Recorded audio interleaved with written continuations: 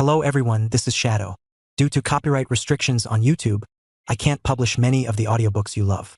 That's why I've created a special paid service where you can enjoy over 300 high-quality audiobooks from platforms like Webnovel, Pocket FM, Audible, Wuxia, and more.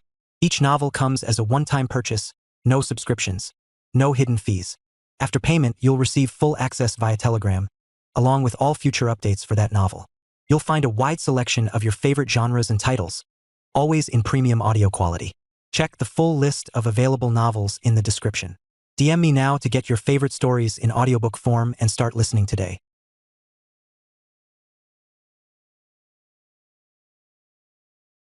Page 101. He really couldn't think of anything other than the activated demigod body that could allow him to open a portal through the vast space and return to Earth. It seems that the demigod's body is compatible with the energy of space and is not just talk. But when Su-Ming tried to summon this energy in his body again, he received no response. Half of New York's streets were bustling with construction and post-war restoration. The bodies of the Chidori warriors were collected and taken away by SHIELD immediately and handed over to the technical department for research. The scientists in the technical department were still losing their hair over how to reinforce the cage when they were completely devastated by the mountain of alien corpses thrown at them. Tony and Ms. Pepper also developed a restoration plan for Stark Tower with the assistance of Jarvis. At this time, looking from a distance at the Stark building, there is very little glass left on the top floor. The name of the external Stark is reduced to just one letter, A. Although half of New York City was engulfed in war and suffered widespread impact, the hearts of New Yorkers seem to have never been as close as they are now.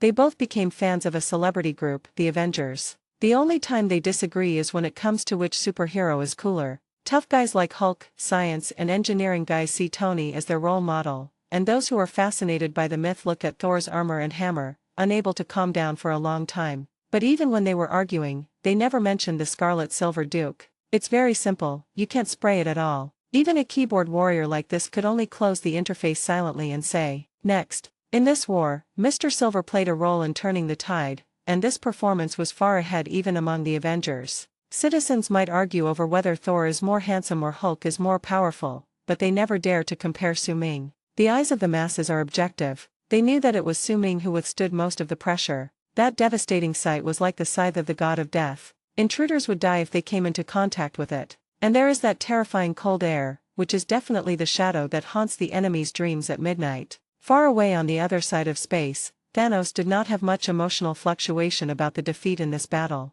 He has been fighting for too long to carry out his beliefs and doesn't care about the gains or losses of a city. But this time it seems like I have misjudged the person. Loki, known as the god of trickery, was unable to display his due cleverness in front of this planet even with the help of his entire army. What a weakling. Thanos looked into the depths of the universe, with a hint of determination in his eyes. The world has endured too much.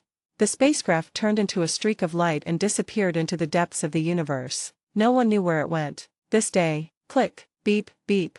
Su-Ming was enjoying a roast duck wrap in his room, and was complaining that there were too few chopped green onions and the sauce didn't taste authentic. All the lights in the room suddenly went out. Only the fire emergency lights were left, emitting a faint alarm. Power failure. At this moment, Alyssa suddenly appeared in front of Su-Ming barefoot. "Boss, idle, stop eating. The power plant is about to explode. Your friend is there." When the aliens invaded, Alyssa received an advance warning from Su-Ming and used hacking technology to find an abandoned military air raid shelter. While Su-Ming was fighting, she was not idle either. A lot of money was spent to transform the air raid shelter into a temporary base. It is equipped with sufficient water and food, as well as multiple satellite computers that can help her monitor situations and changes in various places. There is also a very comfortable living area. Of course, Alyssa alone is not enough to accomplish all this. Su-Ming called Tony. When Tony learned that Su-Ming seemed to be planning to establish a secret base, he agreed very much. Because his own Stark Tower was too high profile, it almost became the core of the invasion war. After the war, only the top floor and outer walls of the building were damaged, which almost made Tony unable to believe his eyes. "I thought the building would collapse, but I only suffered minor injuries." To be sure, Tony will learn from his high profile. "That is impossible. Loki? I can't possibly be Loki in this life." The Stark Tower in the restoration plan is more dazzling and the sense of technology is taken to a higher level. Now, the whole world knows that Tony Stark is Iron Man and that he joined the Avengers and successfully fought against aliens. How could Stark Tower possibly keep a low profile? Does his company allow it? Does his stock allow it? Do his fans allow it? No, even he doesn't allow it. So Tony gradually let go of himself on the road of being flirty and wild. Haha, Mr. Silver Jew, how about you beg me? Please help me or not. Su-Ming hung up the phone with a click. Tony took advantage of Su-Ming verbally, but after hanging up the phone, he made arrangements himself. Therefore, the base that was euphemistically called the one built by Alyssa was actually packed up and completed by Tony in the later stage. The command console system is even equipped with an intelligent assistant similar to Jarvis. After completing the work at the base, Alyssa returned to the hotel to have a good sleep, but her sweet dream was disturbed by the roar from the other side of the city. After checking the nearby surveillance footage, Alyssa realized that there was a guy with electric lights all over his body causing trouble there. The power supply to the entire city was affected. Spider-Man was there too. She knew Spider-Man was her boss's friend, so she ran over to remind him immediately. Sacred tree?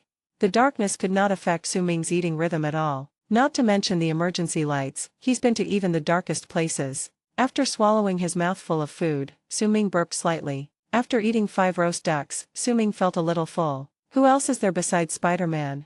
He's a lightbulb man with electric light all over his body.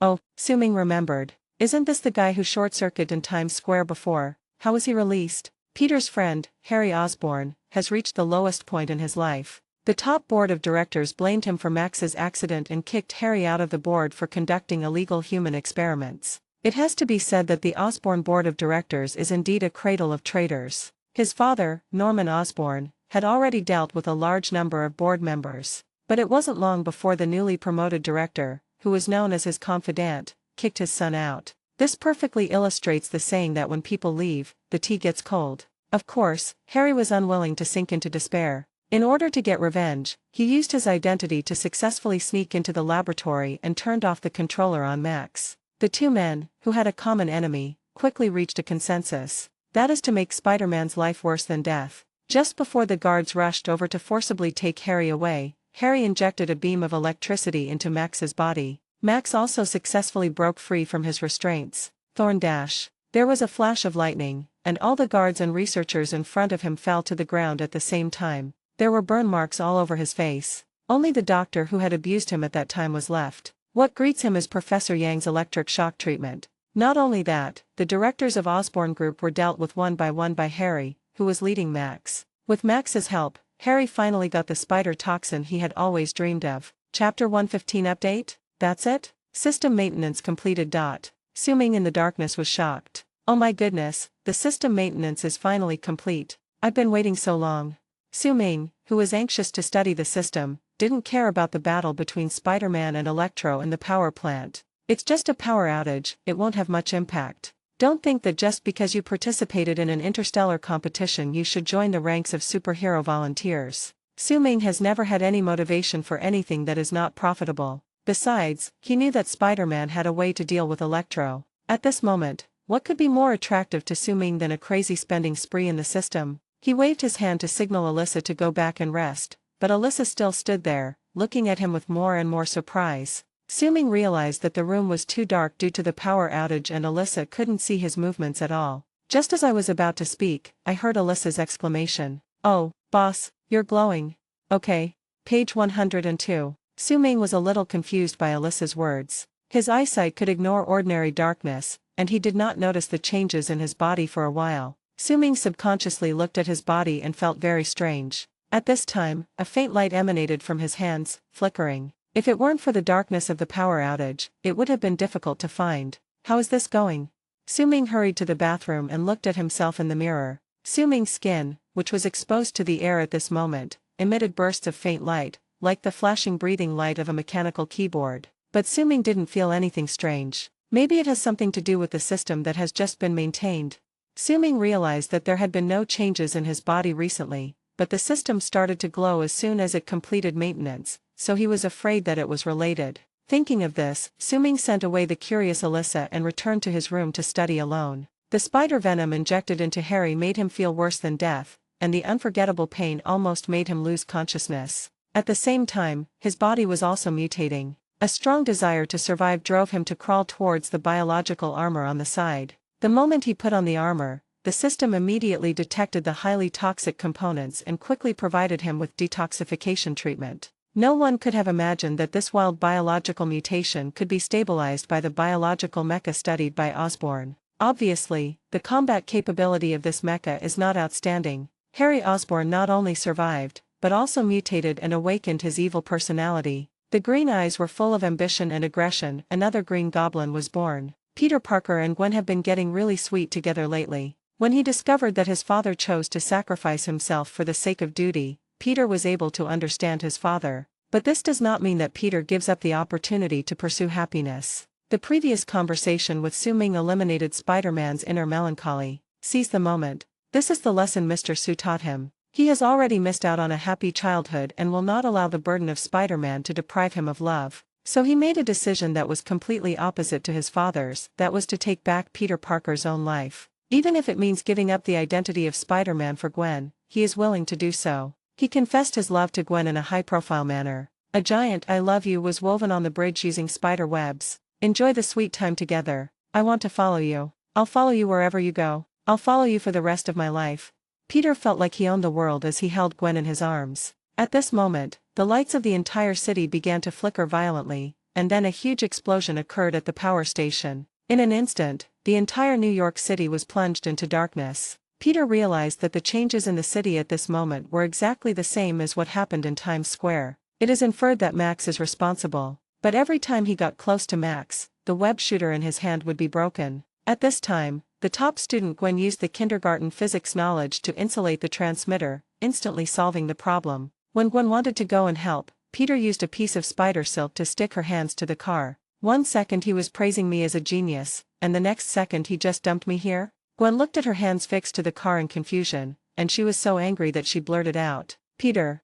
He immediately covered his mouth when he realized what was happening. Peter is walking away in his spider suit. As Su Ming opened the system page, a pop-up window with similar instructions appeared in the holographic image. New energy indicator, prompt when insufficient. Maintenance compensation, recharge physical fitness. Energy indication? Recharge physique? What do you mean? The system's prompts seemed to be very concise every time, which made Su Ming a little confused about what functions had been added. Open the properties panel. Name, Su Ming. Age, 29. Physical fitness, 22,255. Energy, 18%. Current account, $5,051 trillion. LV.2 LV2 LV2 LV5 LV5 LV3 LV1 LV4. Su Ming discovered that there was an additional column showing the energy percentage in the attribute panel, and there was also an additional charging physique in the talent below. Click to open the description. Energy consumption needs to be replenished in time, otherwise the ability will be limited.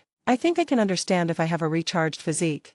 The first thing Su Ming thought of was to charge, but there was a power outage and that was not possible. He also understood the energy consumption. When fighting against aliens, frequently releasing talents such as heat vision consumed too much energy. So much so that when I was in space, I felt a hunger and lack from the depths of my soul. No wonder I always feel hungry after coming back. It must be because of lack of energy. Speaking of charging, Su Ming also knew that when the iron body was upgraded to the maximum level, it could actively absorb solar radiation. The problem is that even if we have enough money, where can we get vibranium? It is said that eating can increase energy, but I have already eaten 5 roast ducks and countless accompanying wraps, so why is my energy still so low? And also, the low energy indicator wouldn't just flash like this. Human-shaped light bulb? Why does it feel like it has a bit of a comedic effect? That's it? Su Ming's high expectations for system maintenance were dashed. It was as if he wanted to test the energy conversion rate of eating, or to transform his grief and anger into food intake.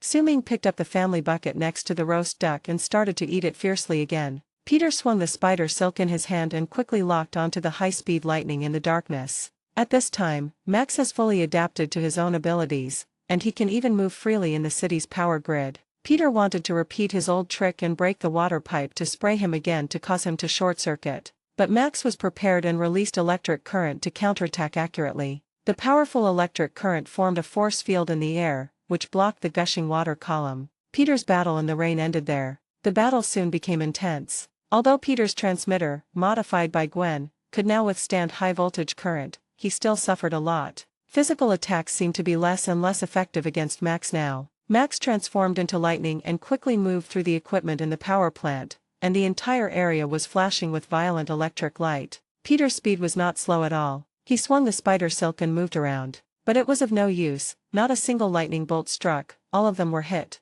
Peter, whose body was gradually paralyzed and surrounded by lightning, was still curious. What move is this? Flying Thunder God technique. Are you afraid? Chapter 116. Tongzi is still a good brother. The world-famous city that never sleeps, New York. At this moment, it was plunged into darkness. The roar coming from a corner of the city was like thunder in the night sky, shaking the entire city from time to time. But the citizens of New York did not feel even a little bit of fear, and even felt like laughing. Do you think my Avengers team is here just to eat and eat? Is the alien army powerful? Still useless. Are you still missing a little guy like me? Just go ahead and jump around. If any one of the Avengers comes, I guarantee you'll be shut down in a matter of minutes. Yes, they are used to seeing villains popping up from time to stir up trouble. I don't know why there are so many mentally ill people in New York City who always cause trouble. If they were the original ones, they would still be symbolically afraid. Ever since they witnessed the performance of the Earth region in the StarCraft competition, their horizons have been infinitely broadened. I bet you $10, this farce will be over in half an hour. A drunken, bearded man slammed $1 on the table, showing his boldness. Even in the dim bar due to a power outage, people did not panic. They drank in the dark and even made a bet. Hey man, are you sure you're betting $10?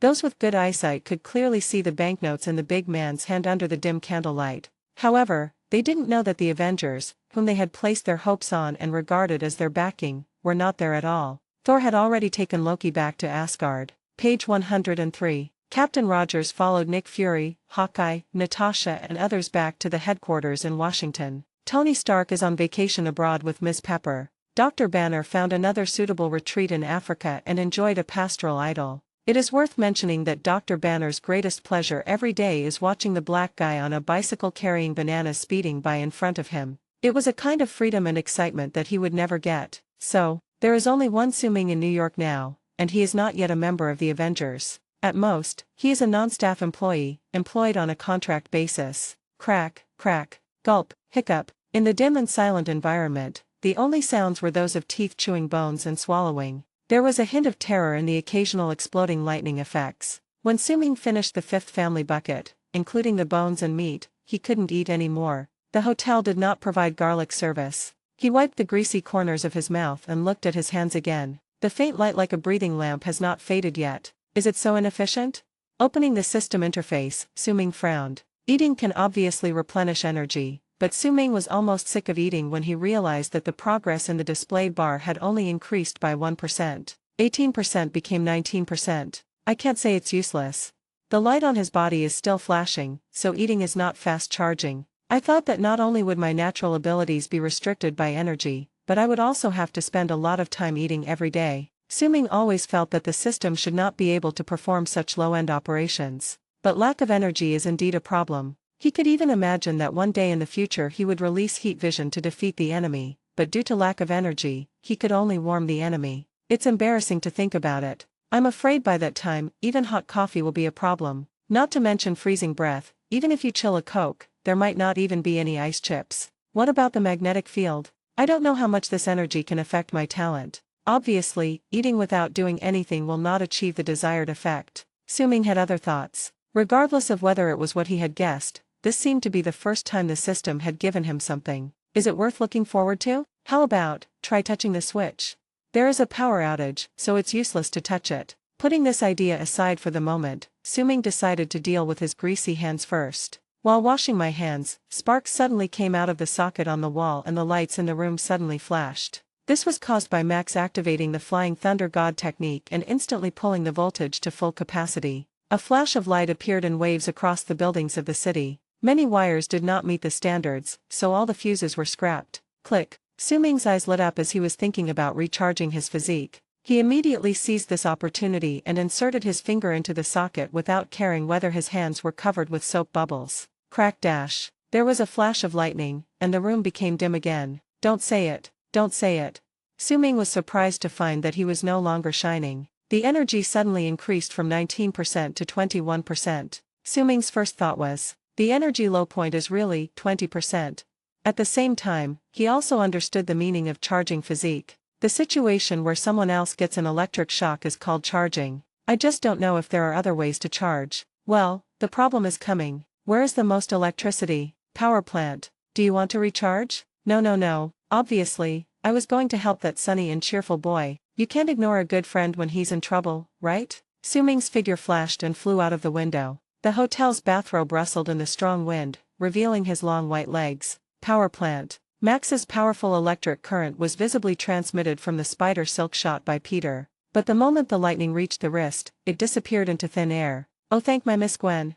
Max's high-voltage attack of tens of thousands of volts had no effect on Gwen's simple transmitter. Max, who was knocked to the ground by Peter, was scattered into countless electric lights and merged into the nearby electrical equipment. It can move at high speed and launch fierce attacks at the same time. Peter kept changing his position in the sky under Max's electric attack. As Max controls Peter and prepares to give him the final blow, a car rushed over. Max was knocked away on the spot before he could transform into lightning. Seeing that it was Gwen who came, Peter no longer mentioned the danger. Hurry to the control room and restart the city's power.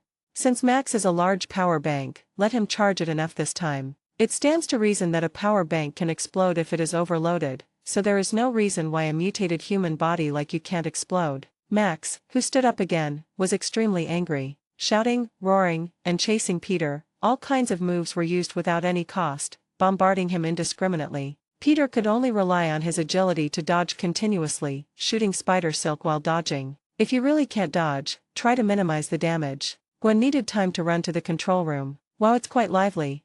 At this time, Su Ming came to the sky above the power plant wearing the hotel's disposable slippers and a bathrobe. Fortunately, he was wearing shorts underneath, otherwise the bottom-up shot would inevitably cast a holy light on him. Oh, it's Mr. Su. Peter has now become very proficient in using his spider sense during battle. The moment Su Ming opened his mouth, he noticed his figure. But he has more important things to do now. That is to use spider silk to reconnect the damaged cables. In this way, when Gwen turns on the power, all the electricity will be gathered in one place. The result will be, focus your fire on him. Su Ming didn't expect that he would encounter the decisive battle as soon as he arrived. When the spider silk in Peter's hand connected the devices everywhere, Su Ming's eyes lit up. Isn't this the best time for him to recharge? At this moment, Peter yelled, "Quickly turn off the power." Gwen got the signal and pulled the main power switch in the control room. Tens of millions of volts of high-voltage electricity gathered together through the spider silk, emitting a bright red light and violently shooting towards Max in front. Spider-Man was instantly flung away. The entire city's power system has been restored. Max, who had just been connected to the red high-voltage electricity for less than a second, felt a foot kicking him in the face. Su Ming kicked the electric man away and instead entered the range of the high-voltage power grid. Sizzle, sizzle. Sparks are flying. 30%, 40%, 50%. The reading in the energy display bar continued to rise. This made Su Ming feel relaxed both physically and mentally. He realized that this charged physique seemed quite powerful. Tongzi is still a good brother. Chapter 117 Idols Step Up. Max the Electro was determined to take revenge on Spider-Man from the moment he was rescued by Harry. When I was an electrician, I was so mediocre and incompetent, and was looked down upon and ignored. After seeing Spider-Man's extraordinary abilities, a fantasy quietly sprouted in his mind. If I could possess such powerful strength, no one would ignore me anymore.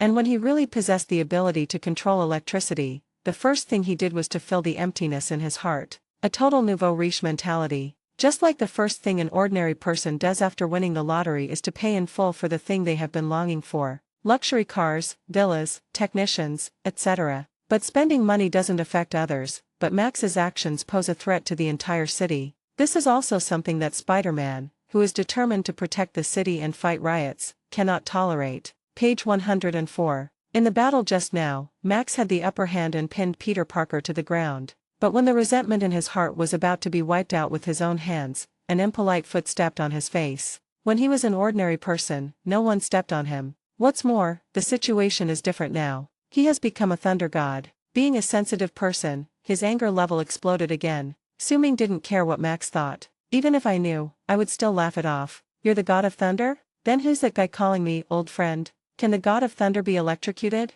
It really works. Daisy's record of defeating Thor with an electric shotgun is a legend even in the realm of gods. Su Ming bathed in the center of the high-voltage current, and soon his energy bar was fully charged. 100%, 101%, 102%. So this percentage isn't the end even when it reaches 100. Satisfied, Su-Ming summoned a piece of metal fragment to conduct the electric current into the ground, and then he slowly fell to the ground. The white bathrobe on her body was now spotted with small holes due to the sparks, and air was leaking in from everywhere. But it did not affect his cheerful mood at the moment. The energetic physique compensated by the system gave Su-Ming more confidence. This is just electrical energy. What about other energies?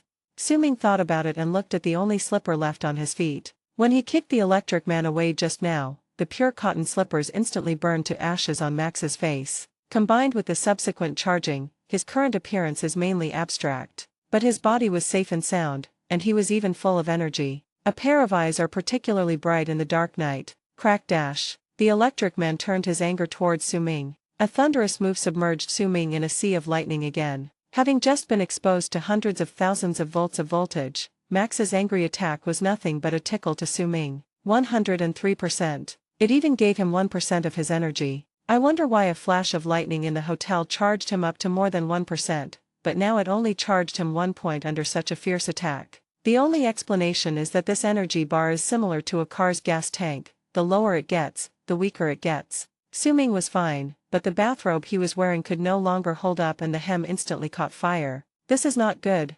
Su-Ming doesn't have the habit of walking his bird under the moon.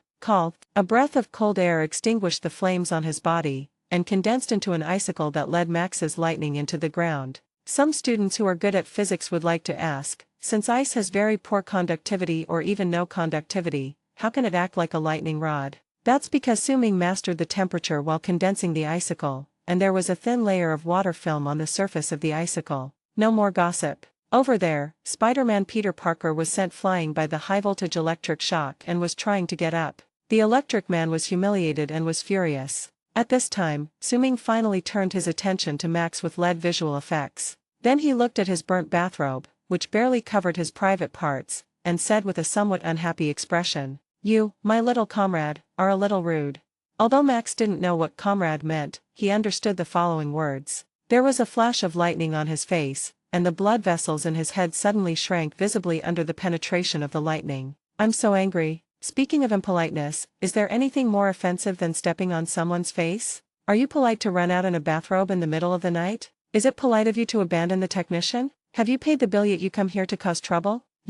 Are you polite? Not to mention that Max was almost broken down by Su-Ming's words. Su-Ming didn't intend to waste time talking to him, and 2 beams of heat suddenly hit the electric man. Different from the properties of pure electric energy, Su-Ming's thermal vision with strategic penetrating power instantly made Max blush. Ah, hot. Boom. Max just felt a hint of the intense heat from his soul burning, and then his entire body was torn apart by the energy, exploding into a sky full of stars. The energy consumed to kill Max instantly was less than 1%. Su-Ming, who looked like the electric man who was about to die, raised his hand and several pieces of metal fragments instantly spliced together into a smooth handrail and came to Peter's side. "Mr. Su, please save me again." Peter Parker struggled to stand up with the help of the handle provided by Su-Ming. After taking a breath for a while, he came in front of Su-Ming. Even with the spider mask on, Su-Ming could still feel Peter looking at him with shining eyes. "Sir, don't leave in such a hurry. Gwen is your idol." "Oh no, you're a Gwen fan." "Oh no, what am I talking about? Anyway, please wait." Su-Ming did have the idea of going back, not for any other reason but because he came in a hurry and now he felt a little embarrassed to see anyone in this bathrobe. But after understanding Peter's unclear expression, Su-Ming understood and couldn't help but smile. After the Battle of New York, everyone was conquered by the glorious image of the Avengers. It can be said that the entire New York City and even the world are under the protection of the Avengers team. People are deeply grateful for their kindness, including Peter and his wife. Peter knew that the Crimson Silver Duke was Mr. Su, and he had no doubt about Su-Ming's role in the fight against aliens. The facts were just as he expected, and his girlfriend Gwen is one of the few ordinary people who has come into contact with Su-Ming. "Peter and I have long been fans of this mysterious man." Peter always mentioned Su-Ming in front of Gwen, especially when he encountered setbacks. It was Su-Ming who pulled him out of the abyss of depression. This made Gwen also grateful to Su-Ming. When the Battle of New York occurred, they were on an outing and exchange program and were not in the area. Gwen's heart broke as she watched the apocalyptic scenes on the news.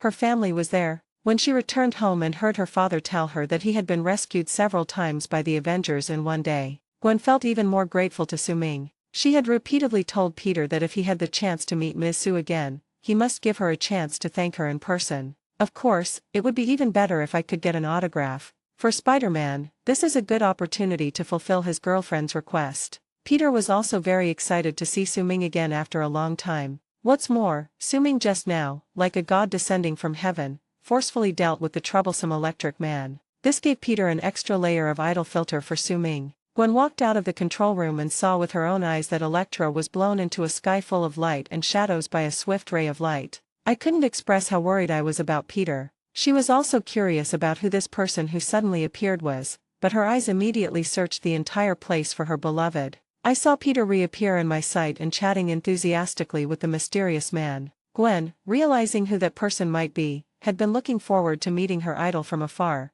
"Hey Gwen, look who's here." Peter saw Gwen walk out of the control room and waved and shouted excitedly. Suddenly, Su-Ming's spider sense detected a slight movement. Chapter 118, Feeling difficult? Someone with bad intentions is coming, and he's not slow. Su-Ming's thoughts moved him slightly and he looked at Peter. I saw the young man still waving excitedly to his girlfriend. "Shake your head slightly. This is not good. Spider sense is obviously your innate skill, so why am I always the first to discover the problem?" Thinking of this, Su-Ming whispered a reminder. "Peter, calm down, feel it."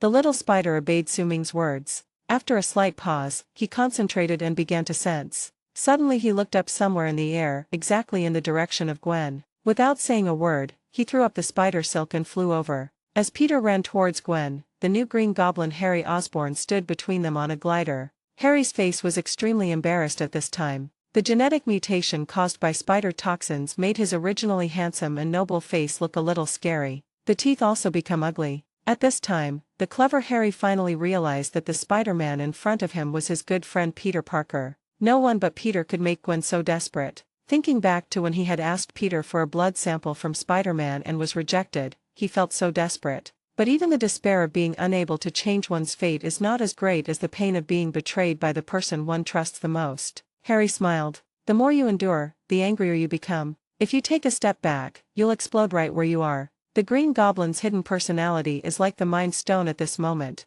constantly urging Harry to revenge and destruction. Page 105. Harry, whose mentality exploded, finally gave up the friendship he once cherished so much. The glider suddenly accelerated and abducted Gwen, flying high into the sky. Although Peter tried his best to catch up and climb to the top of the tallest clock tower in front of him, he still lost to the spider because he couldn't fly. Peter jumped high from the roof and shot out 2 spider silks. Even if the flying spider silk exhausted its kinetic energy, it could not reach Harry in the sky. Now he will know the pain of losing someone he loves.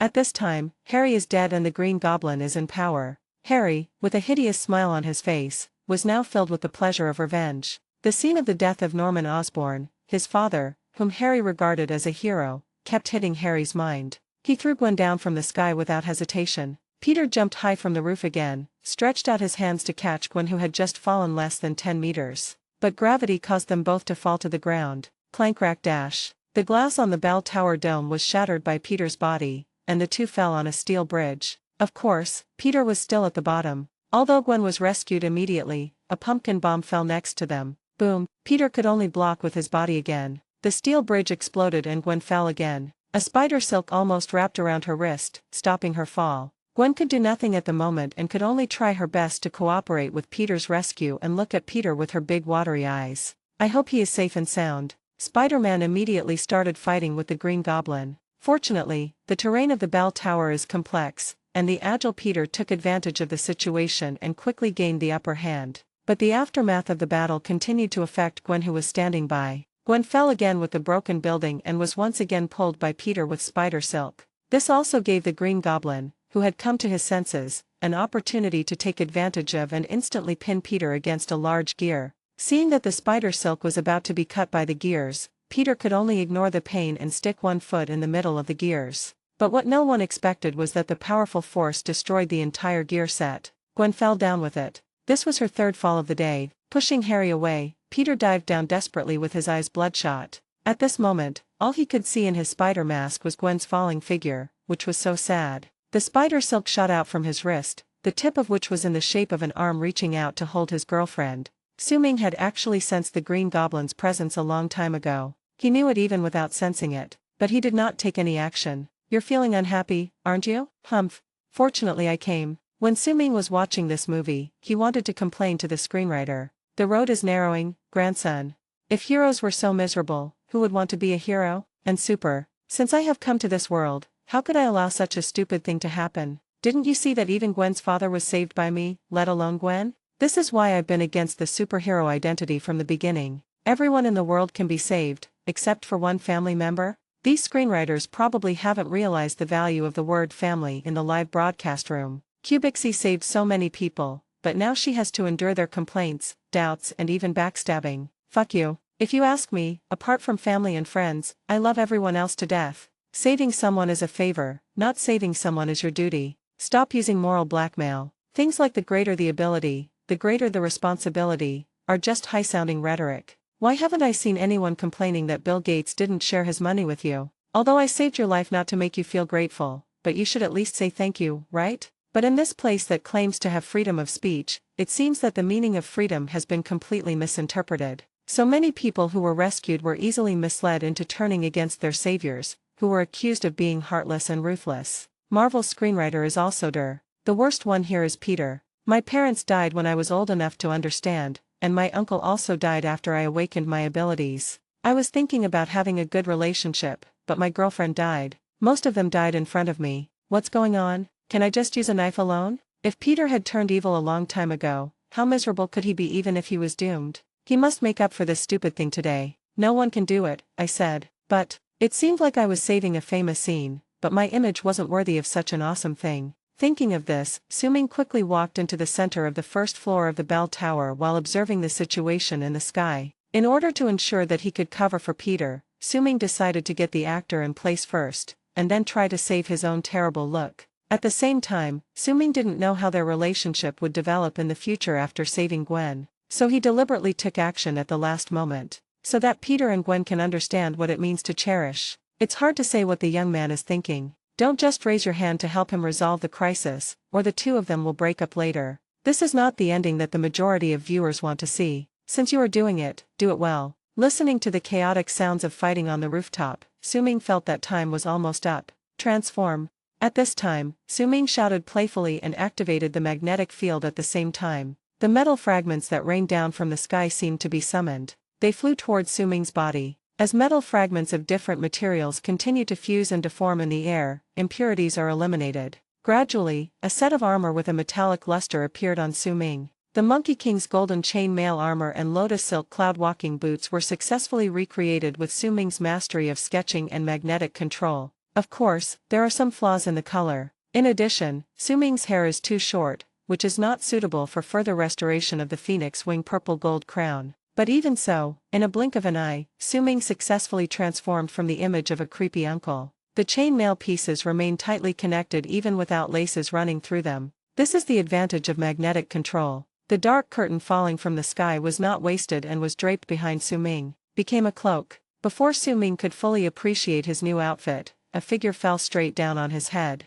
Gwen had a premonition that she was in great danger this time, and she closed her eyes in despair, a tear sliding down the corner of her eye. Pidgey, Belch, Chapter 119. Two brain collapses. The imagined collision did not occur. It seemed as if a pair of strong arms were ready to catch Gwen's slender body, but when she was about to touch Suming's arm, she was suddenly pulled back and her body bent towards the ground at a large angle. This made Suming panic, fearing that Gwen's head would hit the ground. Original. Peter's spider silk caught Gwen's abdomen just before she fell to the ground. The force was so great that she got a stitch in the side. This just reflects Peter's anxious mood. Peter's vision was narrowed to the limit as he chased Gwen in the air, and all he could see was his falling lover. She didn't even realize that there was a cool-looking figure waiting behind her. Gwen's falling figure just blocked Suming on the ground. At this moment, Peter prayed to all the gods and Buddhas and the Holy Mother Jehovah in his heart, hoping that Gwen would be safe. But the spider silk that was usually so fast now seemed as slow as a sloth in Peter's eyes. Faster, faster, faster. Peter was so nervous that his gaze on the flying spider silk seemed to be in bullet time. Everything slowed down, and the spider silk was even slower, making him want to curse. Finally, the spider silk stuck to Gwen's abdomen. Peter immediately grabbed an iron pipe and used the force to pull the spider silk upwards. Stretch. The spider silk instantly tightened, and Gwen, who was about to fall into Suming's arms, suddenly stopped falling. But her head and feet fell to the ground due to inertia. Snapped. Gwen, who should have been killed by the blow to the back of the head, only felt a big hand holding up her head at the critical moment. But her two heels slammed hard on the ground, the pain was numb. Hiss. The stitch in the side caused by the spider silk hitting her abdomen a second ago, coupled with the pain from her feet hitting the ground, made Gwen instantly put on a mask of pain. My whole face twitched. Page 106. The sad and beautiful scene that was just full of brokenness now has a touch of humor. Looking at Gwen in his arms, who was in so much pain that she couldn't open her eyes, and her lively expression, Su-Ming secretly breathed a sigh of relief, thinking that nothing serious should happen. Then he looked at Peter, who was falling rapidly, and was not very satisfied. Young man, you are still young. If everyone saves people like you, even if they save their lives, they will still be disabled. Gwen. At this time, the little spider jumped down from the iron pipe, and only then did he finally discover Su-Ming standing there in a mighty armor. With a shock, my heart instantly relaxed. Sir, that's right. Mr. Su is here, Gwen will be fine. Haha. Boom. Peter, who came closer, was slapped by Su-Ming before he could say anything. He jumped up high in pain. Oh, hiss, what? Peter took off his mask, rubbed the big bump on his head, and looked at Su-Ming in confusion. Is this how you saved your lover? Su-Ming smiled. Peter felt that although Su-Ming looked at him with a joking look at this moment, there seemed to be a hint of seriousness in his tone. This made Peter immediately realize that if Su-Ming was not there, his previous method alone would probably not be able to save Gwen. Indeed, the spider silk just now pulled Gwen too close to the ground. If Mr. Su had not supported Gwen's head in time, she would have fallen heavily to the ground. If that were the case, Peter couldn't imagine how he would face the consequences. Thinking of this detail, Spider-Man put away his joking mood and looked at Su-Ming seriously. I was wrong, sir. Su-Ming felt it necessary to give this reckless little spider some advice so that he would learn his lesson. The tone gradually became stern. Remember what I told you? If you can't fight, run away?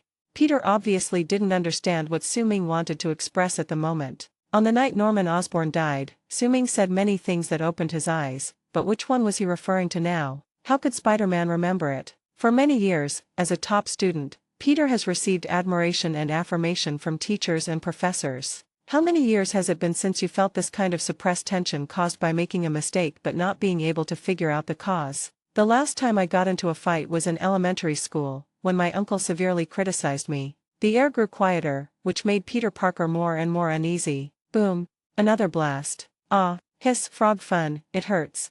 Peter squatted there in pain, rubbing the place where he was hit frantically. Sir, your attack is too accurate. You hit the same spot twice. Peter muttered as he thought. The pain is me, I am in pain, no pain, no pain, no pain. Ah, it hurts so much. At this time, Su-Ming's low voice reached Peter's ears. You must take care of your family no matter what.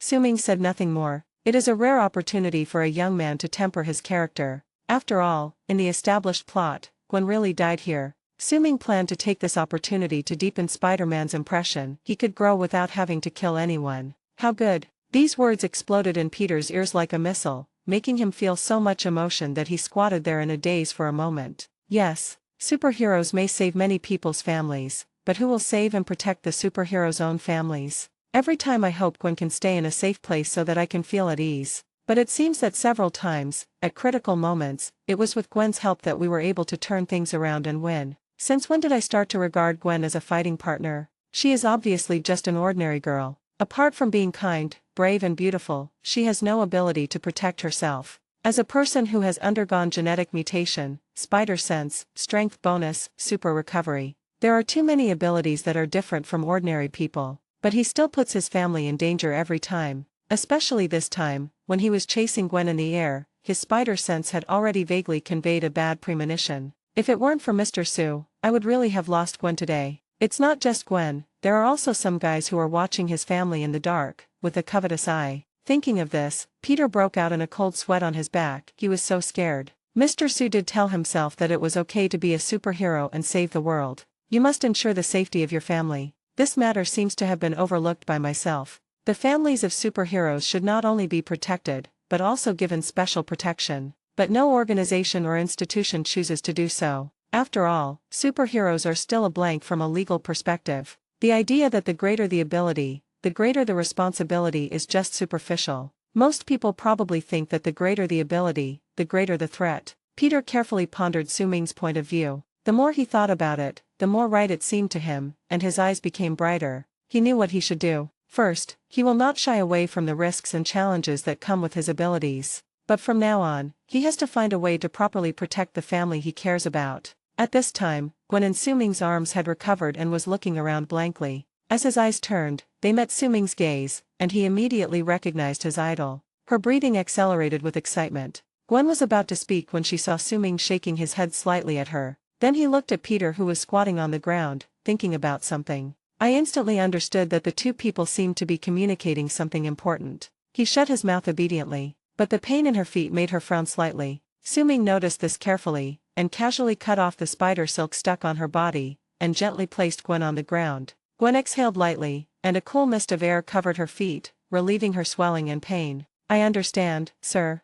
Chapter 120 The Secret of Children. Peter stood up again, his eyes full of determination and his voice more steady. Seeing that Peter had adjusted his mindset, Suming knew that his efforts were not in vain. Nodding with relief, Spider-Man will never neglect his important people because he is busy fighting again, and maybe he will be happier in the future. Oh Gwen. Peter saw Gwen sitting on the ground, looking at him with a smile in her bright big eyes, so he hugged her. Gwen's feet, which had been treated with Suming's cold air, were no longer in danger. Looking at the knight in front of him who risked his life to protect him, the softness in his heart was touched. Hugging Peter. I thought I would never see you again. Wow. Suming, who was fed with dog food, turned around decisively, causing the armor on his body to make a sound of metal colliding. I just can't believe this. The lines are so cliched. The two young people were flirting in front of each other, and the air around them instantly turned pink, which made Suming scream that he couldn't stand it. Gwen, whose attention was drawn to the sound of the armor, suddenly remembered something. After hugging Peter for just a few seconds, she pushed him away and said angrily, imitating Suming's tone, "Is this how you saved your lover?"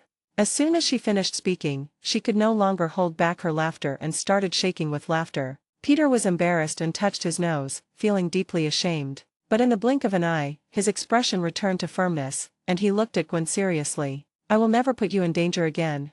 Suming suddenly remembered that Gwen, this tiger girl, was also a reckless person. He turned around, pointed his finger at Gwen and frowned. You too. Yes, I'm talking to you, Gwen. Stay away from dangerous things, don't rush forward, okay? Besides Spider-Man, this city also has the Avengers. It's not your turn as an ordinary person to be a hero. Gwen looked at the hero who saved the entire city and her father, her idol, Scarlet Silver Duke, standing in front of her. He preached like an old father, and my heart felt warm. Looking at the exquisite and majestic armor on Suming, his eyes instantly sparkled with stars, and he turned into a curious baby. Wow, Mr. Silver, your armor is so cool. Where's your red dress? Where's your mask? Are you planning to appear in this new look in the future? Wow, this armor is really cool. Successfully ignored Suming's preaching. She is indeed a spirited little sister. Suming looked at Peter unconsciously. Both of them saw helplessness in each other's eyes, and then they laughed again. Gwen is okay, what could be more comforting than that? Under Gwen's influence, Peter's curiosity was also aroused. The young couple chattered around Suming and asked him all kinds of questions, which made Suming feel what it meant to be treated like an idol. Page 107. There are only two of them, and they're already arguing like that. No wonder those celebrities have to be fully armed when they go out. Gwen invited Suming to dinner at her home so that the whole family could express their gratitude. Peter also specifically told Suming to bring the beautiful sister he had met before, Alyssa. Suming agreed without thinking. I've been here for so long and have eaten at all kinds of restaurants, but I've never participated in a family dinner like this. I did have a barbecue with the Avengers team. At that time, everyone had their own thoughts and I was very hungry, so the atmosphere was very awkward. So Suming was very curious and looking forward to this family dinner. After agreeing to meet the next day, Peter held Gwen and left the power plant pulling the spider silk. Suming was also in a good mood. He released his magnetic field and transformed into a silver streak of light before disappearing into the horizon. An abandoned factory. Jane Foster's date with a high-quality man has just been successfully ruined by Daisy. Several scientists led by Eric Selvig developed an instrument that can test energy fluctuations. And this instrument recently sounded an alarm. If you want to know where Eric is, he was taken away by the police.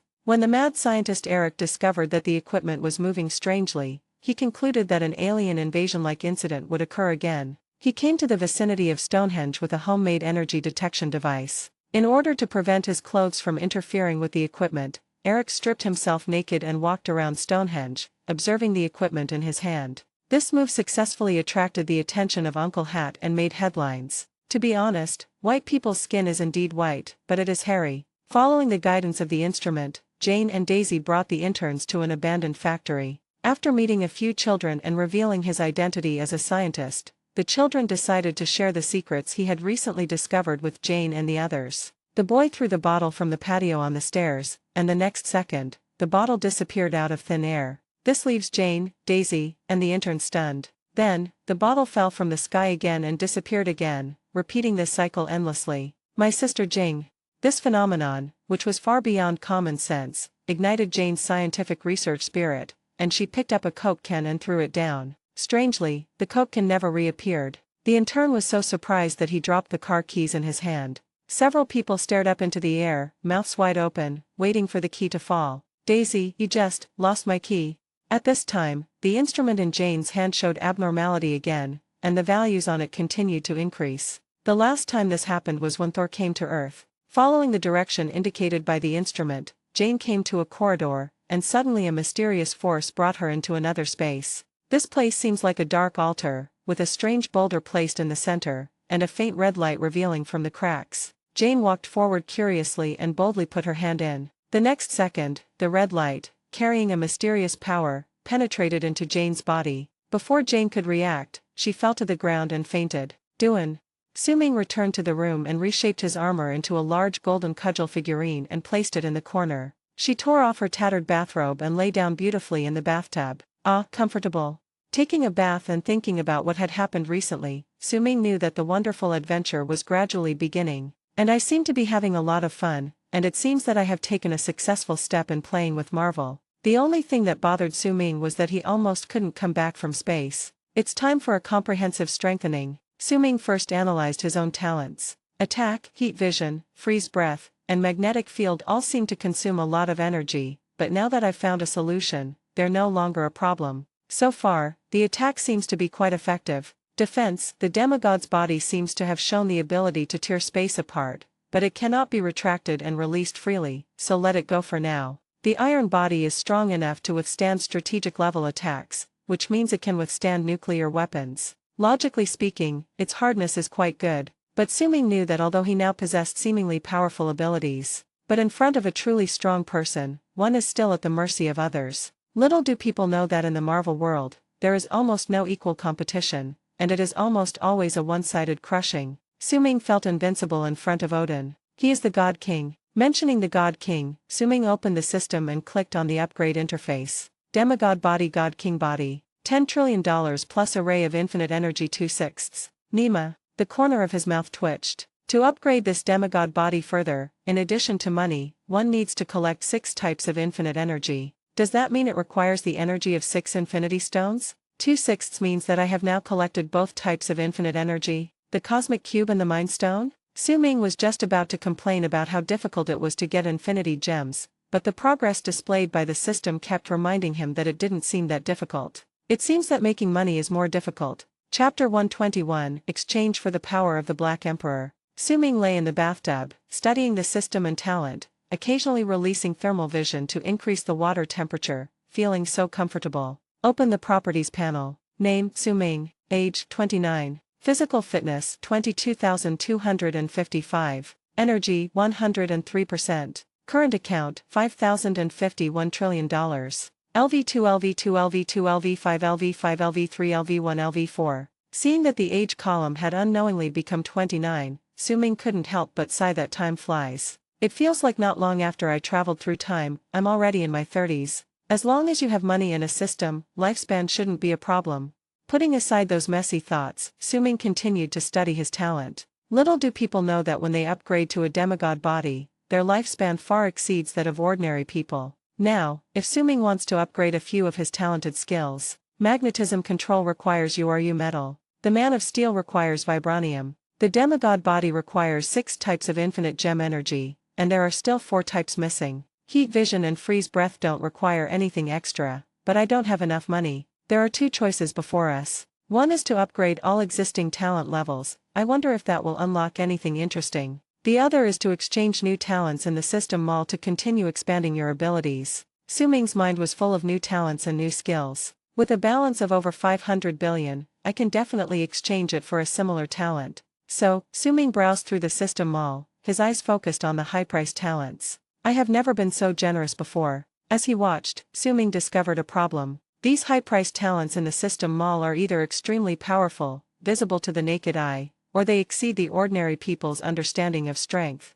For example, when the freezing breath reaches the maximum level, it can achieve the effect of freezing molecular movement, which is equivalent to freezing time in disguise. Or when the thermal vision is upgraded to the maximum level, it can have the power to penetrate the planet. Such a powerful ability naturally comes at an outrageous price. Other talents, such as law of cause and effect words come true, require a starting price of $50 billion US. Seeing this inevitably reminds me of some talents whose initial prices are incredibly low. But Suming knew that if one was misled by the initial price of the talent in the system and thought that the talent was too cheap, then he would be fooled. Because after redeeming a talent, the upgrade interface for this talent will be opened, and the real money burning has just begun. This means that some talents may seem affordable, but are actually unaffordable. What's more, when a talent is about to be upgraded to the maximum level, it often requires some materials and a huge amount of dollars to complete it. Some of these materials have never been heard of, which shows how precious they are.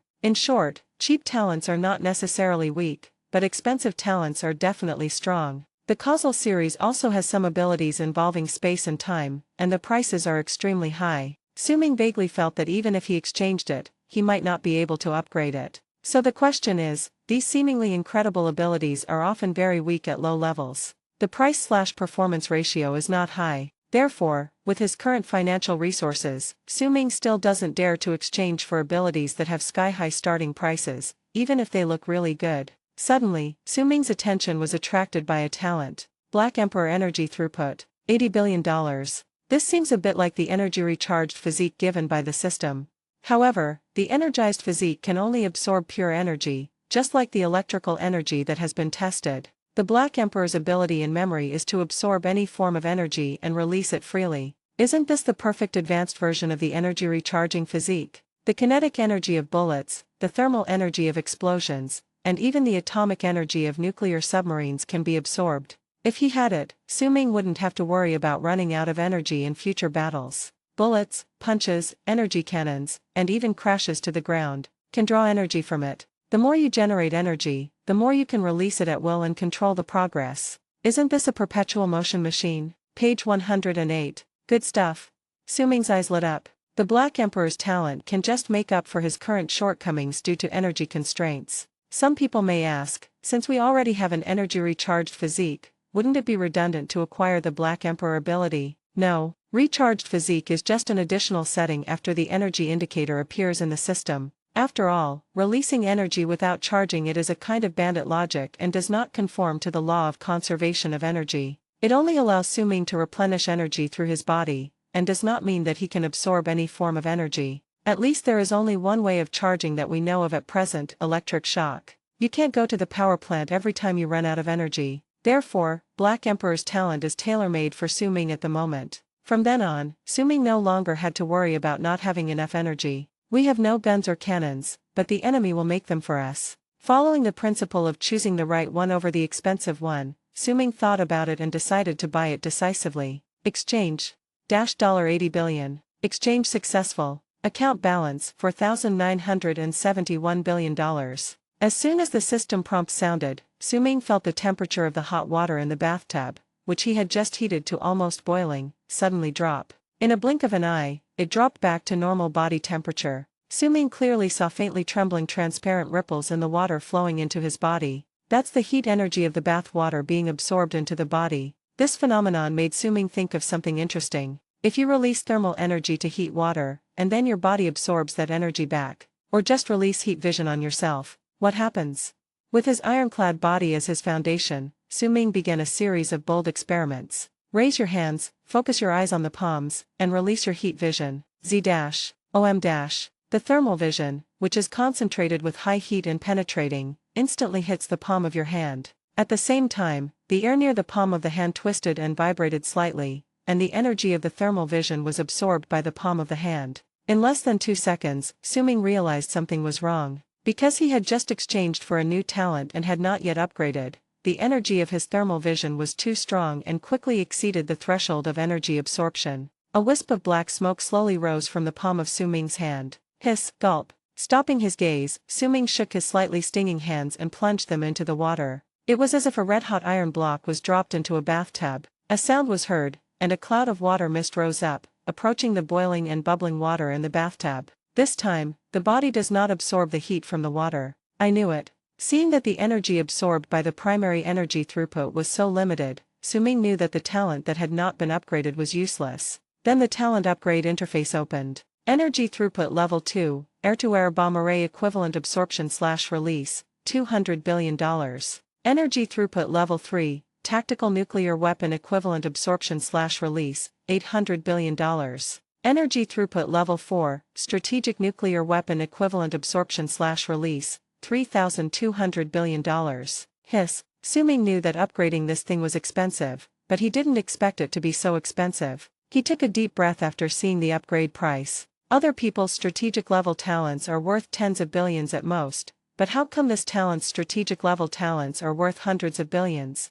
Do you think my money came from the wind? Those were the tanks he exchanged for one by one in the Earth division of the StarCraft competition. Staring at the upgrade interface, Su-Ming hesitated for a long time, and finally decided to upgrade. He thought that the upgrade here increased the threshold of the single talent of energy throughput. However, he didn't know how much energy his body, which was both a demigod and a body of steel, could hold. If the amount of energy throughput increases, can it be understood that the total amount of energy the body can accommodate also increases? Thinking of this, Su-Ming began to understand why this talent upgrade was so expensive. Because it is fundamentally changing one's physical constitution. Upgrade. Chapter 122 The Whereabouts of the Scepter. $4,200 billion. Talent upgrade successful. Account balance $771 billion. OM-. As soon as his talent was upgraded, Su-Ming felt a buzzing sensation coming from his body. At the same time, the lights in the hotel room flickered, and electric light burst out from the socket on the wall. Tiny electric currents formed in the air and intertwined into pieces and flew towards Su-Ming's body. Click. The water in the bathtub, which had just been boiling and bubbling, suddenly dropped to freezing point, making a slight sound of freezing. At the same time, the entire Manhattan area quickly fell into darkness within a few seconds, and returned to normal after more than 10 seconds. The well-informed New Yorkers were not affected at all. They just went about their business and made some complaints. When will this damn power system be repaired?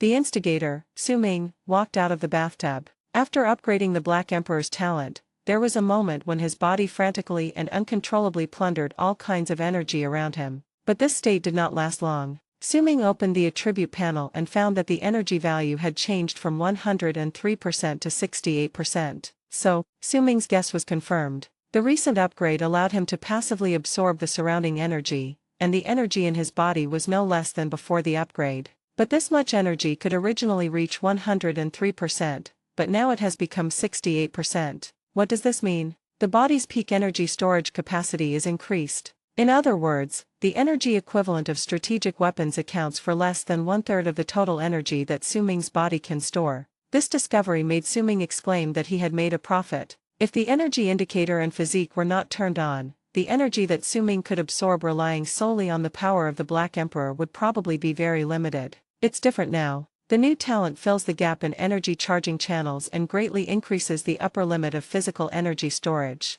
How could Su-Ming not be surprised? Trying to release some energy from the surface of his body, Su-Ming intended to evaporate the moisture from his body. Boom! A flash of light passed by, and in the blink of an eye, the luxurious room in the Manhattan hotel that had accompanied him for several months was reduced to just a few load-bearing walls struggling to hold up the entire building from collapse. Oh shit! This is getting out of hand.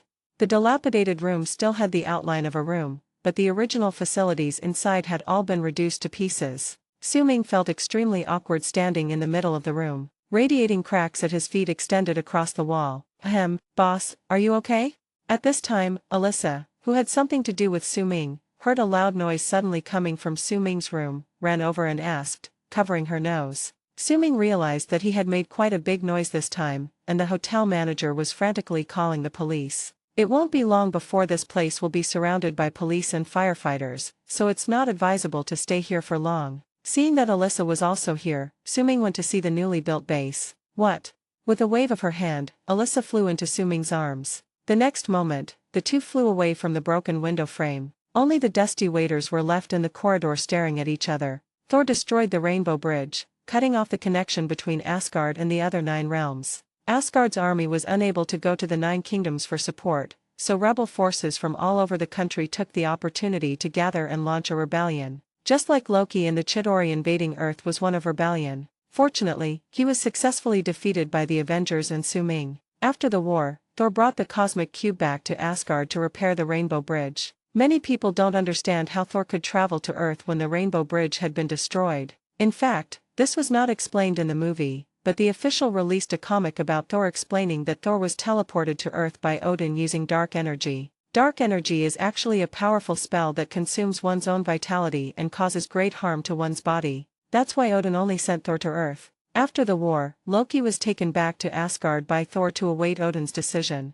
Seeing that Loki had no intention of repenting, Odin was quite helpless, so he ordered Loki to be imprisoned and never released for eternity. As time went on, Loki couldn't stand the loneliness and went mad, but that's another story. Although Loki was imprisoned, the war caused by the destruction of the Rainbow Bridge was far from over. After the Rainbow Bridge was repaired, Thor did not go to find his Earth girlfriend Jane Foster immediately, but instead fought wars all over the country to quell rebellions in other countries. The body is gradually being hollowed out. Roar! At this moment, a battlefield rock giant roared at him. I accept your surrender.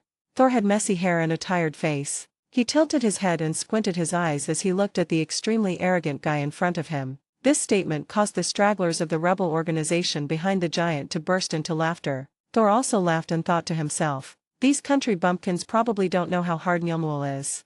At the same time, he held the hammer's leather rope and swung it. After a few turns, the hammer flew out of his hand and hit the rock giant's chin from bottom to top. Page 109. Crash dash. The seemingly invincible rock giant instantly turned into a pile of pebbles, collapsing everywhere. Who else? Thor spoke lightly, his tone very casual. The rebels in front of him knelt down in front of him, determined to obey his will. Odin seemed to be worried that Thor's body was not completely hollowed out, and wanted to do his best to promote his marriage with Sif. But Thor only has Jane in his heart, and he secretly asks Heimdall to keep an eye on Jane's movements. You know, Heimdall is Sif's brother. That day, Heimdall didn't even look at Thor, who came to his side again, and said lightly, the person you asked me to pay attention to is gone. What? Su Ming followed Alyssa's instructions and came to their newly built base. Passing through the hidden entrance, a luxurious base converted from an abandoned air raid shelter appeared in front of Su Ming. Technology, intelligence, luxury. Apart from the fact that it is not open from north to south and the lighting is a bit lacking, there are almost no shortcomings. It's been built for a few days now. I was planning to use up this month's hotel room fee before coming back. While showing Su Ming around the base, Alyssa explained why they hadn't moved in yet. Su Ming didn't care about such trivial matters at all. If the hotel room had not been destroyed suddenly, he would not have remembered that there was such a base. You seem to have something to ask me? Recalling that Alyssa seemed to want to say something to him in the hotel, Su Ming asked curiously. Oh yes. Only then did Alyssa remember that she had come to see Su Ming for something. As the only contact person of Scarlet Silver Duke, she was hired by SHIELD and given certain authority, equivalent to a level 5 agent, specially responsible for receiving and conveying various mission information shared by SHIELD on behalf of Su Ming. Of course, Nick Fury called Su Ming directly for important matters. Just now, when Alyssa was using her agent authority to browse the relevant information interface, different information popped up from Stark's smart assistant. Tony Stark's Jarvis was hacked by SHIELD, and that's how Agent Coulson appeared before him. Similarly, S.H.I.E.L.D.'s system was hacked by Tony, and that's how their plan to create super weapons was discovered. Therefore, Stark's smart assistant program comes with a cracking code that can almost ignore the S.H.I.E.L.D. system firewall. Alyssa is a computer expert. Now, not only do we have official permissions, but we also get plug-in-like assistants. It is no exaggeration to say that her ability to search for intelligence is no less than that of any other force. While she was browsing through various information that could not be made public, she discovered something that Su Ming had reminded her of, the Scepter of the Mind. Now, it's been moved to a secret location, labeled as a subsidiary resource of the Project Insight initiative. What was announced to the outside world was that they were conducting research on energy weapons. Sokovia. The Mind Scepter is now in Sokovia. Chapter 123 Immortality. After the Battle of New York, Su Ming handed over the Mind Scepter to SHIELD. Such a hot thing cannot be sold, and keeping it in hand would be a disaster, so Su Ming chose to turn a blind eye. But he knew that things like the Infinity Stones would cause bloodshed wherever they were, so when he came back, he asked Alyssa to keep an eye on them for him. I knew those Hydra guys would be dishonest, but I didn't expect them to transfer the Mind Scepter away so quickly. I'm afraid a lot of people will become experimental subjects again. The images of a brother and sister appeared in Suming's mind. Keep watching, and notify me if there's any unusual movement. Okay. Alyssa was still not satisfied with swimming in the ocean of confidential information, so she ran to the computer to play. From time to time, he exclaimed, "Ah, so that's what's going on." Suming returned to the room. Although there were no windows, it was well ventilated and there was no feeling of stuffiness. He still had some things to sort out and continued to think about them. The newly acquired Black Emperor talent is undoubtedly powerful. Suming just wanted to evaporate the moisture from his body, but he destroyed the entire room. If he were to release his energy at full speed, the power would be unimaginable. Until you get the heat right, it's better to just use a towel. Suming also wanted to be like the immortal cultivators in the books, who could remove water and other stains from his body with just a thought, but it seemed he still needed practice. The balance is more than 70 billion. In fact, there is another talent that Suming can't forget: immortality. I didn't expect that he, who could only sigh at the 50 billion yuan at the beginning, can now squander hundreds of billions of yuan. Upgrade. 50 billion. Talent upgrade successful. Account balance $721 billion. No movement. After Suming upgraded his talent, he concentrated on sensing the changes in his body, but there was no reaction. Thinking back to when he upgraded this talent, he suffered a lot. The pain that seemed to come from the soul almost made him breathless. Who knew that this talent would continue to upgrade without bringing even a hint of feeling? It can't be fake.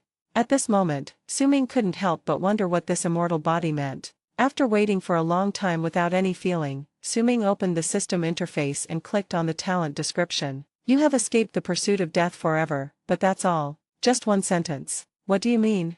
Can it be understood this way? Although I can't die, if I mess up I will end up in a situation worse than death, right? Suming boldly imagined a scene. He was trapped in the vast universe, his energy was completely depleted, unable to save himself, and even imprisoned by the enemy. What awaits him is endless torture of hunger and loneliness, but he can't die. Or just fall asleep, close your eyes, and switch to energy-saving mode. Waiting for the day when by chance you absorb energy and then wake up? What's the difference between this and those old vampires turning themselves into bacon and hanging it up for thousands of years? Frog fun. A total bad ending. No experience at all. But if you think positively, no matter how much energy you absorb, you won't explode, right? With an immortal body as a backup, energy will come as it pleases. Even if it is overloaded, it can be overloaded infinitely. After the energy progress bar exceeds 100%, it will reach 1000% or even more. It seems that the Black Emperor's energy absorption combined with his immortal body is his true complete form.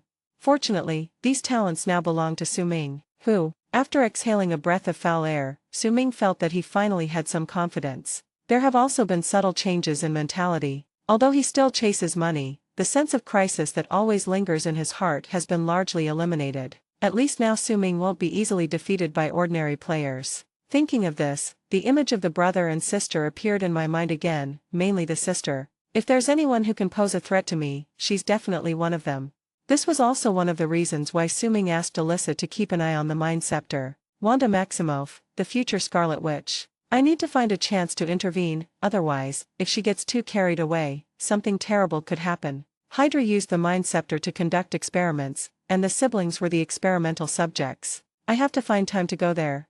In the rain, a strong light flashed, and Thor came to Earth again. This time he came secretly. Thor was distraught because Heimdall told him that Jane was missing. But when Thor arrived on Earth, the first thing he saw was Jane not far away. His heart instantly returned to his stomach. Jane also didn't treat Thor as an outsider. She came up with a big mouth and used the excuse of seeing if he was dreaming. Thor was surprised to find that there were no raindrops on Jian Mingming's body even though she was not holding an umbrella. Snapped.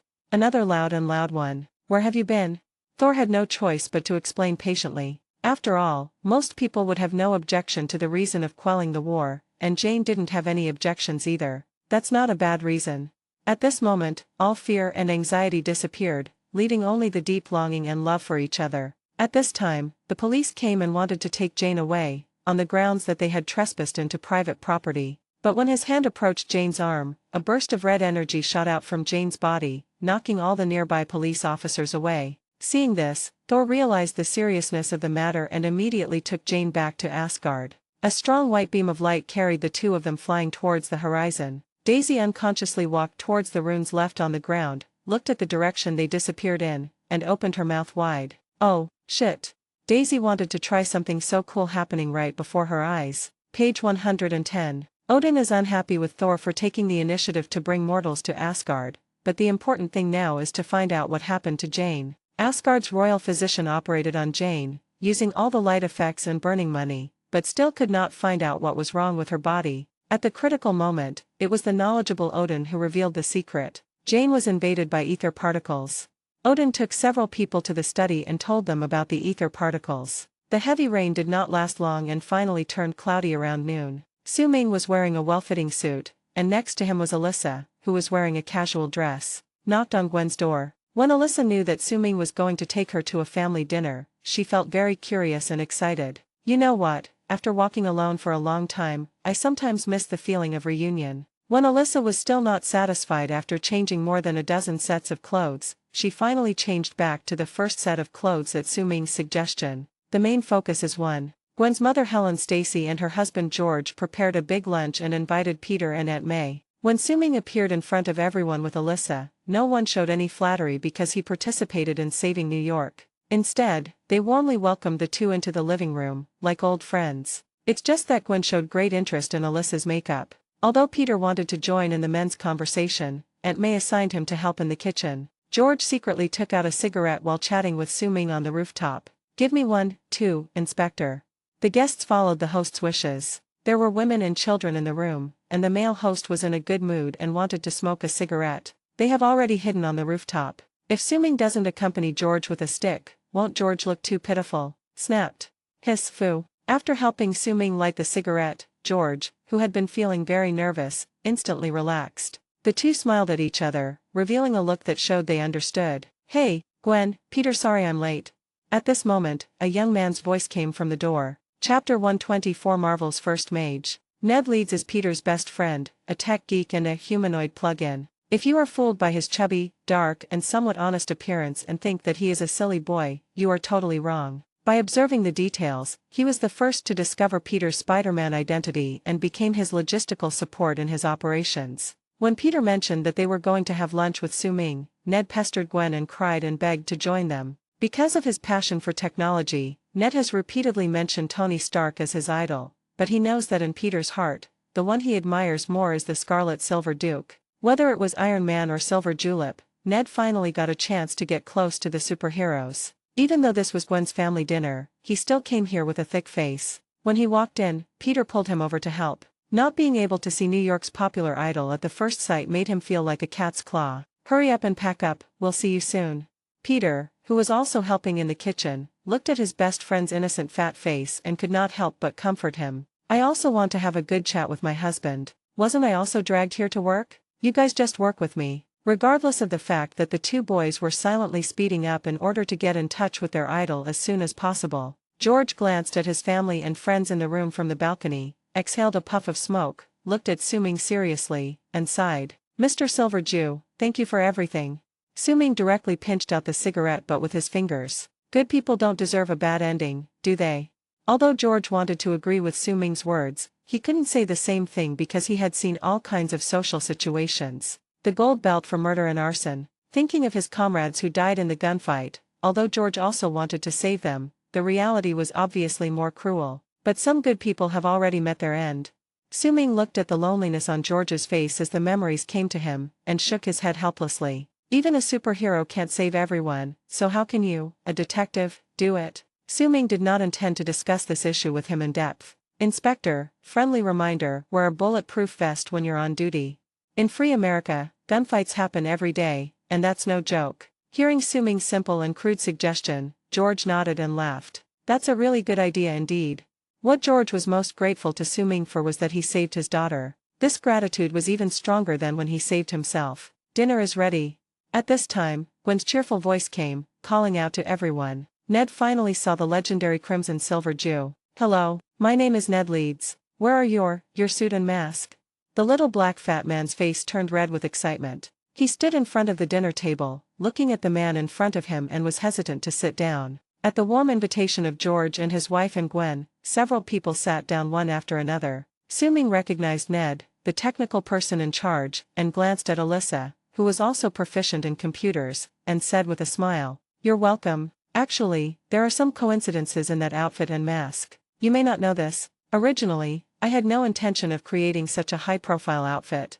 As soon as Su-Ming opened his mouth, he attracted everyone's attention, so much so that they even forgot to eat. As Su-Ming shared his past in a friendly manner, happy laughter could be heard from the restaurant from time to time. "Come, let us welcome Mr. Inju and Ms. Alyssa. Thank you for your efforts and grateful for today's reunion. Cheers." Seeing that everyone was slow to start eating, George raised his glass first and suggested that the meal begin. Cheers. Everyone raised their glasses. Of course, most of them were drinks. A drizzle began to fall outside the window again, but it did not affect the warm atmosphere in the restaurant at all. After getting to know each other a little, Ned showed his funny side, frequently asking tricky questions and making everyone laugh. Su-Ming's answers were always full of humor, without any superhero airs. This makes everyone's understanding of the Scarlet Silver Duke more vivid and comprehensive. Finally, with Su-Ming's introduction, Ned met a dazzlingly beautiful girl, Alyssa. "I thought she was just Mr. Silverjew's girlfriend, but I didn't expect she's also good at hacking, and she seems quite good."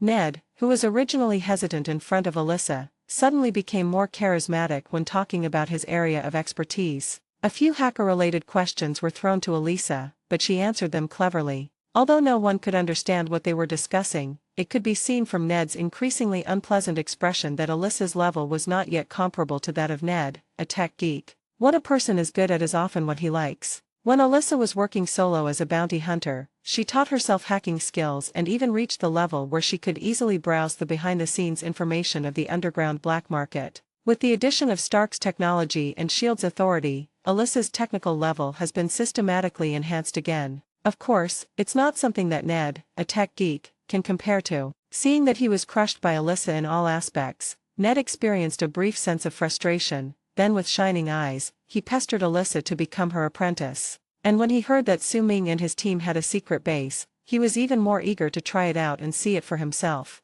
Alyssa is a face lover and has no feelings for the little black fat man in front of her. She looks at Su-Ming for help. Su-Ming couldn't help laughing and thought to himself, "This is Marvel's #1 wizard, why don't you hurry up and recruit him?" He cleared his throat and said to Alyssa, "It's not easy to meet a child with similar interests. I can take him out to play in the future." Then he looked at Ned. "You are welcome to come anytime." Ned was so moved by Su-Ming's attitude that he was completely moved. He roared in his heart, "Thank you so much. Who said that all superheroes are arrogant and conceited? Mr. Inju is obviously very kind." Ned was so excited thinking that he could visit a superhero's base anytime in the future that he drank another bowl of rice. Alyssa stared at Su-Ming with her big eyes, and sent a signal. "No, are you sure?" Su-Ming replied with a look, "You won't regret it." Out of trust in Su-Ming, Alyssa accepted Ned's application, but refused to let Ned call her teacher. She didn't want others to know that she had such a fat and dark apprentice. "Call me sister." Alyssa threw a pair of mothballs at Ned, starting a life of endless disdain for Ned. "There is no way. Since Su-Ming has made the decision, I can only agree to it. After all, he is the boss. After all, he gave too much, whether it was day or night." When Peter and Gwen heard that Su-Ming actually allowed Ned to go to his secret base, the way they looked at Ned changed. "Why does this fat black guy do this?" Looking at Ned's arrogant look, the couple said in unison, "I also need to go." Looking at the lively young people in front of them, Aunt May and George and his wife smiled knowingly. Crack! At this moment, a loud thunder sounded outside the window, which scared Ned and caused him to drop the cutlery in his hand. Su-Ming's eyes moved, and the magnetic control was quietly activated. The spoon suddenly stopped while falling, and then slowly flew back to Ned's hand. The little fat boy looked at the scene in front of him, opened his mouth in disbelief, and the food in his mouth almost fell out. Others were also shocked by this magical method. Page 111. Until the spoon returned to Ned's hand, Su-Ming's voice rang out at the same time. "In my hometown, if you drop your cutlery on the floor while eating, you'll get beaten." As Su-Ming's voice grew fainter, he turned his head and looked into the distance. Everyone at the table thought that the rainy day had aroused Su-Ming's homesickness, and the sound of their chatting and laughing suddenly subsided a lot. But Su-Ming actually accidentally saw a beam of light that flashed by along with the lightning just now. Who else but Thor could have such a unique appearance? Is the Rainbow Bridge repaired? Chapter 125, Making Trouble. Spicy shredded chicken. Before the universe was even born, the dark elf Malekith had already dominated the world. He discovered a weapon, which was a substance called ether particles in Jane's body. The energy of this substance is so strong that it can even affect changes in the natural environment. Malekith wanted to use this power to plunge the entire universe into darkness. In this way, the Dark Elves will become the undisputed kings of the universe. This ambition was met with stubborn resistance from Asgard. Thor's grandfather Bor led the army after a long and bloody battle, finally defeating Malekith and sealing the ether particles deep underground. Now that the ether particles have been reborn and the familiar energy fluctuations are sensed again, the sleeping Dark Elf leader wakes up. In order to prevent the ether particles from being stolen, Odin decided to let Jane stay in Asgard. At the same time, Malekith sent the last cursed warrior to be imprisoned in Asgard disguised as a prisoner. The inside should be in harmony with the outside. Also imprisoned in the prison was Loki, the god of trickery. Soon, the cursed warrior who successfully sneaked into the dungeon began to act. He crushed a black bottle, and the power of the curse enveloped his entire body. It was as if lava was flowing on his body, which made his appearance even more hideous and terrifying. He smashed the prison's barrier with one punch, easily dispatched the guards, and released all the prisoners in an attempt to create chaos. When he came before Loki, Loki kindly told him the location of Odin's temple. This also planted the seeds of regret for Loki later. After receiving the early warning, Thor rushed over and quickly dealt with the escaped prisoners. But he passed by the cursed warrior who was the culprit. At this time, a greater crisis is coming to Asgard. Gatekeeper Heimdall was the first to notice the abnormality. He ran up the rainbow bridge rope, took out his dagger and jumped, and a huge spaceship revealed its true form from its invisible state. Although the gatekeeper heroically destroyed an enemy spaceship, more spaceships headed towards the temple, and launched an indiscriminate attack on Asgard. Heimdall had just opened half of the temple barrier when the cursed warriors who arrived disrupted the operation. Asgard faced a full-scale invasion from then on, but was unprepared and fell into a passive position in the battle. These people possessed a grenade that could transform into a miniature black hole, and all the Asgardian warriors who were hit were turned into nothingness. There is not even a trace left. On the other side, Malekith found the Queen and Jane. Of course, Goddess Frigga would not surrender. She fought desperately, but was no match for the powerful cursed warrior. As soon as they met, the cursed warrior grabbed his neck and lifted him up. When Malekith realized that Jane in front of him was just an illusion released by the Queen, he immediately gave the order to take action. As a long and sharp sword pierced the body, Goddess Frigga announced the end of the battle. Do not. At this moment, a bolt of lightning hit Malekith's face accurately, knocking him to the ground. The Dark Elves did not find any ether particles this time and were seriously injured, so they retreated decisively. When Thor arrived, Goddess Frigga was already lying in a pool of blood. He was still a step late. Even if he threw Thor's hammer in anger and hit the other person, it would not change the cruel reality that his mother was killed. Asgard, which had experienced the war, was now in mourning. After a pleasant lunch, Su-Ming and his companions said goodbye to George and others and returned to the base. Su-Ming did not show his amazing appetite in front of Gwen and the others as he did before. When energy is no longer scarce, Su-Ming is no longer dependent on food. Ned was the one who ate the most. He was the one who gained the most. Not only did he get to know the Scarlet Silver Duke, he also found a hacker expert as his teacher. This makes him full of expectations for his future. It is worth mentioning that Su-Ming no longer relies on metal as a guide when flying. When his control over magnetism reached a certain level, an inexplicable feeling came over him.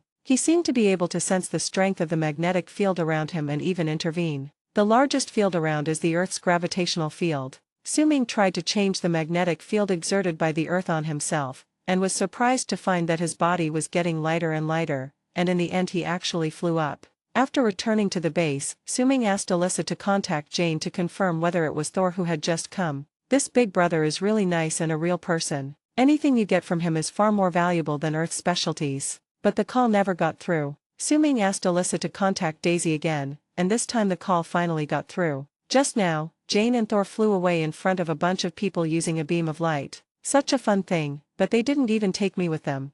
What happened? Jane just disappeared for 5 hours. After Daisy's story, Su-Ming knew that Jane had entered a special space and her body was invaded by the ether particles sealed therein. So it's time for the spicy shredded chicken. The reason why Su-Ming remembered that the ether particle was the carrier of the reality stone was because a friend once made a bet with him about whether the ether particle was the reality stone or the power stone. The bet was something Su-Ming would never forget. Delivering a milk tea order. 17th floor, power outage. He actually lost at that time, and he even rewatched Thor 2 for this reason. Isn't it possible that we're about to receive another batch of alien supplies? Su-Ming thought about what happened later and learned that Thor and Nicki Minaj had another fight on Earth. The energy came instantly. This wave of dark elves must be fleeced. But the question is, where? Hurry up and get Daisy and Eric over here. Su-Ming knew that after Thor and the others returned to Earth, they would definitely find Eric and Daisy to work together to study countermeasures. By then, a scientist would surely have a flash of inspiration and guess the location where the aliens would appear. He couldn't wait to meet the spicy shredded chicken. It seems not possible. Daisy sounded a little embarrassed on the phone. Selvig is still in custody at the police station. Su-Ming then remembered that in the news 2 days ago, Eric was indeed taken away by the police for streaking. It's been so long, it's normal to not remember the plots of some supporting characters. Thinking of this, Su-Ming decided to go with Daisy to pick up Selvig. Saul and Jane may come back at any time, and he can't miss this crucial plot. After all, I can't remember where the aliens will appear, so I need to follow the plot for a while. Outside a police station, Daisy and her intern were waiting for something bored. At this moment, a circle with sparks appeared out of thin air in front of the two of them. Not long after, Su-Ming, dressed in a scarlet suit, stepped over from the other end of the portal. Oh my god. Daisy was just about to sigh about the kind of people she met when she heard the intern exclaim in surprise that he had never seen the world. Well, at least I'm more knowledgeable and won't make such a fuss. Oh my god, you are. The intern's first exclamation was at the visual impact of the portal. The second exclamation was because he saw the appearance of the person who came, the Scarlet Silver Jew. Everyone knows about the Battle of New York, the Avengers are famous, and Scarlet Silver Duke is so popular on the internet that even he himself could not imagine it. Some people believe that Su-Ming's attempt to hide his identity was completely unnecessary. But you have to know that if Su-Ming had revealed his identity as openly as Tony Stark, the hotel where Su-Ming originally lived would have been in an uproar long ago. His life will be unbearable. There was no way, after all, Su-Ming didn't have a large company like Stark Industries to separate him from ordinary people. This time she appeared in full makeup, and was ready to appear in front of ordinary people. Hi Daisy, where's Eric? Su-Ming didn't know the intern, so he didn't pay attention to his fuss and greeted Daisy warmly. They had met once before in New Mexico. Daisy's face flushed, her eyes wandered around, and she occasionally stole a glance at the tall figure in front of her. He is still locked up inside. Chapter 126 Bail out the naked old man. Then what are we waiting for? Su-Ming thought that Daisy and the others had already picked up Eric when he arrived, but he didn't expect that these two honest people were just waiting for him there. Before coming over, Su-Ming opened the upgrade interface of the Hanging Ring Portal. Hanging Ring Portal LV2, Interplanetary Teleportation, $135 billion. Hanging Ring Portal LV3, Interstellar Teleportation, $6,000 billion. Hanging Ring Portal LV4, Parallel Space Teleport, $2.35 trillion US. Upgrade.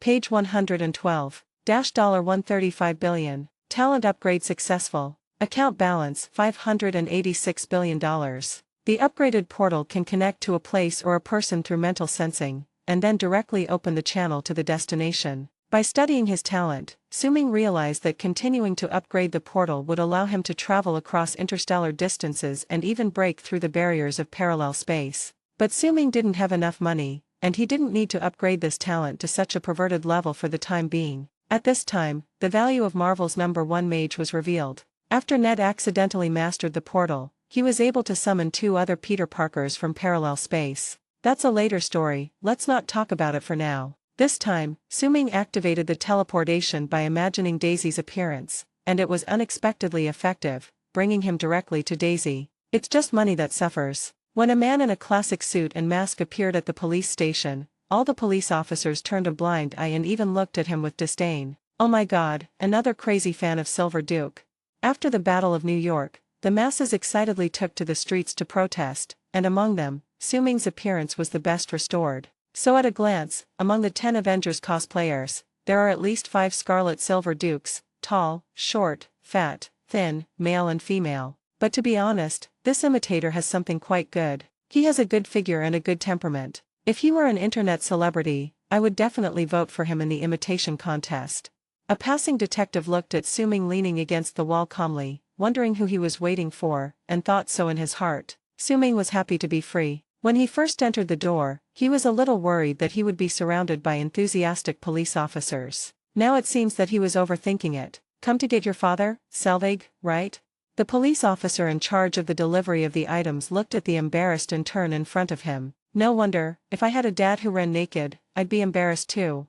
Little did he know that the intern's predicament at the moment just fits the character he is about to play, and they are a perfect match. The police officer took out a piece of clothing, a bunch of medicine, and 2 pieces of equipment and asked the intern to sign the claim documents. At this moment Eric came from the other end of the corridor in shorts, not looking very smart. It turned out that when the detective detained him, he thought he was a psychopath and poured a lot of sedatives into his cheeks. As a result, Eric couldn't tell whether he was asleep or dreaming. Until he saw Su Ming, his pupils suddenly shrank. His body shook, and his eyes regained clarity in an instant. During the Battle of New York, Eric was on the roof of Stark Tower and watched Su Ming's brave performance throughout. He even saw clearly how he stripped Loki naked. Eric recognized that the person in front of him was Silver Duke himself, a ruthless man. Under the impact of a large number of memories, his mind instantly returned to clarity. Although I don't know why Mr. Inju came to pick me up in person, but having seen his methods, it is difficult to be rude in front of him.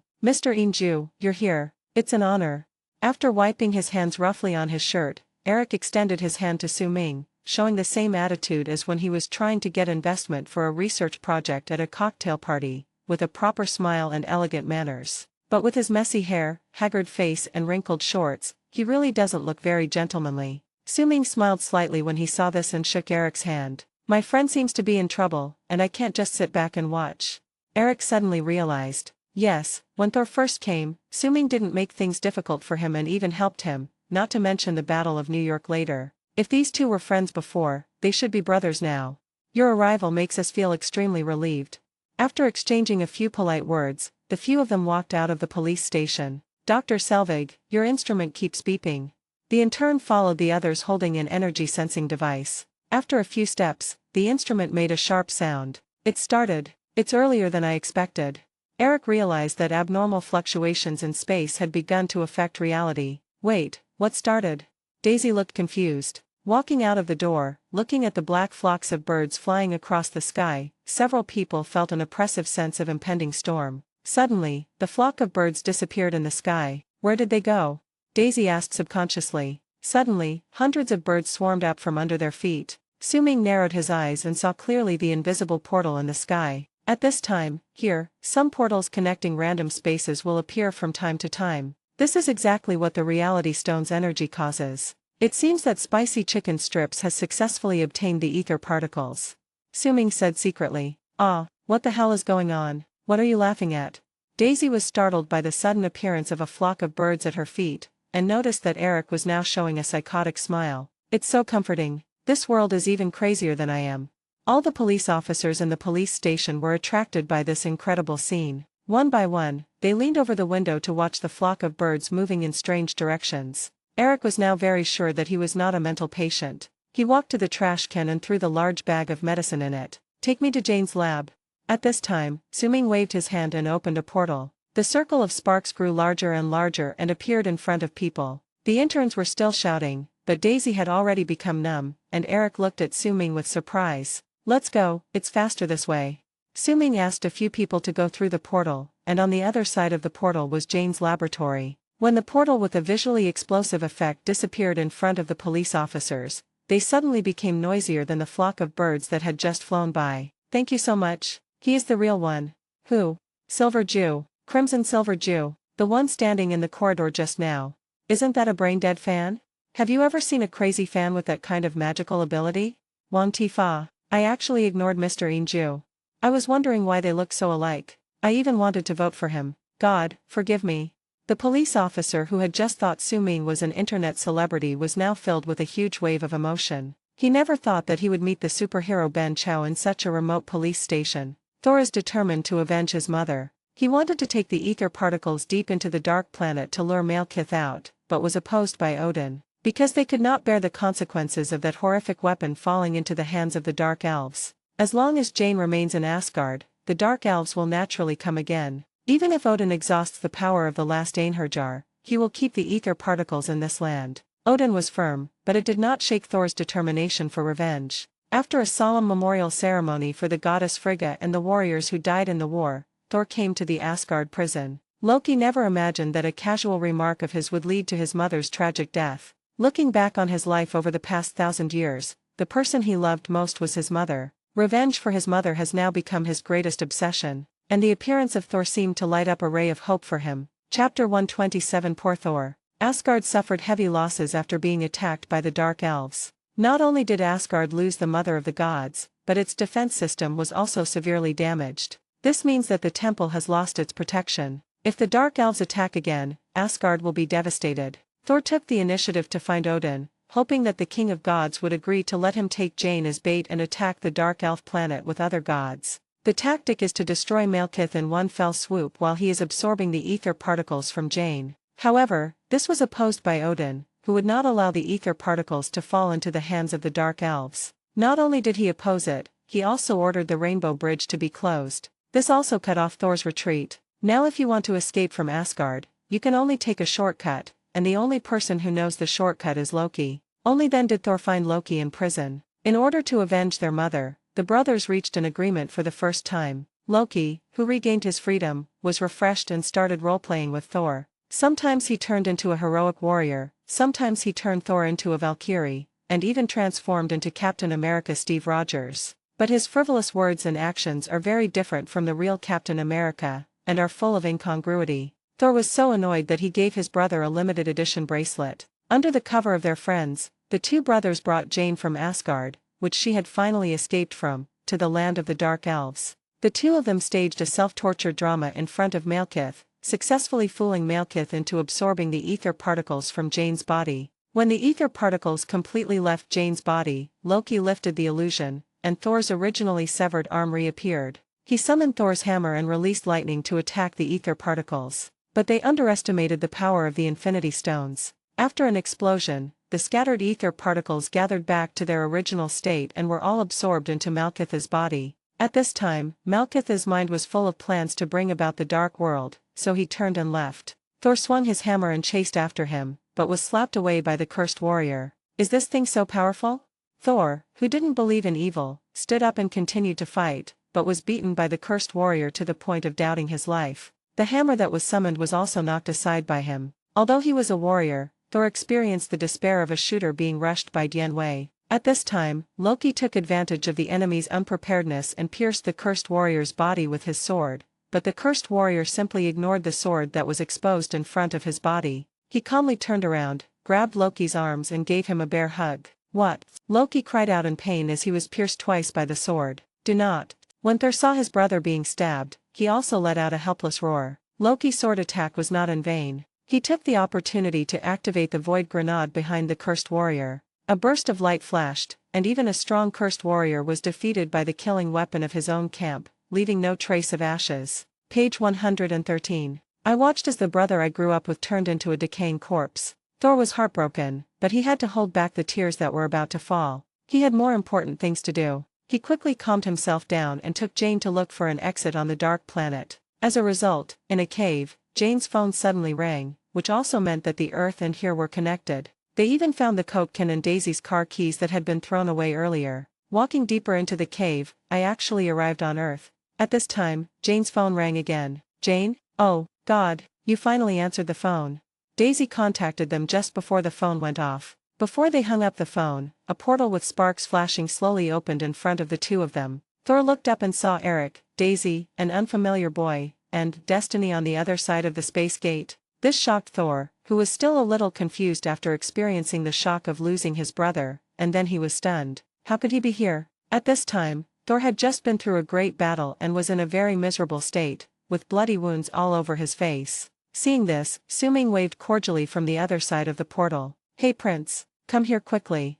Not long after Su-Ming brought Eric and the other two back to Jane's laboratory through the space gate, he received a reminder from Alyssa. Jane's cell phone signal is restored. Then immediately let Daisy play the call. At the same time, he activated his mental power to sense Thor's current location and opened the portal. Looking at the dejected Thor and the dusty Jane, Su-Ming knew that he had come at the right time. My friend.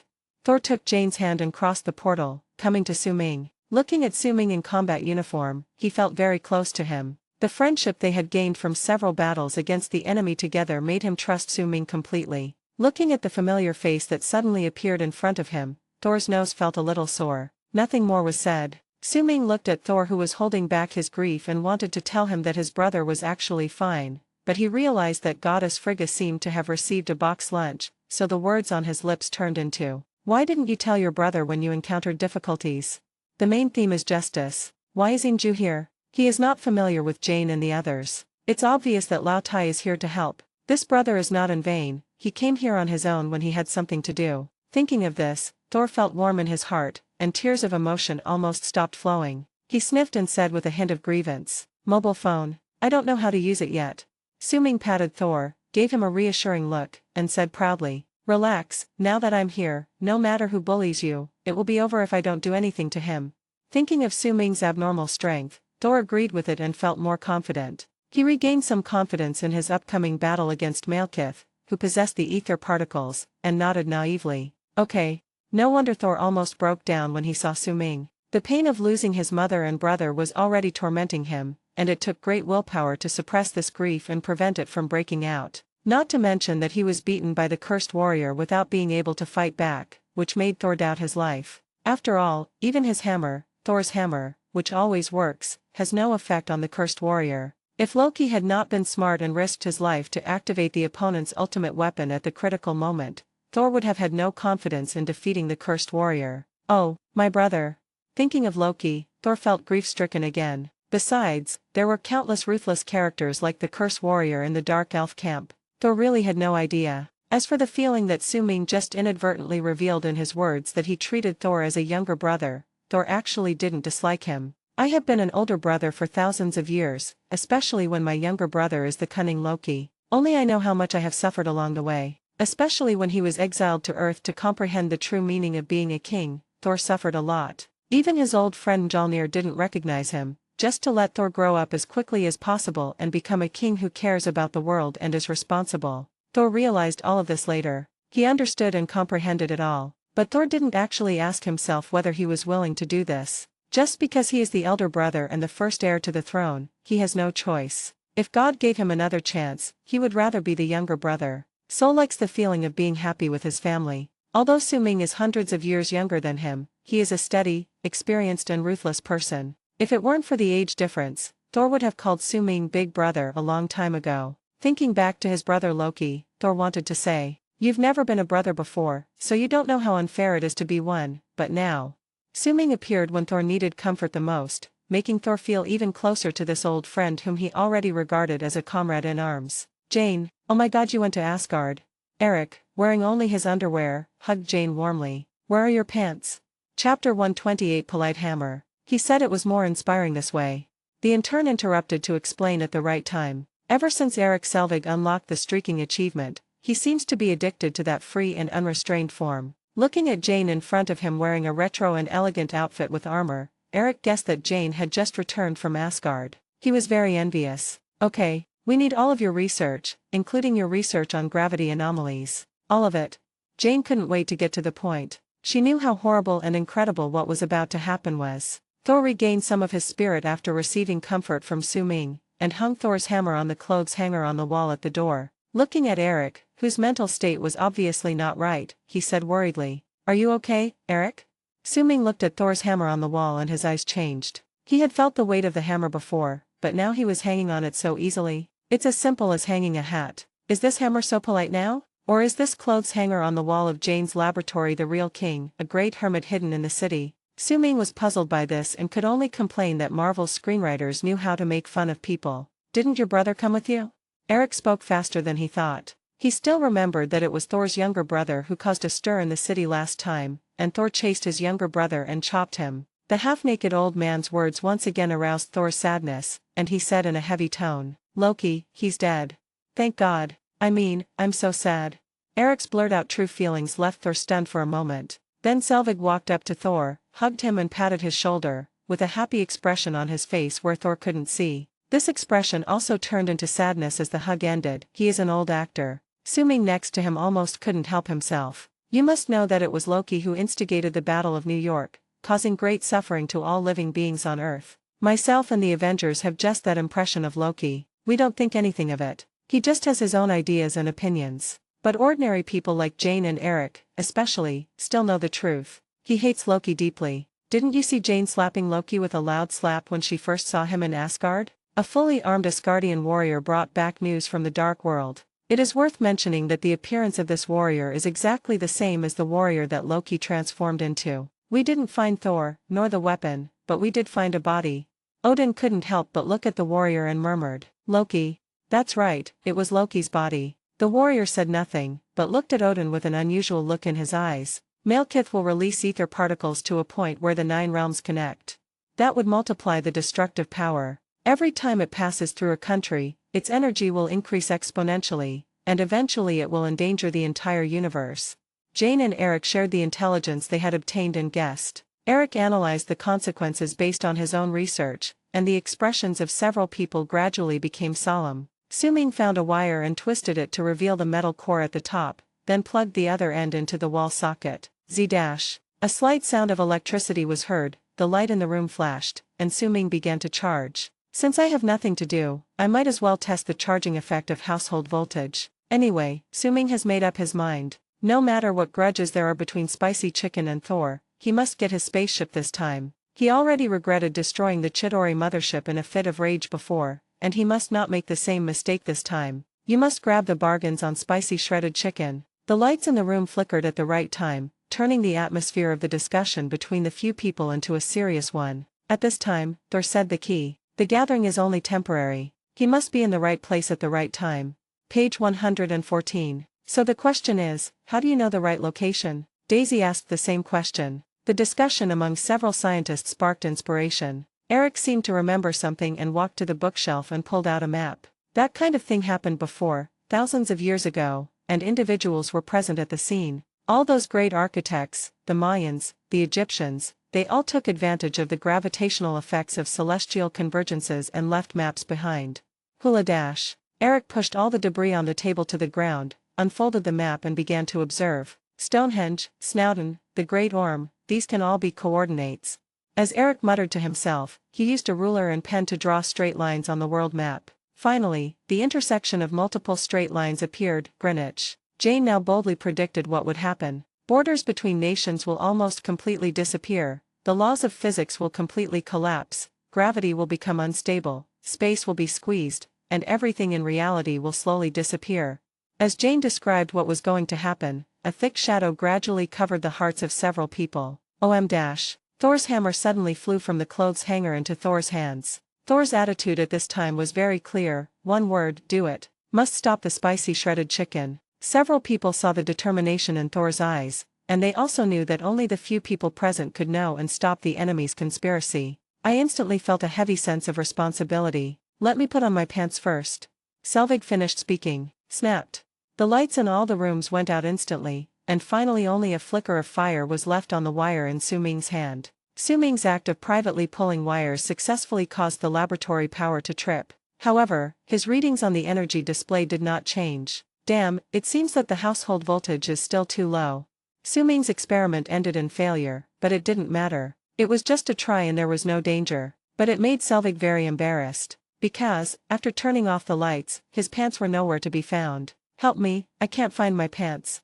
The fighting spirit in the room just now collapsed in an instant. With Su-Ming's space gate, traveling was not a problem for the few of them. Thanks to Su-Ming, Eric finally found his pants with the help of the firelight from the space gate. Not to mention, the feeling of spiritual clarity after putting it on was a bit lacking at the time. Daisy and the interns took the equipment developed by Eric and prepared to set it up in advance around the upcoming space convergence point. Jane and Eric walked through the elegant library to find another coordinate. Shoo!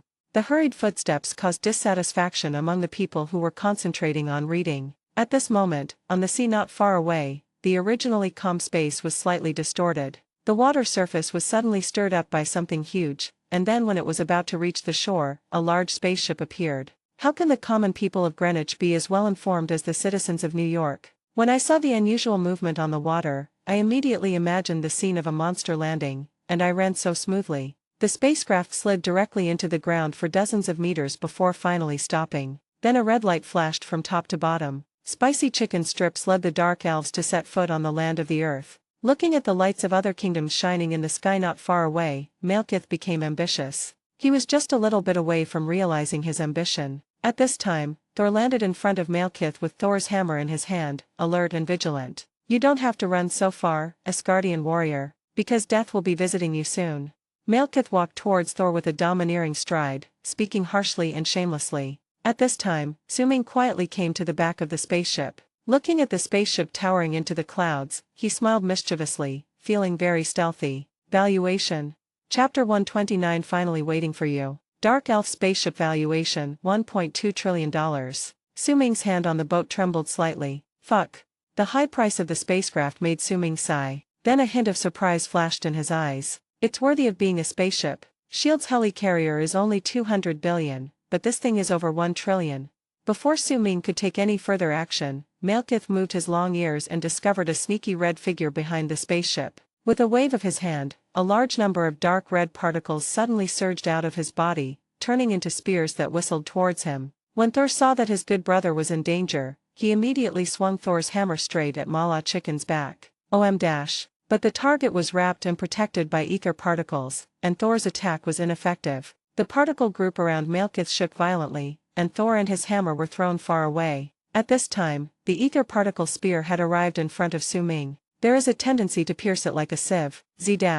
Su-Ming opened his eyes wide and barely managed to block the spear in front of him. The particles at the tip of the spear were broken up one after another by the high-density energy, but the ether particles were unpredictable. Seeing that the spear failed to hit the enemy, a large number of particles behind it rolled towards Su-Ming again. "It was like a huge wave of black sand wrapped in magma hitting me in the face. The impact of ether particle energy on reality is extraordinary. The lowland operation of turning it into a weapon to attack is only because Malekith does not know how to use it flexibly. This created an opportunity for Su-Ming. Playing transformation, huh? Come on."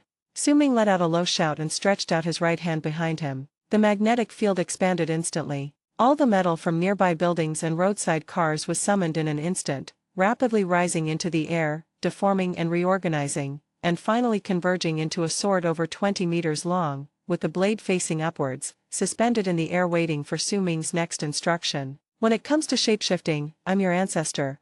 Su-Ming jumped 3 meters on the spot, clasped his hands together and slashed down hard at the huge wave of ether particles in front of him. It took less than a second for the sword to go from extremely still to extremely moving, drawing a huge semicircle in the air, and with an unstoppable momentum, it chopped down the area where the ether particles were most concentrated, which was also where the spicy chicken shreds were. The sharp blade slashed down at high speed, making a sharp whistling sound that broke through the air, forcefully splitting the large group of ether particles into two, and then came in front of the spicy chicken shreds. This scene, this momentum, this sense of oppression. It was Enna Feng's famous skill, blood-drinking mad knife. The dark elf had never seen such a trick before. His pupils suddenly shrank into needles. It was too late to dodge. He hurriedly recalled all the ether particles to form a thick shield in front of him, intending to withstand the attack. Ping, boom.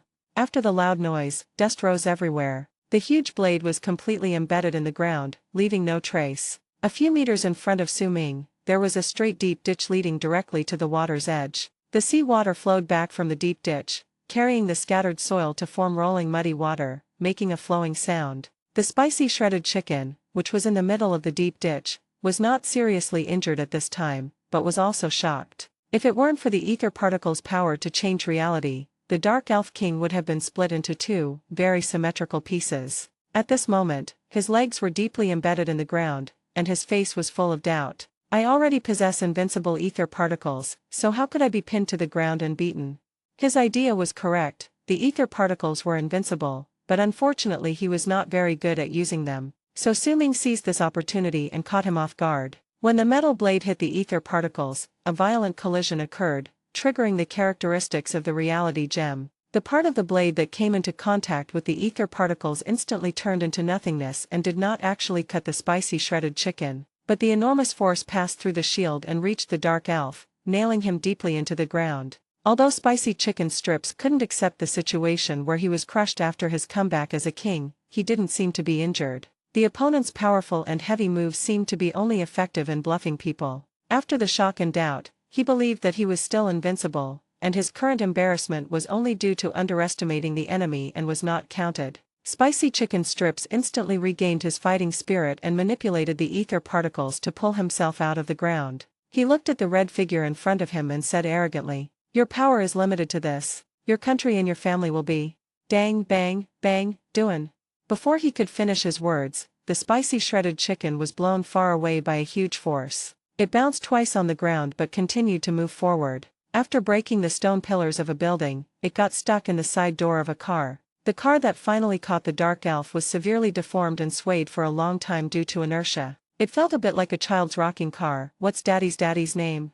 And it was Thor who sent the spicy shredded chicken flying. Seeing that his good brother's powerful move attracted the other party's attention, he got up silently. With hatred in his eyes, he swung Mjolnir around, ready to give him a hard blow at any time. Spicy Chicken Strip's pretentious personality gave Thor this opportunity. He accelerated the kinetic energy of Thor's hammer to the maximum, aimed at the dark elf's kidney and threw it. Seeing this guy being knocked so far away by the hammer, Thor breathed a sigh of relief and glanced at Su Ming, who was not far away. It seems to be saying, "My friend, can you tolerate this pretentious guy?"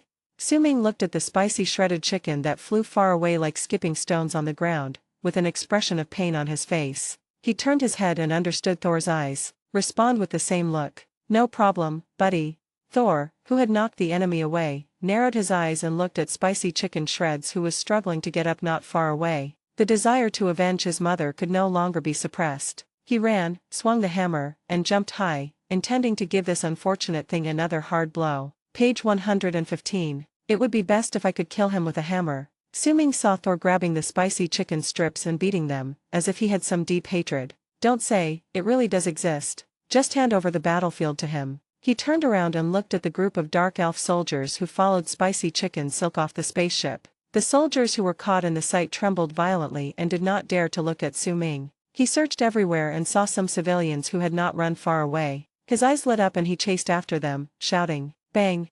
After running a few steps, he was blasted into pieces by the energy released by Su Ming. The energy seemed to be released too violently, causing a deep pit of about 5 meters to appear on the ground again. Mud, rocks, and fragments of dark elves were scattered everywhere, and more were falling from the sky. "What the hell, I'm still here?" The rest of the soldiers saw Su Ming raise his hand and kill a comrade with a method that was so brutal that it was appalling. She no longer dared to act on her own, and stared at Su Ming with innocent eyes, her expression as if she had lost her parents. "Get away, don't delay me from doing my work." The miscellaneous soldiers understood Su Ming's words and felt as if they had been pardoned. They did not dare to make trouble anymore and immediately joined the group of fleeing civilians, running away with their heads in their arms. "I don't know where to run, anyway. Just run." At this moment, their thoughts were simple: stay away from this big brother. "This is so terrifying." Clapping his hands, Su Ming casually glanced at the attribute panel. The battle just now consumed less than 2% of his energy, which was largely due to his lack of proficiency in using the Black Emperor's abilities. "It's a bit too intense." The big hole in the ground not far away was still smoking. Su Ming decided not to use the Black Emperor's violent move for the time being, unless he had too much energy to use up. Then he looked up at the spaceship that was as tall as dozens of stories, rubbed his hands and walked over. "It was hard to hide the smile on my face, and the moving music echoed in my head. I finally waited for you. Fortunately, I didn't give up." Exchange. Chapter 130 $1 Trillion Household. Dang dang dang. The intern and Daisy finally nailed Selvig's device to the ground at the designated location. "By the way, do you know what this thing is for?" Daisy looked at her intern with a confused expression and asked a rather professional question. After the intern fixed the equipment, he was sweating profusely. After hearing Daisy's words, he looked at her in disbelief, and a question flashed through his mind. "I'm interning with this guy and doing a bunch of free work. What's the point?" At this time, an increasingly larger aperture appeared in the sky near the top of the spacecraft. Inside the aperture are unfamiliar mountains, rivers, and streams, which are obviously a passage connecting to another space. There are several more such apertures in the sky not far away. Some of them emit cold air, while others sparkle with light. This is exactly how spicy chicken strips gradually connect the 9 kingdoms through ether particles. Eric looked at the strange scene in the sky and checked the equipment in his hand again. The celestial convergence will reach its peak within 7 minutes. Jane took the detector and looked down at Thor, who was fighting with spicy chicken strips. "Looks like we'll have to deal with spicy chicken for another 8 minutes.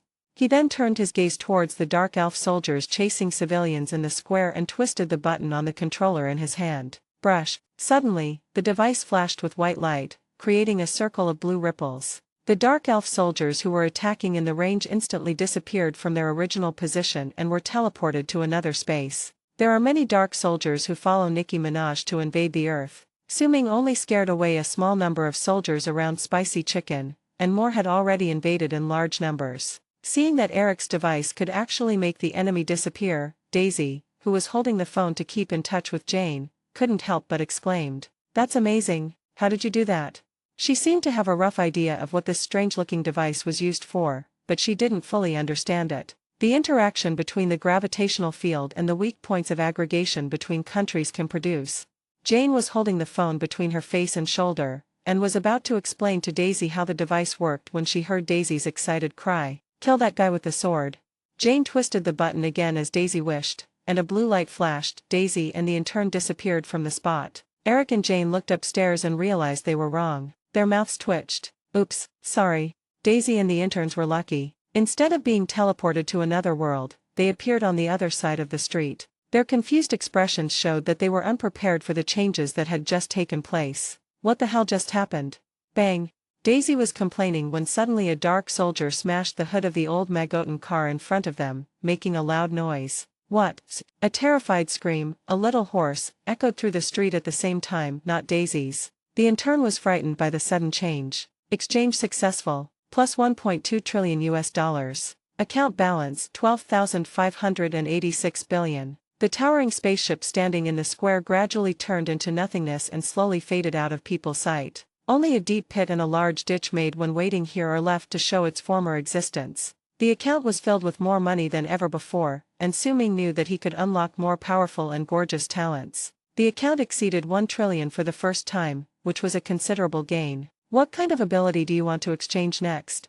Private space? Causality? Chaos magic? The spirit bomb seems to be quite powerful, and it is no small matter for a spacecraft this big to disappear in an instant. The Dark Warrior who was showing off in front of the civilians just a second ago suddenly found that the spaceship he relied on to travel through the universe was lost, and his eyes became clear. They stood there in shock, staring at each other, not knowing what to do. Thor, who was fighting fiercely with Nicki Minaj, had just returned to Earth from another world after fighting with the Dark Elves. It was very puzzling to see the enemy spacecraft disappear so blatantly. Suddenly noticing Su-Ming on the ground, he remembered how he had made the enemy's equipment disappear out of thin air during the Battle of New York. His spirits lifted, and he shouted excitedly, "This home steel is so cool." At the same time, he swung the hammer like a chicken with its blood pumped up and smashed it hard on Spicy Chicken's shredded face. Spicy Chicken Strips, who was originally concentrating on fighting with Thor, was still wondering how Thor, who looked weak just now, could suddenly become so strong. Recalling Thor's words, "Stealing a house? Whose house? Fuck." I subconsciously turned around and found that my spaceship was gone, and I was shocked. He urged the ether particles to send Thor flying far away, and rushed towards Su-Ming with hatred. At this time, Su-Ming had gained the greatest benefit of this trip and was in a good mood. He was worried about where to vent his energy, and when he saw the Spicy Chicken shreds coming at him, his eyes flashed with excitement and he shouted, "Well done." Spicy Chicken's biggest reliance in traveling the universe is his spaceship. The reason why he built the spaceship so big and tall is to show his extraordinary status and ambition. But now this beloved spaceship has inexplicably disappeared before his eyes. How can Spicy Chicken bear this? In order to avenge the hatred in Shue's heart, he mobilized all the ether particles, forming a sharp attack that rushed towards Su-Ming at a rapid speed. "Compensate me for the spaceship." "Compensation? Are you thinking about eating pee?" Su-Ming sneered and gathered energy in his hands. I saw his right fist becoming brighter and brighter, gradually releasing a dazzling light. Yes, he intends to fight this time. Su-Ming knew that ether particles would change the physical rules around them. It was powerful, but wouldn't it be better to just wrap a few more layers of energy in his hands? As the energy from the body continued to gather in his hands, the energy on the panel visibly slipped away. 65%, 64%, 63%. Spicy Chicken Strip saw that Su-Ming didn't make any moves, but just stood there on guard, ready to punch, with a sneer on his face. "Whatever it is, once I touch the etheric particles, I'll let you know how powerful it is." He was really a little worried that Su-Ming would use that powerful move again. It's too late. The ether particles surrounding the Spicy Chicken Strips rushed towards Su-Ming with their fangs and claws. At this time, Su-Ming just twisted his body lightly and punched. A right punch was like a meteor streaking through the night sky, instantly illuminating the originally dark sky. The blinding light was like the flash before the shockwave of a nuclear bomb explosion, causing everyone to close their eyes unconsciously. The right fist wrapped in compressed energy hit the ether particles directly. The two energies continued to interact, entangle, and then explode. Ether particles are the carriers of reality gems, and their magic is beyond words, but the energy that Su-Ming continuously compresses should not be underestimated. The moment the two touched, drastic changes occurred. Boom! The explosion resounded through the sky, and a circle of visible shock waves spread out from the center of Su-Ming's fist. The glass of all the buildings on the entire street shattered inwards in an instant. Page 116. The ether particles on spicy chicken strips were broken up by the huge force and temporarily separated from his body. Relying on the ether particles, he thought he was invincible, but in fact, spicy chicken strips was just a weakling whose fighting power was not even as good as that of the curse warrior. He flew backwards with an incredible look on his face, passing through the space gate in the sky like a meteor, and came to the frost world of Jotunheim and took a frost monster away. The poor frost monster was knocked away by the huge force before it could react, and traveled through space to the earth. What happened? Why is it so hot in here? I'm so irritated. I want to eat someone. It thought so and did so. The frost behemoth came to its senses and killed the dark elf soldier in front of it in one bite, and the unhappiness in its heart immediately subsided a lot. Hiccup. Chapter 131. Good brothers talk about loyalty. Pidgey. Spicy chicken strips, like a white ball, knocked away many things including the frost monster. After crossing several countries, it landed back at the original position of the spaceship. The villains always seem to have better luck. Even though this attack was so powerful, it did not take his life. The ether particles slowly regrouped around Malekith, and the bruised and battered spicy chicken strips climbed up again. The space gate connecting different worlds in the sky is getting closer and closer, and a hint of excitement appears on Mala Chicken's face. Air leakage at the corner of mouth. Just take on the darkness. He raised his hands, and dark red ether particles were released from his body and floated into the sky. Although he was in a passive position, he clearly sensed the time to fulfill his long-cherished wish. Has arrived. If you ask where Saul is right now, he's on the subway, and a woman took the opportunity to grope him. There was no way. The sky was full of space gathering points, and he was teleported to the subway station after being knocked away by spicy chicken strips. Because Thor's hammer was not recalled in time after it was released from his hands, it is now rapidly searching for its owner in the universe under the influence of space teleportation. It has never run such a long distance in its life. Without his hammer, Thor could only take the subway back. Not to mention, this was his first time taking the subway, and other than the awkwardness, everything else was fine. The people in the library noticed the commotion outside and left the sea of books and ran to the window to watch curiously. Jane and Eric couldn't help but shout a reminder as they crossed the hall again. What are you looking at? Why don't you get out of here right now? But was refuted by a black guy. You must be joking. Thor is outside right now, swinging his hammer and smashing things around. The Crimson Silver Duke is right there, don't you see him? His moves are 100 times more impressive than Thor's random hammer swings. Another girl spoke up in time to support Su-Ming. The two started arguing about who was cooler, Suar or Su-Ming. Jane rolled her eyes as she ran. The guy who doesn't know how to live or die. At this moment, Su-Ming's fist collided with the spicy chicken shreds, and the huge shock wave instantly shattered all the glass in the library auditorium. Amidst the screams of panic, people decisively switched from eating melons to taking refuge, running away in panic. The spatial fit in the sky is becoming more and more serious, and the physical rules of this block are gradually being rewritten. The cars on the ground quietly floated up, as if they had lost weight. At this time, Daisy encountered a crisis. Several dark warriors have been chasing them relentlessly since the two were teleported to their presence. Although the energy attack missed, it caused the two men to fall to the ground. When Daisy hurriedly stood up, several dark soldiers had already run in front of her. Suddenly a black shadow flashed by, and several dark warriors were hit by a car. Daisy turned to look at the intern blankly, only to see that he was still holding onto the car's bumper with both hands. Are you okay? It turned out that he was the one who used the car to smash the invading enemy when Daisy was in crisis. You saved my life.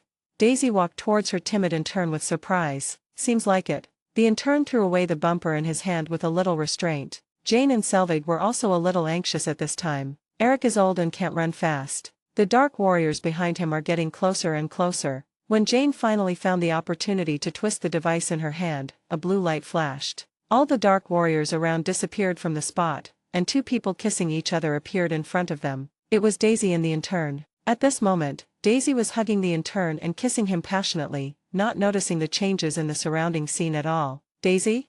Jane tilted her head in disbelief and called out Daisy's name. This also disturbed the two people who were immersed in a deep kiss. Simple.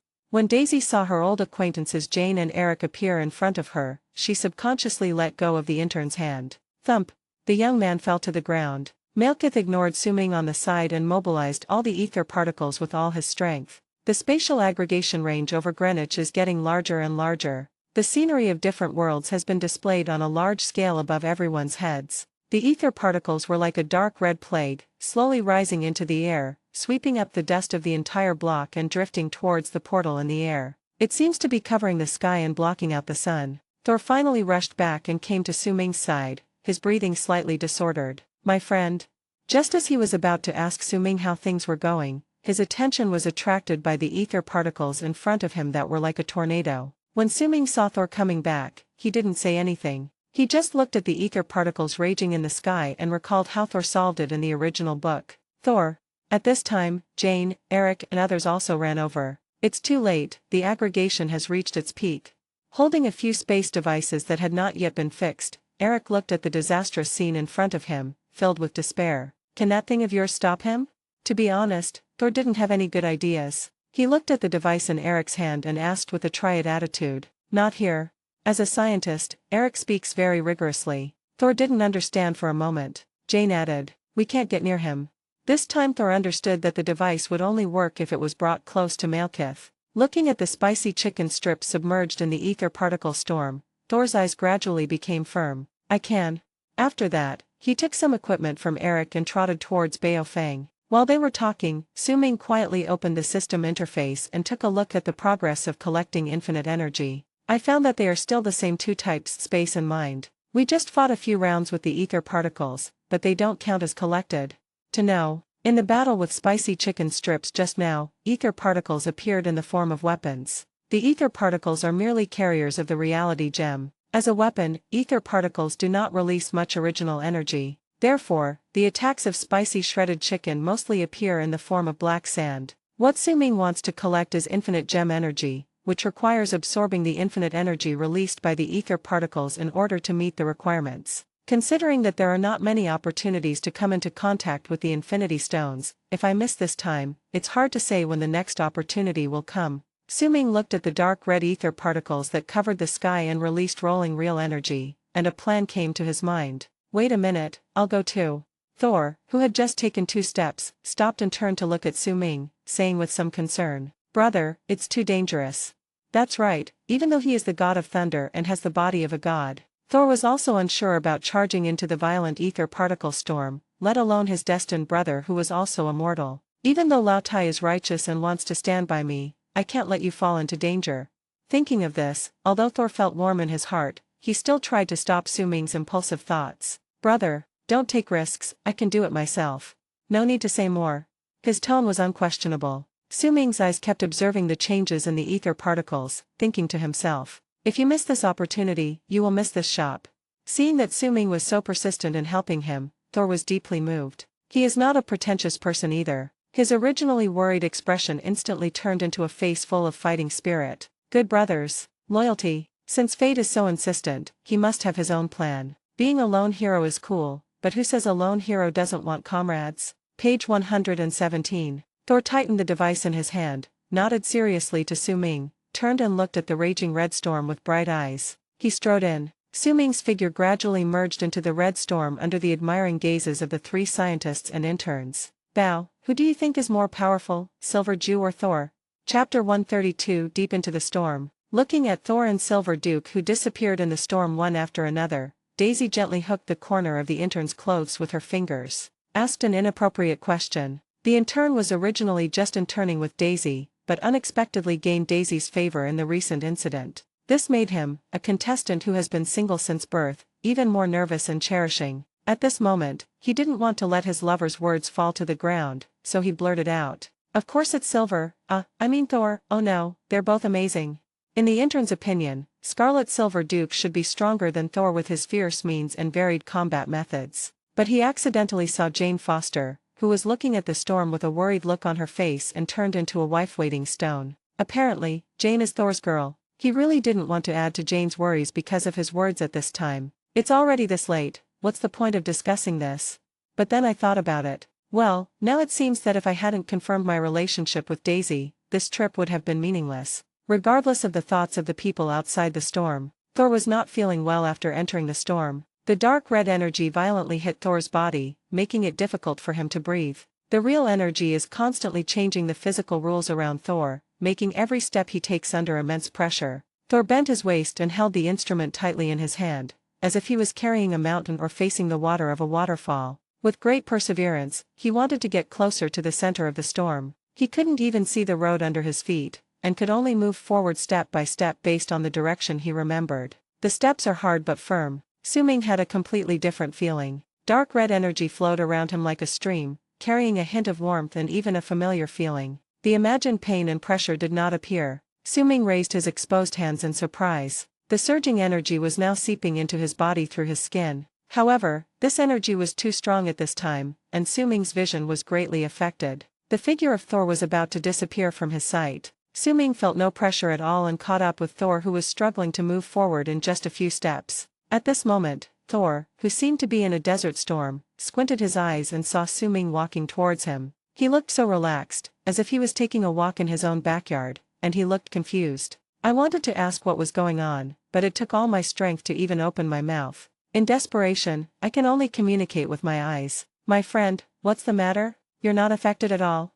Su-Ming was actually very surprised. In this storm that seemed to be able to tear apart everything and the laws of physics, he seemed to have become an outsider. Thor was crushed into this bear-like state, but he was fine. Even Su-Ming found it incredible. Raising his hands innocently and shrugging his shoulders, Su-Ming responded with a look that said, "I don't know either."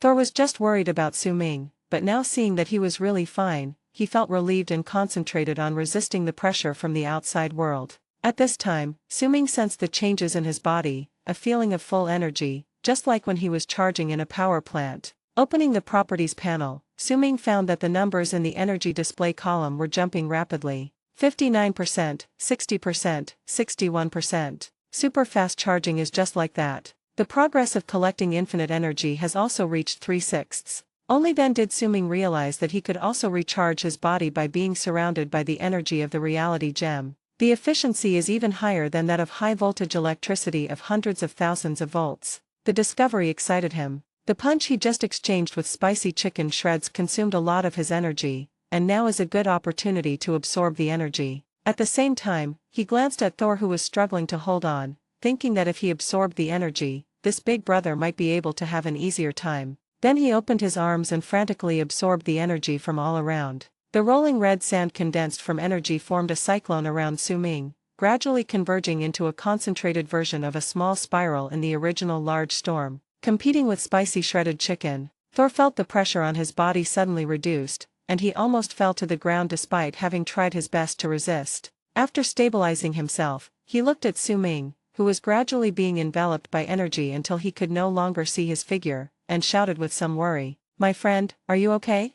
Thor's voice was so unclear in the storm that even he himself could not hear it. He was not sure whether Su-Ming could hear his shouts. The laws of physics have been changed, and Thor is not surprised by any strange phenomena that occur in this space. At this time, Su-Ming was in a stage of rapid energy growth and was about to break through the 100 mark, but he still did not notice anything abnormal. At the same time, the constant flow of energy into his body also brought him a sense of comfort. "It feels like my whole body is soaked in a hot spring, I feel refreshed and my face is rosy." This made him sigh at how wise it was to obtain both the Black Emperor's power and the immortal body at the same time. Hearing Thor's cry, Su-Ming waved to Thor from the gap in energy. "I'm fine, you go ahead and do your thing." Thor saw Su-Ming's red face through the gap and concluded, "It's alright. Your face is almost as red as my cloak. How can you not be uncomfortable?"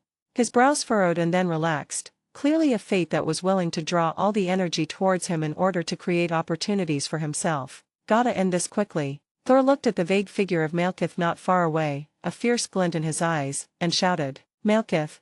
At the same time, he strode over holding the equipment tightly. Malekith, who was still immersed in releasing ether particles, felt extremely happy at this moment. The darkness has surrounded him, and not only that, it is about to surround the 9 kingdoms. This feeling was extremely familiar to him as a dark elf when he tried to accelerate the invasion of other worlds by ether particles. Felt resistance. The ether particles did not seem to be as obedient as before, and seemed to be tilting in another direction during manipulation. It was exactly the direction where Suming was. At this time, Thor's shout was heard. Malekith did not doubt it, and his old habit of showing off came back again. He didn't even turn his head, and said proudly with the attitude of a winner, "The darkness has returned, Asgardian warrior. Are you here to bury your universe? I'm here to accept your surrender." Facing Malekith, the culprit who brought all the pain to him, Thor didn't want him to take any advantage, even if it was just verbal advantage. As soon as he finished speaking, Thor aimed at the other person's head and threw a space device with all his strength. The long space device with a metallic luster flew towards Malekith, which made the Dark Elves think it was some new move and took it seriously. Snapped. It turned out that the instrument was just an instrument, not a weapon, and Malekith easily grabbed it in his hand. "That's it?" Malekith almost laughed. "You want to attack me with a broken iron stick?" The violent vibration triggered the device's induction, and a continuous beeping sound came from the controller in Jane's hand outside the storm. Jane didn't know what was going on inside, so she had no choice but to take a gamble and trust Thor. He gritted his teeth and twisted the button on the controller. With a flash of light, Malekith's right arm and the equipment were suddenly teleported to another location. Before Malekith could figure out what was happening and was staring down at his disappeared arm in a daze, Thor threw another device over. Similarly, this arm could not escape the fate of leaving its owner and appeared out of thin air on the ground of a planet. Malekith didn't care too much about the disappearance of his arm, because he is now at a critical moment of plunging the 9 realms into darkness, and the trend is unstoppable. When darkness completely descends, he will have his own way to restore his broken arm. The opponent's attack at this moment is just a last-ditch effort. Do you think you can stop it? Ether particles cannot be destroyed. But you can.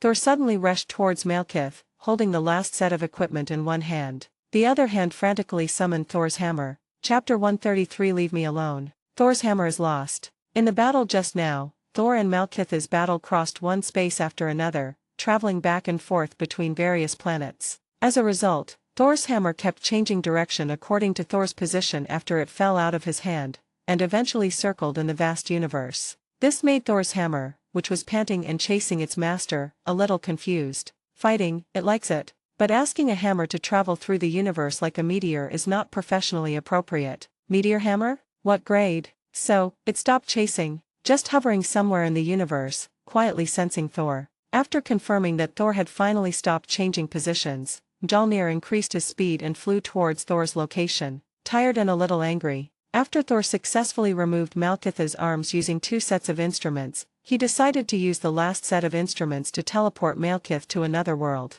Leaving the spatial aggregation range, the Dark Elves' plan to bring darkness would naturally fail. The fate of one's good brother can also help him escape from dangerous predicament. Although I can't kill my enemy with my own hands, this seems to be the best solution at the moment. Page 118. Just do it. With Suming helping him attract, the energy of the ether particles has put much less pressure on Thor. Thor sped up towards Malekith, leaping high as he got close, while frantically summoning Thor's hammer. Mjolnir finally traveled across half the universe and returned to Thor's hands. At this moment, it was extremely violent, with flashes of lightning, which just matched Thor's mood to launch an attack. Bang, crack. There was a flash of lightning, and Thor aimed the last set of equipment in his hand at Malekith's abdomen and smashed it down with Thor's hammer. The blow, filled with the wrath of Thor and Mjolnir, was too much for Malekith to withstand. Having lost both hands, he was powerless to resist. The violent lightning instantly enveloped Malekith's entire body. Even with the continuous buffering of ether particles,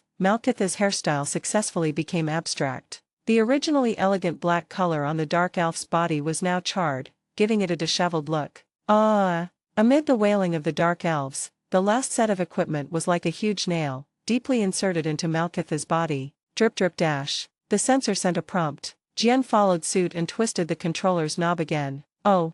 There was a flash of fire, but the set of equipment nailed to Malekith did not start smoothly like the previous 2. Instead, a puff of smoke came out. It was broken. There was no way. Thor's hateful blow was too powerful, and the instrument was successfully fixed on Malekith's body. However, the violent energy of Thor's hammer destroyed the internal circuit. Okay. Thor originally thought that Malekith would be teleported to some unknown planet. But after the light faded, this guy was still standing there, and the ether particles surrounding him became even more violent. The double torture of pain and paralysis made Malekith extremely angry. Such a thick iron pillar was nailed into his body. Although it did not cause fatal injuries, it made him feel unbearable pain. Not to mention the high-voltage lightning that followed, which made his whole body tremble involuntarily for a long time, and he almost peed 2 drops of urine. The elegance of a ruler that he was so proud of was shattered to pieces, leaving him completely undignified. This is something that the self-proclaimed noble dark elves absolutely cannot tolerate. After the aftermath of the lightning, Malekith regained control of his body, controlled the ether particles through his mind to form 2 energy arms, and reached out to Thor from a distance. Suddenly, a ray of energy emerged from the red storm and formed a big hand, which strangled Thor's neck and slowly lifted him up. Thor's attack failed to completely eliminate the enemy, but was counterattacked. The violent ether particles continued to suppress Thor, making him gradually unable to breathe. His hands and feet kept struggling but to no avail. Thor's hammer also fell to the ground, creating a big hole. After several unsuccessful attempts to break free from control, Thor felt his strength draining away and his consciousness gradually becoming blurred. Jane, who was outside the storm, looked at the feedback from the controller and knew that the device had not been turned on successfully. She turned the switch again in disbelief. Bang!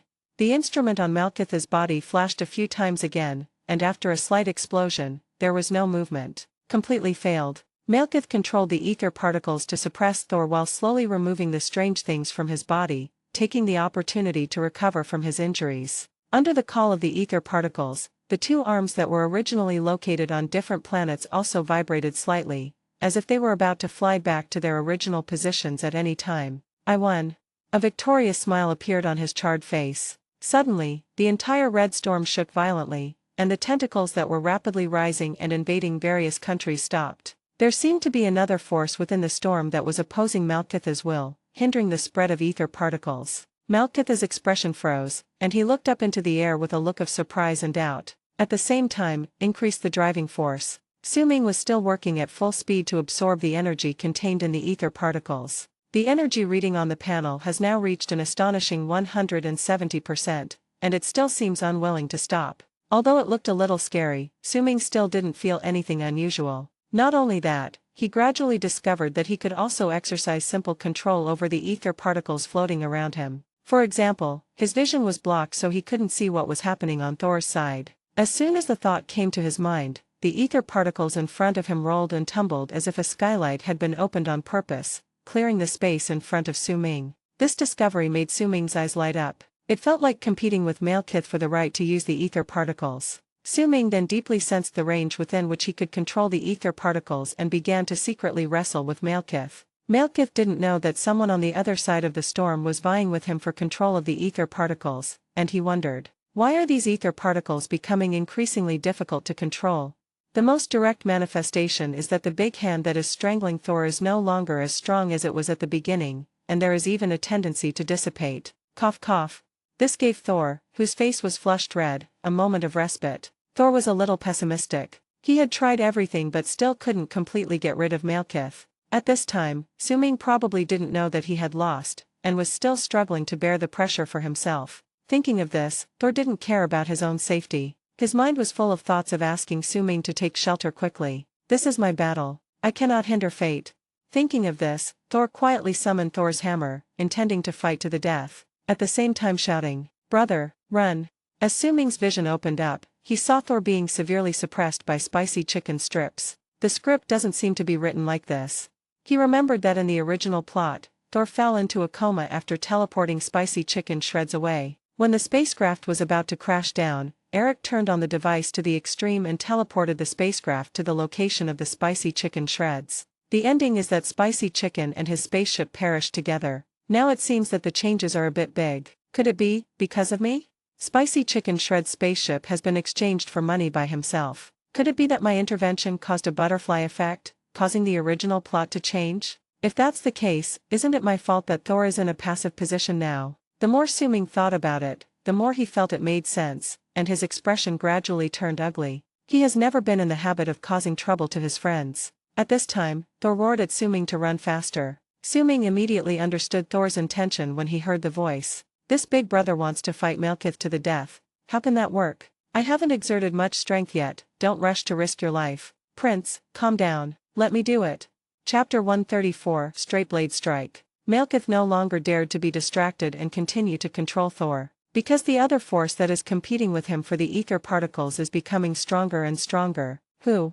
He desperately issued orders to the ether particles in his mind, trying to speed up the arrival of darkness, but the ether particles that were constantly eroding various spaces slowly retreated. This drove Malekith mad. Is it possible that a plan that has been planned for thousands of years will fail at the most critical moment? Do not. I will never allow it. Who is it? Malekith roared madly, venting his panic and making his final effort. And the ether particles have begun to revive under the mad promotion of the Dark Elves. Thor stretched out his hand with difficulty, veins bulging on his arms, and kept calling for Thor's hammer. Mjolnir seemed to be tired from traveling across half the universe and was slow to respond to Thor's call. Thor's face turned pale instantly. Fuck, you can't even risk your life? I don't believe it.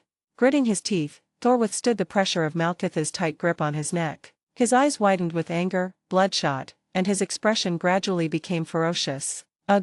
Thor's hammer on the ground began to vibrate and bursts of lightning surged, as if trying to respond to Thor's call. Just as Thor's voice was becoming hoarse and he was about to launch a fatal attack, a voice reached Thor's ears. Prince, calm down, let me do it. It's fate. The frail Thor was startled when he heard the familiar voice. Great, my friend is fine. Not only is everything alright, but it also sounds reassuring, revealing stability and confidence. This instantly dissipated all the worries about Su Ming. The blue veins that were originally bulging on his forehead gradually disappeared, and his spiritual power was overdrawn and his physical strength was exhausted. Thor, who had been fighting until now relying solely on the energy from his dantian, suddenly relaxed and fainted. The Thor's hammer on the ground also fell silent. At this moment, Malekith felt that all the ether particles were vaguely out of control and were rapidly rushing in another direction. Unable to accept the reality, he could no longer remain calm and started yelling hysterically. Page 119. Where? Who is there? After repeatedly confirming that his body was fine, Su Ming continued to increase the speed of absorbing ether particles. In a blink of an eye, it had gained control of most of the ether particles, and the first action was to order the ether particles to stop spreading to various countries. The energy on the panel has reached an exaggerated 325%. Su Ming breathed a sigh of relief when he saw the wounded Thor faint after hearing his voice. This big brother is a real man. If he really uses his life-threatening moves, the consequences will be very serious. It's amazing to think that even a scene as big as the Battle of New York didn't make Thor so embarrassed. He just sold a spaceship and changed the original plot, forcing Thor to become like this. A nameless anger rose up uncontrollably. If Thor really lost to a strong man, Su Ming would be convinced. But spicy chicken strips is obviously a straw bag, relying on the special features of ether particles to gain the upper hand in this 5 horses and long spears. Thor was exhausted, but he still wanted to take refuge and fight with the other party. For this reason, Su Ming only wants to say one thing. My friend, it's not worth it. Yes, it's really not worth it to fight to this extent for such a rubbish villain. At this time, Su Ming no longer deliberately absorbed energy, but walked slowly towards Malekith with an expressionless face. It's time to put an end to this idiot. A large number of ether particles formed the shape of burning flames behind Su Ming, tightly surrounding and following Su Ming, and his momentum continued to rise. Tread, step, step. As he took steps forward, a hint of pressure gradually emerged. The dust around was stirred up by this invisible force and hovered near the red figure. It seemed as if I wouldn't dare land without his permission. After only a few steps, Su Ming was able to get rid of the strong sense of oppression. For a moment, it was difficult to tell who was the villain between Su Ming and Malekith. With a casual wave of his hand, a stream of ether particles wrapped around the unconscious Thor and sent him away from the center of the storm. His vision gradually became clear, and a hysterical dark elf appeared in front of Su Ming. His eyes were as bright as stars, his gaze as sharp as a knife. Su Ming showed no emotion at all. Are you looking for me? Malekith, whose mind was on the verge of collapse, finally saw the culprit who was hindering his plan. It's him. His pupils shrank, and the image of Su Ming dominating him instantly filled his mind, but he still refused to admit defeat. I can still control the ether particles. I still have a chance. I won't give up. Malekith's eyes gradually changed from initial shock to resentment and finally to madness. I want you to die.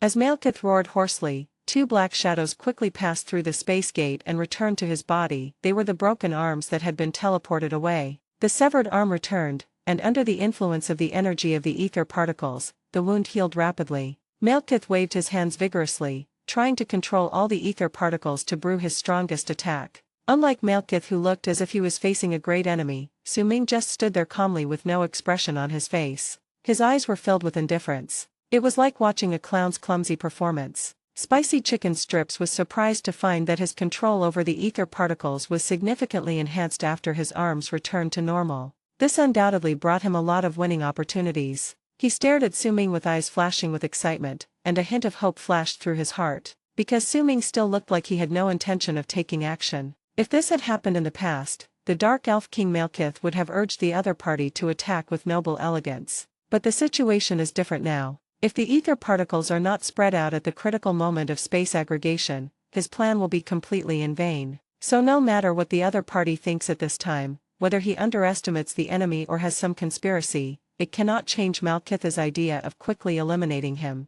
Soon, Malekith's attack was ready. It was a large mass of highly concentrated ether particles, filled with the violent energy of Malekith's hatred. He compressed the ether particles that were nearly 2 stories high into the size of a basketball, which shows its energy density. The dark red ether particles had now turned deep black, and the faint light that was revealed indicated the immense power of this move. Remember, boy, you died because of your arrogance. Spicy Chicken Strips regained his control of the situation at this time. With the killer move in hand, the world is mine. Su-Ming remained silent. He looked at the basketball-sized energy ball in Malekith's hand with a hint of contempt in his eyes. Compressing energy, can you be a little more creative? The contempt in Su-Ming's eyes completely ignited Malekith's anger. You should be terrified and kneel down to beg for mercy. Why is there such a contemptuous look? There is a way to die. Come and die. Malekith raised his hands high, then threw the energy ball in his hands towards Su-Ming with all his strength. The compressed energy ball flew towards Su-Ming at a not very fast speed. This made Su-Ming even more certain of the idea that Spicy Shredded Chicken was a loser. You can't even pass the ball properly, what a loser. Thinking of this, Su-Ming slowly raised his right hand to his left ear. When the energy ball came in front of him, a cold light flashed in his eyes, and Su-Ming's whole body suddenly shone with dazzling light, especially his raised right hand. Snapped. A backhand shot, the signature move of the national table tennis team, a straight blade horizontal hit. The difference is that Su-Ming doesn't have a racket in his hand, nor does he need one. He slapped the energy ball hard with his backhand, making a crisp sound. After Malekith threw out his ultimate move, he waited for Su-Ming to fall to the ground with a sneer on his face, but after a moment, his expression became completely dull. There was no explosion. The energy ball was not bounced back either. A ray of sunlight shone on Spicy Chicken's face, and the dazzling feeling made the dark elf feel physically resistant. Hasn't darkness already fallen? Why is there sunshine? What about the ether particle storm? What about the energy ball? Chapter 135. After one move. Fault. Looking at the controller in her hand, Jane knew that the several times she had activated the switch just now had not achieved the desired effect. This made her extremely anxious. Thor didn't gain any advantage in the duel with the opponent just now, let alone the enemy has now summoned an energy storm of such a scale. The careful Jane discovered the solemnity hidden under Thor's calmness, and the only way she could help was to turn on the equipment. But now, even the only means that can help Thor has failed. Jane can't imagine what kind of dangerous situation Thor will face in the storm. This set of machines should be broken. Eric saw the red prompt on the screen and warned. But Jane, whose mind was full of Thor, didn't hear Eric's prompt at all, or even if she did, she was unwilling to accept it and kept trying to activate the switch. The controller knob keeps making noises. Oh, come on, God. Jane's prayers were not answered, and the screen still displayed fault. Eric and the others looked at each other as they watched the scene before them, and opened their mouths but didn't know how to comfort Jane, who was confused by her concern. At this moment, a figure wrapped in red energy slowly floated out from the storm. The stable appearance formed a sharp contrast with the raging storm behind. It's Thor. The sharp-eyed in turn recognized the Thor's cape floating in the energy and subconsciously called out. Jane also noticed the suspicious energy and recognized that it contained her lover. She threw away the controller and ran over. As several people ran to Thor's side one after another, the ball of ether particles supporting him gently put Thor down. Jane held the unconscious Thor in her arms, and her heart was bleeding as she looked at his miserable appearance. Is this still the same Thor who was down and out but still had an aristocratic temperament? Looking at Thor's closed eyes, Jane reached out to tidy up the loose hair on his forehead, and a tear of heartache silently slid down her face. Thor seems to have just fainted, so he shouldn't be in any serious trouble. Eric tries to comfort a heartbroken Jane, but he doesn't seem to be very good at it. The energy that brought out Thor seems to be the same as the one that formed the storm. The intern discovered the problem. This energy obviously belonged to the enemy. How could they have escorted Thor out while he was unconscious? Would the enemy be so kind? Now that Thor is here, won't Silver Duke be left alone in the storm? Even someone as powerful as Thor ended up unconscious, so I hope nothing happens to Silver Duke. Thinking of this, the intern looked at the rolling storm with concern. Suddenly, the intern's eyes widened unconsciously, his mouth opened subconsciously, and his pupils trembled. What the FK? He saw something he had never seen before in his life. The red storm that originally spanned 2 blocks and was 100 meters high disappeared in an instant. Only scattered red particles were left floating in the distant sky. It looked like they had been forcefully beaten apart. As the storm dissipated, the sun shone again, bringing a ray of light to the messy streets. At this moment, a strong wind blew from the center of the storm, sweeping away large and small debris and dust on the streets and sweeping them in all directions. Crackling, gravel, dust and various building debris were blown by the strong wind, hitting everything they encountered. Page 120. The quality of various automobile sheet metals has been subjected to a full-scale destructive test, with potholes and dents everywhere. The huge billboard on the building was also uprooted by the strong wind, and the steel bars flew far away with their teeth bared. It all happened so fast. The intern didn't have time to react before a torrential downpour of wind blew over him. He was instantly in despair. God, I just got a girlfriend. Just now. The place where the few people were located was tightly protected by a light red energy shield that suddenly appeared. Various debris hit the energy shield and formed ripples, but had no effect on the people inside. Even a dark elf warrior was blown over, hit the energy shield and was bounced far away, disappearing at the end of the street. The strong wind gradually subsided, and the few survivors looked around in confusion. It's Mr. Silver Jew. He's there. The intern was always looking in the direction of the storm and was the first to discover Su Ming. I saw him standing tall and straight in the sunlight, dressed in a red suit. Su Ming was also a little surprised by the changes before him. His original idea was just to release more energy. On the one hand, he planned to hit back the energy ball thrown by Malekith. On the other hand, the energy in his body was about to reach 400%. Although there is still nothing unusual, this number is too high. Su Ming was really unsure, so he took the opportunity to release a wave. But unexpectedly, I still underestimated the ability of the Black Emperor. The energy absorption is already abnormal, but I didn't expect that the energy release is even more abnormal. I took a look at the energy display on the attribute panel. This seemingly light backhand slap actually consumed more than 200% of his energy at once. No wonder it has such great power. The red storm that Malekith had been guiding for half a day was actually shattered by this attack. Not to mention the ultimate move released by the Dark Elf. But to be honest, the energy ball of Malekith was not compressed in vain. When it was shattered, it still stirred up a strong wind. However, a strong wind of this magnitude could only move Su Ming's hair. At this time, the control of the ether particles has completely fallen into Su Ming's hands. He raised his left hand slightly, and a ball of bright red energy was floating above his palm. Unlike the violent energy when it was on Malekith, the ether particles in Su Ming's hand were like a docile kitten, constantly changing shape, and even the color became brighter and more gorgeous. Su Ming raised his right hand again, brushed off the dust on his shoulders, and looked at the confused spicy chicken strips across from him. Old dang, did you mess up?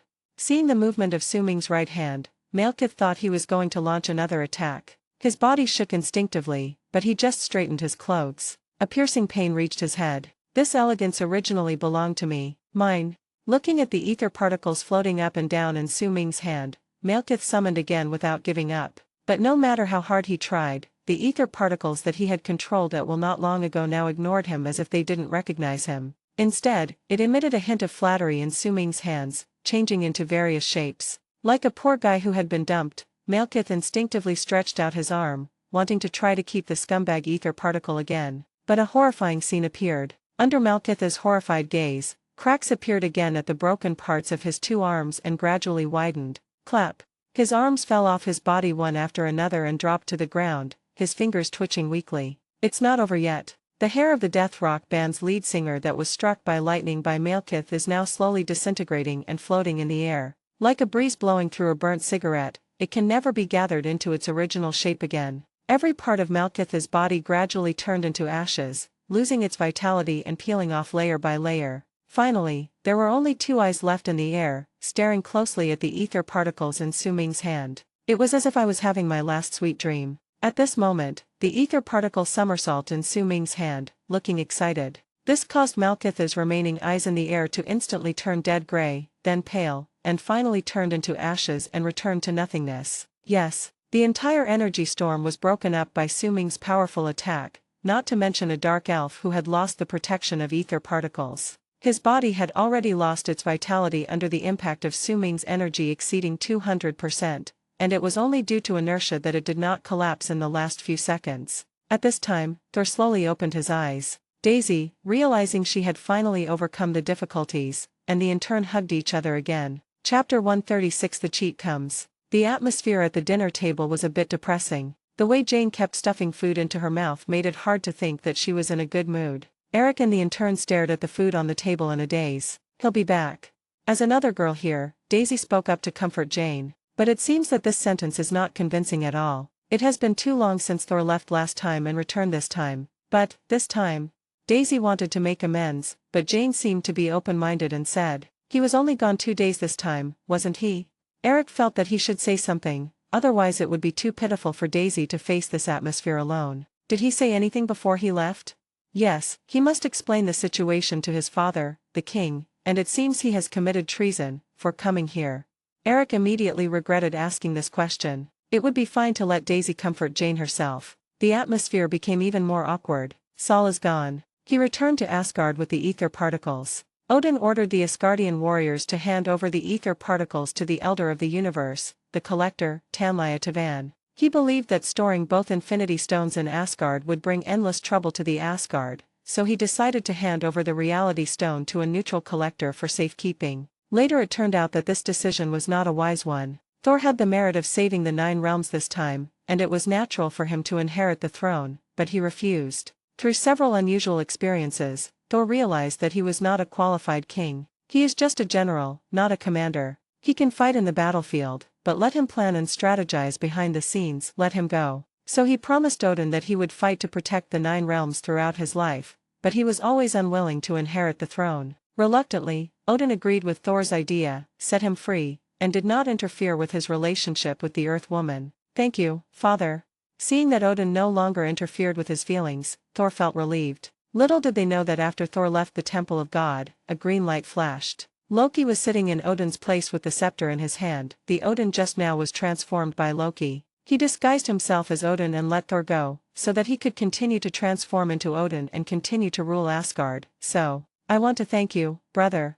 Loki also spoke his true feelings to Thor's back. "Where is Su Ming, who always says he wants to come to Asgard?" 2 days ago, Bar. "My friend, it's thanks to you that we were able to deal with Malekith this time. Didn't you want to go back to Asgard with me? This time you must come back to Asgard with me to meet my father. He will definitely give you a generous reward. I will also introduce you to a bunch of Asgardian warrior brothers. They are all my best brothers." After recovering, Thor put one arm around Su Ming's shoulder and held high a beer mug in the other. He loudly suggested that he follow him back to the divine realm. Hearing Thor's suggestion, Thor pouted quietly. "You don't know, but I do. The one sitting on the throne right now isn't your father, but your troublesome brother." At this time, there is no benefit in following Thor to Asgard. Maybe Loki would even think that he was helping Thor to seize the throne. It's inevitable that you will be plotted against again, which is really unnecessary. When Ragnarok comes, I can do whatever I want in the whole Asgard, right? Do I still need these 3 melons and 2 dates that you gave me as a reward? Thinking of this, Su Ming and Thor clinked their glasses and drank the full beer in one gulp, with foam remaining on their mouths. "Ah, hiccup. I won't go this time, but I'll definitely go next time." Seeing Su Ming toast so generously, Thor drank the beer in the glass and burped, asking for another one. Eric in the booth had lost his pants again at some point. At this moment, he is holding the intern's hand and explaining to him the working principles of space instruments. The intern's eyes were always on Daisy, wanting to be by her side, but he was also very interested in what Eric was explaining. The main focus is on a dilemma. At this moment, Daisy joined Su Ming and Thor in drinking, and talked like a real man, with a glass in hand, which was completely different from her usual taciturn personality. Jane Foster always looked at Thor with passionate eyes. The god of thunder who had appeared in her pillow stories since childhood was the idol of her young heart. "I never thought that I would have the opportunity to get close to him when I grow up, and I even became Thor's girlfriend. This is too dreamy." Although Thor is the god of thunder and is said to have the body of a god, he seems to be the one who is not very good at drinking among gods. Even with the bonus of his special physique, Thor drank too much. With Jane's support, he staggered back to Jane's residence. Of course, it was through the portal opened by Su Ming. If Jane, with her small frame, had to carry Thor's large build for a few blocks, neither of them would have been able to hold on. Page 121. After Daisy had drunk enough, she pulled the intern away from Eric and ran to the hotel across the street. After rejecting Su Ming's offer to open a portal for him to go home, Eric Selvig drank a few beers and let himself go again, taking a walk under the moon. It is said that there are new research ideas, which need to be released to provide broader ideas. Su Ming only found out about this the next day when he saw Eric on the headlines again. After saying goodbye to Eric, Su Ming walked to a dark corner on the street, opened the portal, and went directly to the base. Just a few dozen bottles of wine couldn't cause any pressure in his current physical condition, not even enough to take him to the toilet. So when Su Ming returned to the base at midnight, he was still refreshed. The great hero is willing to come back. Alyssa was wearing cool pajamas and watching TV on the sofa with snacks in her arms. When she saw Su Ming appear in front of her, she smelled the alcohol and rolled her eyes at him. In response, Su Ming smiled mysteriously, took out a box from behind him, and gently placed it in Alyssa's hand. He turned and walked towards the living room, taking off his shirt as he walked, preparing to change into home clothes. "Ah, Mr. Silverdew, you're back." "Who?" Su Ming's spider sense did not give any warning, and the sudden sound in his ear scared him. Who else could be here at this time? "I saw a little black fat man sliding over on a gaming chair." It was Ned Leeds. The little fat boy saw Su Ming's muscular upper body and his eyes showed deep envy. "Sir, how did you get in shape? Can you teach me?" Su Ming first gave Ned a polite smile, then looked at Alyssa on the sofa, asking, "When did this little guy come? Who asked him to come?" Alyssa, who was still studying the box and couldn't find the switch, was extremely curious. But she understood Su Ming's eyes, put on her slippers and walked over casually. "Of course it was our Scarlet Silver Duke who asked him to come and he has been here all day." "Did I ask him to come?" Su Ming was a little confused when he heard this. What was going on? As Alyssa explained, Su Ming slowly understood why Ned was here. It turned out that Ned contacted Alyssa in the morning and wanted to come and play, but Alyssa was helping Su Ming search for Jane's cell phone signal. She also had to help Su Ming monitor changes in the military and other areas, and she was too busy. Just then the little guy came over and gave her a hand. Ned's talent in computers is not exaggerated. Although he has never played with many things before, he understands them quickly and gradually liberates Alyssa. Alyssa was also happy to have some free time, and in the end it even turned out that Alyssa was watching TV and sleeping over there, while Ned was fully responsible for providing technical support to Su Ming. It was the little fat man who discovered in time that Jane's cell phone signal had been restored. "Boss, this guy is pretty good." It was rare for Elisa not to dislike Ned. As several people walked into the computer area, the sensor lights gradually lit up. A messy scene appeared in front of them, and Alyssa's mouth twitched. "Oh my god, I really don't like this guy." Chapter 137. You call this a small specialty? The originally clean and tidy technical support area now seems to have turned into a cheap internet cafe room, the kind that has just experienced overnight stay. Melon seed shells were scattered everywhere, and the packaging bags of various snacks such as potato chips and shrimp crackers were thrown next to the trash can. The expensive mechanical keyboard has a layer of oily sheen that reflects a different kind of luster. There's dried cream and pizza cheese on it. The gaps between the keys are also filled with puffed food crumbs, and can only be cleaned by removing all the keyboard caps. The mouse was covered in red oil, and two black circles in the shape of fingers were formed on the buttons, and there were stains inside the black circles. The large LCD screen was covered with fingerprints. In the picture, the anchor is posing in front of the camera. Ned was even more slovenly at this moment. His greasy round face had two dark circles under his eyes, his fingertips, stained red by spicy strips, were rubbing his bloated belly, the front of his t-shirt was stained with cola stains and potato chip crumbs, and the corners of his mouth were stained with snack seasonings. The clean-loving Alyssa almost had a stroke when she saw the scene. Her chest was heaving with anger. She raised her hand and pointed at Ned, unable to speak for a long time. "You." Well, she admitted that she had just woken up and had forgotten to get food for the young man. "But I had already told him that he could take whatever he wanted from the refrigerator next to him." "But that's how you took it?" "I'm afraid all the snacks in the refrigerator have been looted." Of course Alyssa wouldn't mind a few snacks. "The problem is, the trash can is right there and there isn't much in it, so why is there so much trash on the floor? Also, as an adolescent boy, wouldn't it be uncomfortable for you to watch this kind of video?" Alyssa even had reason to suspect that there were some other strange things in the trash can at this time. "My own clean and fragrant computer area is now unbearable to look at." Even though Ned helped Elisa a lot throughout the day, Elisa's impression of him improved slightly. But after this series of actions, Alyssa once again felt a strong dislike for the little fat boy Ned. She had never seen such a sloppy person. But Ned acted as if it was a matter of course, completely unaware of the real harm his actions had caused to Alyssa. "What's wrong, teacher? You seem very angry." The young eyes looked at Alyssa, full of innocence and questions. "Don't call me teacher, boss, look at him."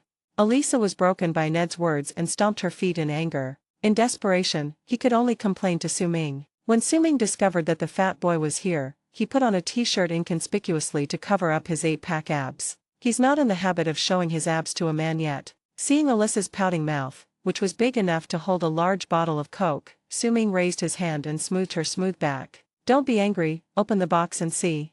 Changing the subject is always a good way to avoid escalating conflicts. At the same time, Su Ming gave the fat boy a look that said, "It's okay, leave it to me."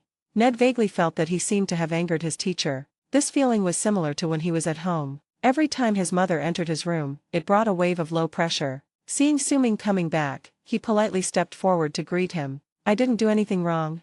As a tech geek with zero emotional intelligence, he didn't even realize that it was his own sloppiness that caused his behavior. Seeing Su Ming so kindly helping him resolve the embarrassment, Ned felt grateful and looked around. When he saw the half-eaten bag of potato chips on the ground, his eyes lit up. He lifted his heavy butt from the gaming chair, picked up the bag of potato chips that had been opened for who knows how long, and handed it to Su Ming. "Mr. Silver Jew, would you like some potato chips?"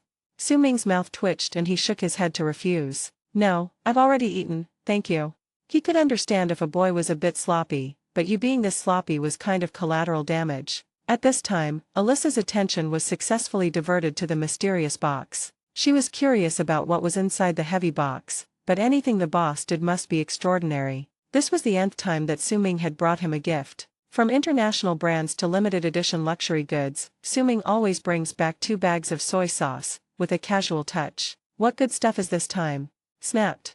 There was a sound of a mechanism snapping, and Alyssa finally found a way to open the box. "You know what, it's quite hidden." The box opened, and a golden light flashed before Alyssa's eyes, leaving her stunned for a moment, followed by a burst of ecstasy. "Oh my god, what?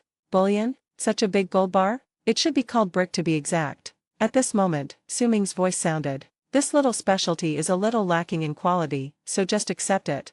Greenwich is known as the richest small town, but it seems that this is all they have to offer." "Small specialty? What little specialties? Teacher, can you please take it out and have a look?" Ned was also attracted by the topic of the two people. He stretched his neck curiously and tried hard to see what was in the box. But Alyssa's tall figure allowed him to only see the bottom of the box. Suddenly, the little fat boy felt that the potato chips in his hand no longer had any flavor. Alyssa stretched out her hand to take the gold brick out of the box, but her hand was not strong enough to lift this big piece of gold. Her hand slipped and the box fell out of her hand. "No wonder it's so heavy, it's gold. This piece weighs at least 20 kilograms. Just when Alyssa subconsciously stepped back for fear of being hit, Su Ming caught the falling gold brick steadily. The box fell silently onto the carpet beside it. There was a flash of golden light. Ned felt like his eyes were almost blinded by the light. "Thank you so much. You call this a small specialty? When did superheroes become so rich? But why is Peter Parker so poor?" His camera is still the most old-fashioned one. If it hadn't been lost during the battle against the Lizardmen, he would still be using it until now. Su Ming and Alyssa's daily life had a great impact on Ned's heart. Staying in the room at Su Ming Base, Ned tossed and turned and couldn't fall asleep. Page 122. On the one hand, he was indeed shocked by the huge amount of golden little specialties, and on the other hand, he kept wondering how a superhero like Su Ming could become so rich. Aren't superheroes generally quite financially strapped? Except Tony Stark. This problem troubled Ned all night, causing the dark circles under his eyes, which were already caused by staying up late, to become even darker. The next morning, when Su Ming came back from the portal and put a lot of breakfast on the table, Ned came out with 2 black eyes. "What about the teacher?" Compared to Su Ming, Ned and Alyssa are more familiar. "She's tired and needs more sleep. Let's eat first." This was the first time that Alyssa had seen such a large piece of gold in her life, and it was a little specialty specially given to her. This also aroused the excitement in her bones. "So I acted extra aggressively later on, and ended up being exhausted." Su Ming felt that the little fat boy had come all the way to help him a lot, and it was not a big deal that he hadn't even had a proper meal, so it was not a big deal if the house was a little messy. "So I went to a few reputable stores early in the morning and bought a lot of breakfast of various types, specially to reward the little fat guy." Ned looked at the table full of delicious food, but he had no appetite. The question that troubled him all night remained unanswered. Why can't superheroes be rich? He believes that superheroes have helped so many people and should not continue to suffer from poverty. Peter Parker knew how difficult his life was. Thinking of this, Ned looked at Su-Ming, who was sitting opposite him. He is also a superhero and he is very rich. What's the principle behind this? I couldn't help but ask. Mr. Silverdew, how can a superhero become rich? Haha, poor superheroes, will never be rich. Chapter 138. Tony? PTSD? Clap. Ned, who had just picked up a fried dough stick and was about to put it in his mouth, was startled by Su-Ming-Jaya's shocking remarks. The fried dough sticks just fell on the table. Why are superheroes, who are so majestic, called miserable? Why are superheroes never rich? Why? Isn't Scarlet Silver a superhero? Treating gold bricks as souvenirs is clearly a way of showing off wealth, so why would someone say such a thing? Wait, Mr. Silverdew, aren't you a superhero? And? That's not the case, Ned. Su-Ming knew what Ned wanted to say and interrupted him. This young man probably thinks he is a superhero and also very rich, which is somewhat contradictory to what he just said. To be exact, I'm not a superhero, but a bounty hunter. So, what does my wealth have to do with being a superhero? Bounty hunter? Ned pondered Su-Ming's words, feeling that they made some sense, but he still couldn't quite wrap his head around them. Sir, what about Tony Stark? Thinking of that arrogant little mustache, Su-Ming smiled slightly. Tony was originally a capitalist, and then he became Iron Man. What does his wealth have to do with his superhero identity? Ned finally came to his senses and asked the question. Sir, why do you say superheroes can never be rich? Looking at Ned, who was asking him for advice seriously, Su-Ming felt a little relieved. Because the young man in front of him had the same question in his mind as he did back then, which was, why can't superheroes be rich? Not only superheroes, but also in the real world where superheroes don't exist. Those scientists who work for the country's progress, those technicians who plunge into the sea of patents, and those ordinary people who force themselves to work hard for family responsibilities. There are also various people who play a role in different positions. Are they superheroes? Doctors, nurses, police, soldiers, firefighters, and even food delivery drivers. Apart from top doctors who have strong earning power, who else dares to say that he or she is rich? So the question is, are these people superheroes at some point? Yes. Anyone who has been helped by them will readily acknowledge it. What is the difference between these people and the superheroes in Marvel? If Stan Lee were here, he would say, wealth is only a tool, not an answer. True heroism lies not in how much wealth one possesses, but in how one safeguards greater justice. Su-Ming wanted to say, why shouldn't those who risk their lives and carry heavy burdens for others have wealth? There's no contradiction. It doesn't necessarily mean they will become rich, but at least it can make their lives better. What's wrong with that? Even if it's to allow them to better perform their duties as superheroes? But the reality is often that these superheroes can often save others but cannot save themselves. Wealth, which was supposed to be a reward or a byproduct of exercising justice, has now become something completely unrelated to justice. Haha, isn't it interesting? Thinking of this, Su-Ming patiently answered. Superheroes' moral standards are too high, or they have been held hostage to morality for too long. They even forgot the simple truth that hard work should be rewarded. In this case, how do they become rich? Then again, if being a superhero means giving everything without asking for anything in return, sorry, whoever wants to do it can do it. After saying this, Su-Ming looked at Ned with a smile and said nothing more. Yes, if they themselves don't even mention the issue of compensation, who else would take the initiative to give them money? Selfless dedication is great, but if you continue to contribute even when life is difficult, wouldn't that be a bit silly? As Ned digested Su-Ming's words, his eyes gradually became clear. Is this why Mr. Silver has both the title of superhero and wealth? It doesn't seem too much. It's even a bit enviable. Isn't it just to get some compensation? It makes sense. No wonder the gentleman said that superheroes are all miserable. It's true when I think about it. No matter who they save, they never ask for anything in return, but they don't realize that if this continues, superheroes will become less and less valuable. It's okay for poor people to accept it, but it's not illegal to accept the gratitude of those wealthy players, so why not accept it? Mr. Inju is indeed a clear-headed person. The answer to the question that has been bothering me all night is so simple. He is worthy of being Peter's idol. Starting today, I'm also getting into it. Goo. A strong sense of dissatisfaction came from my stomach. Ned, who had figured things out, regained his appetite and gave Su-Ming a big smile. Then he looked at the sumptuous breakfast in front of him, his appetite aroused, and he devoured it in no time. Little did he know that Su-Ming's simple words changed Ned Leeds' values. From then on, Ned Leeds had an additional step in discussing compensation when helping everyone solve various technical problems. This made the superheroes see the shadow of a money grubber in this young man. At this time, Alyssa, with messy hair and unsteady steps, walked out of the bedroom rubbing her eyes. Holding onto the wall, Alyssa was very sleepy. "Boss, Miss Pepper wants to see you," she said. "There's something important." After saying that, he walked to the dining table and sat down slowly experimentally. Hiss. He secretly glared at Su Ming and tried hard to eat. Seeing that Alyssa ignored him, Ned took the initiative to greet her. "Good morning, teacher." Happy face. "Call me sister." "Eat." Alyssa gave the fat boy a hoarse look, and she was the one who disliked everyone. Su Ming then remembered that his phone was left in the bedroom, and it was Alyssa who answered the call for him. Back in the bedroom, I called back. "Good morning, Miss Pepper." "Haha, Mr. Inju slept well. It's almost noon now. He must have been very busy last night." Su Ming laughed. This little hot pepper must have heard something from Alyssa's voice. "But it doesn't matter, don't you also make love with Tony every day? What can I do for you, ma'am?" Su Ming has no habit of talking nonsense with married women. "Mr. Silver Jew, I heard you're a bounty hunter. I have a commission and would like to discuss it with you." Pepper's deliberately lowered voice came from the phone. "Oh." Page 123. When Su Ming heard that there was a commission, his eyes lit up as usual. "But Miss Pepper is with Tony every day, what can she entrust me with?" His Tony is rich and has a mecha. Su Ming couldn't figure out what Miss Pepper meant. "It's Tony. I suspect he has PTSD. But he insists he has no problem and refuses to receive treatment. His symptoms have been getting worse recently." It was Tony indeed. Su Ming couldn't think of anything else that would make Miss Pepper find him. "So, what can I do to help?" "Wait a moment." The sound of high heels rang out over the phone for a while, and Miss Pepper seemed to have come to a quiet place. After a few seconds, the voice started again. "You are one of the few people he recognizes. I hope you can help him get out of the shadows. I know your rules. 80 billion. How many?" Su Ming couldn't believe his ears when he heard that. "The price I got from Tony before was never so high, but when it came to Miss Pepper, she asked for 80 billion. Could it be that Tony had a hidden trick up his sleeve when he gave me the quote?" Thinking of this, Su Ming was a little dissatisfied, and his tone became cold. "Ma'am, regardless of whether you can decide to pay the 80 billion commission, I still suggest you see a doctor for Tony's condition."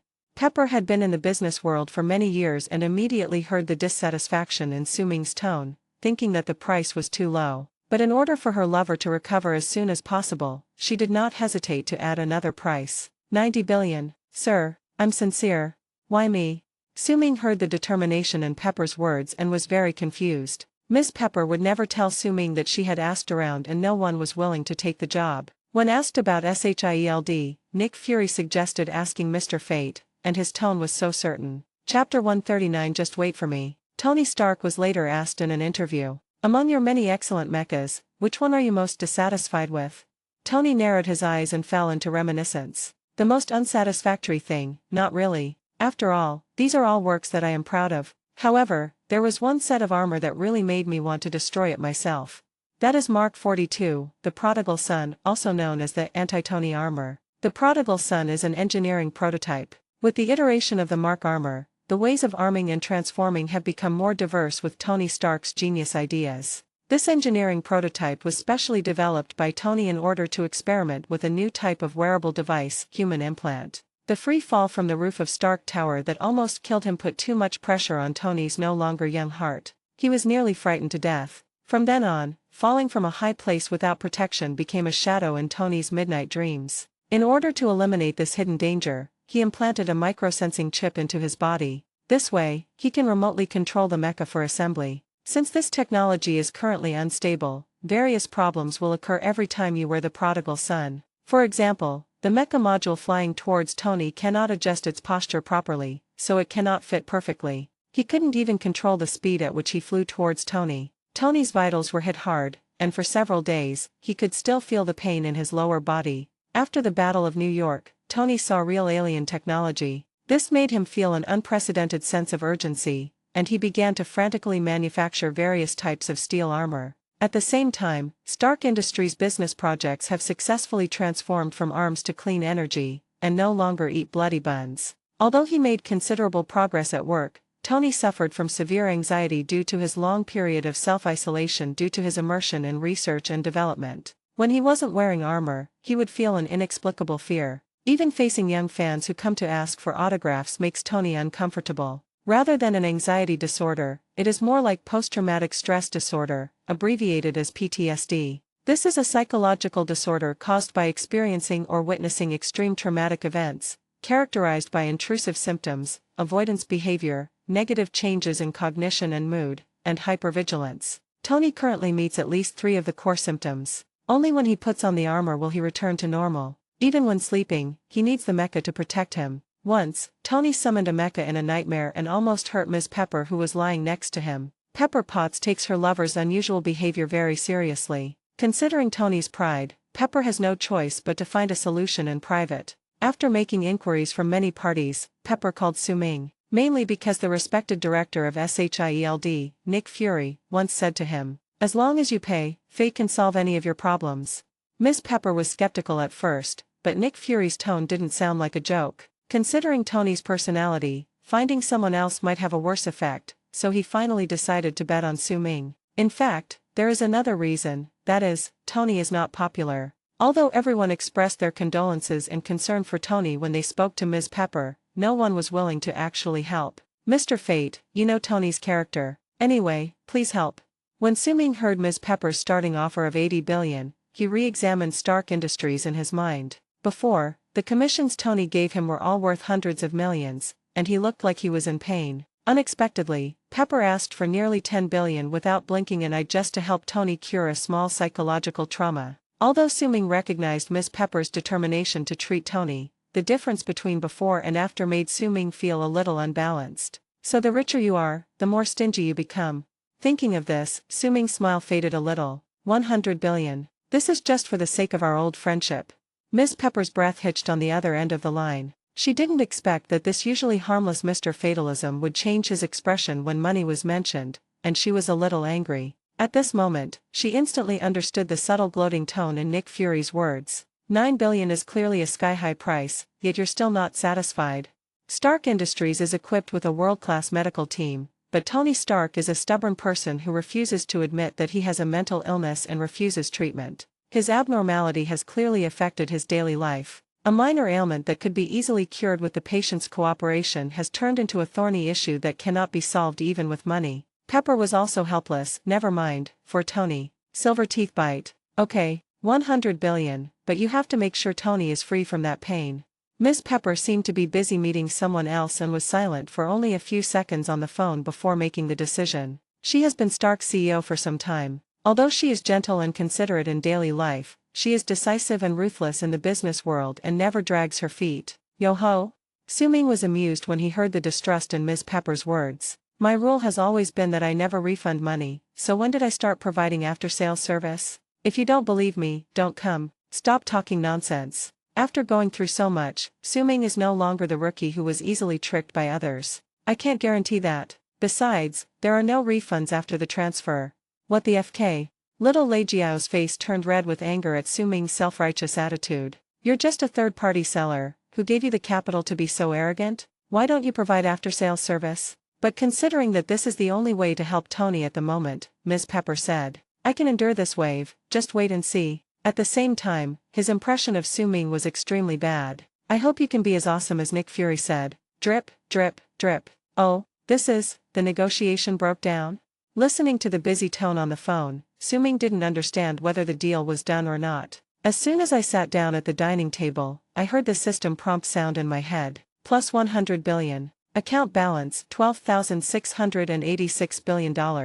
Another order."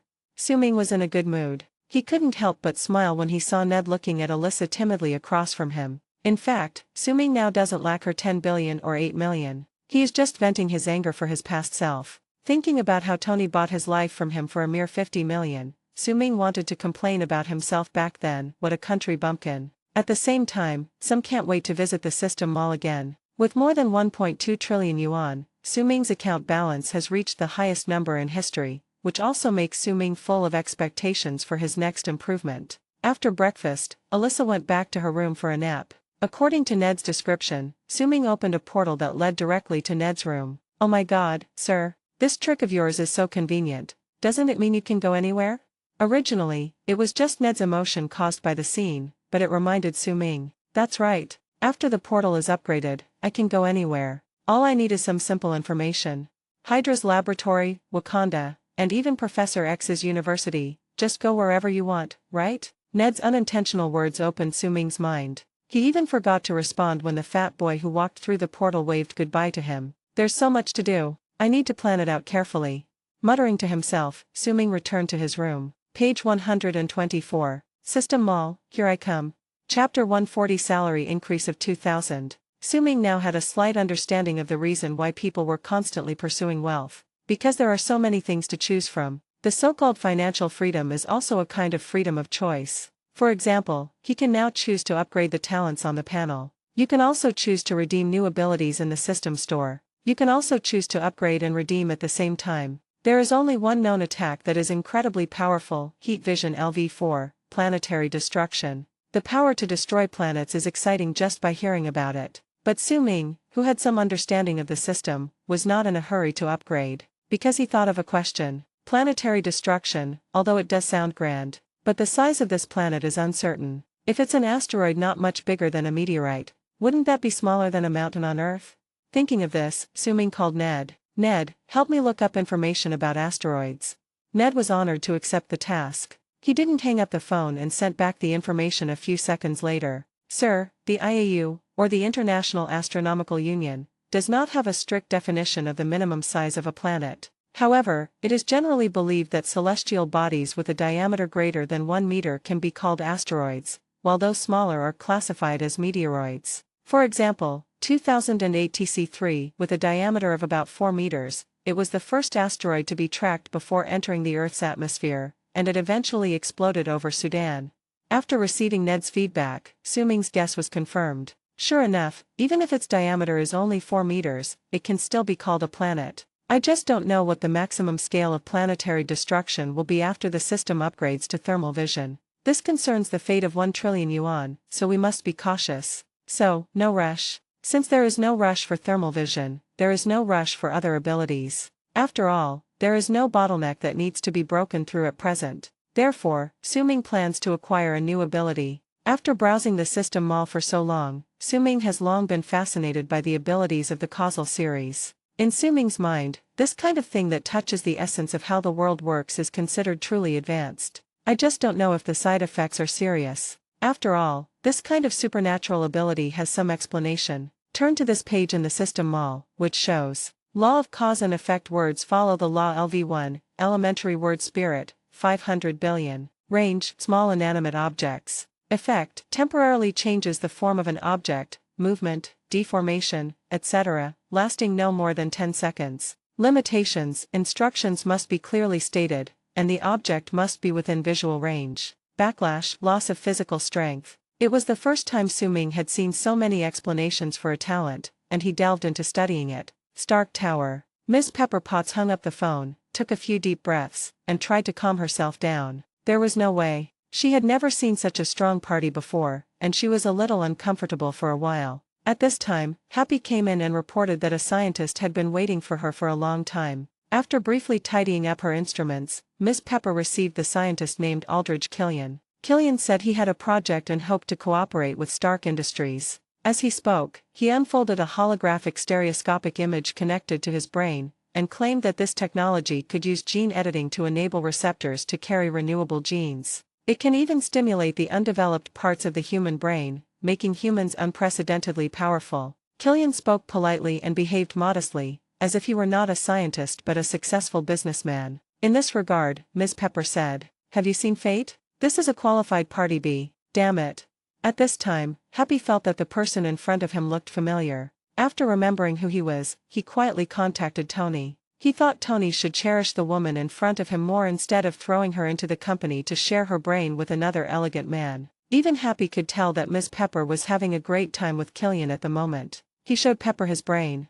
"Oh, turn the camera over and let me see." Tony, with an ice pack on his wrist, was about to get a bottle of champagne from the freezer. The adjustment of the prodigal son just now caused a new injury to his wrist. "Shit, I'm not a genius like you. I don't know how to turn this damn camera around." Happy tried to lift the tablet, but all Tony saw was Happy's big forehead. 13 years ago, Tony was still a real playboy and was dating a girl named Maya. It was also in this year that he met a Chinese doctor. That's when Killian showed up, and he wasn't as composed as he is now. His curly hair, big framed glasses and greasy face make it obvious at a glance that he is a tech geek. At that time, he was an avid fan of Tony. He said he had a new research and hoped that Tony would invest in his company. But Tony was already horny at this time, and Killian pressed the button for Tony to go to the elevator of the guest room department upstairs to talk about investment. In order to get rid of him as quickly as possible, Tony casually said, "See you on the rooftop later."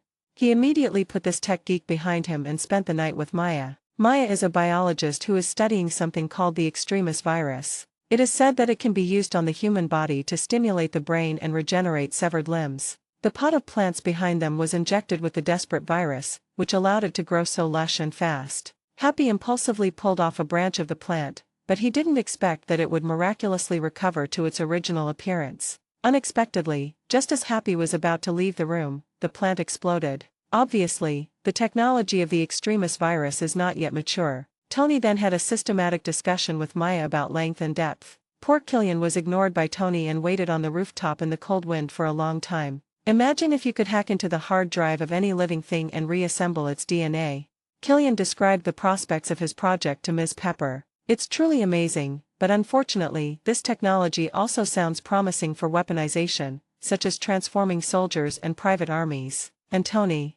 Killian tried one last try. 13 years ago, I invited Tony to join AIM, but he refused. "I never expected that the person in charge now would be a genius like you. She doesn't have to report to Tony, and she wouldn't be so conceited. Pepper is no longer a little girl, she can easily change her mind after hearing a few nice words. My answer is no, as much as I want to help you." Killian didn't seem very disappointed by Pepper's rejection. Before leaving, he even gave Ms. Pepper a light kiss on the cheek. This made Ms. Pepper distracted for a moment, and she unconsciously looked at Killian's back. And a broad shoulder appeared in front of her at this moment. "Oh Happy." Ms. Pepper looked away awkwardly. "The car is ready, are you ready to go?" "Yes, I forgot something and I have to go." To hide her embarrassment, Ms. Pepper turned back into the building. Happy turned to look at the Range Rover Killian was riding in, raised his phone and took a picture. "That's it. Exchange. $500 billion. Talent exchange successful. Account balance $12,186 billion. Yes, that's what it feels like. It's that feeling of not feeling anything." After coughing twice, Su-Ming suddenly felt an inexplicable sense of solemnity. From today on, all leaders, just a few words, will automatically speak in 2 minutes and get a 2,000 yuan salary increase. Chapter 141, A Word That Breaks the Clouds. As Su-Ming spoke solemnly, a colorless ripple appeared in the air. And then, just like the lake returning to calm, nothing happened. Why? Su-Ming clearly felt that what he said now had a tendency to have an impact on the world. But the power of this influence seems not enough, far from enough. An indescribable feeling made Su-Ming sure that what he had just said was still a good idea. That was what he said on behalf of countless workers. Even if the salary increase was deliberately lowered, it still did not shake the rules that govern the world. Yes, the talent level of "words become laws" is too low. It would be strange if a declaration that can influence tens of millions of people could take effect. Realizing this, Su-Ming switched his target and saw the water cup on the table not far away. An idea came to his mind. Cup flying. Then he raised his hand and waited for the cup to come to him.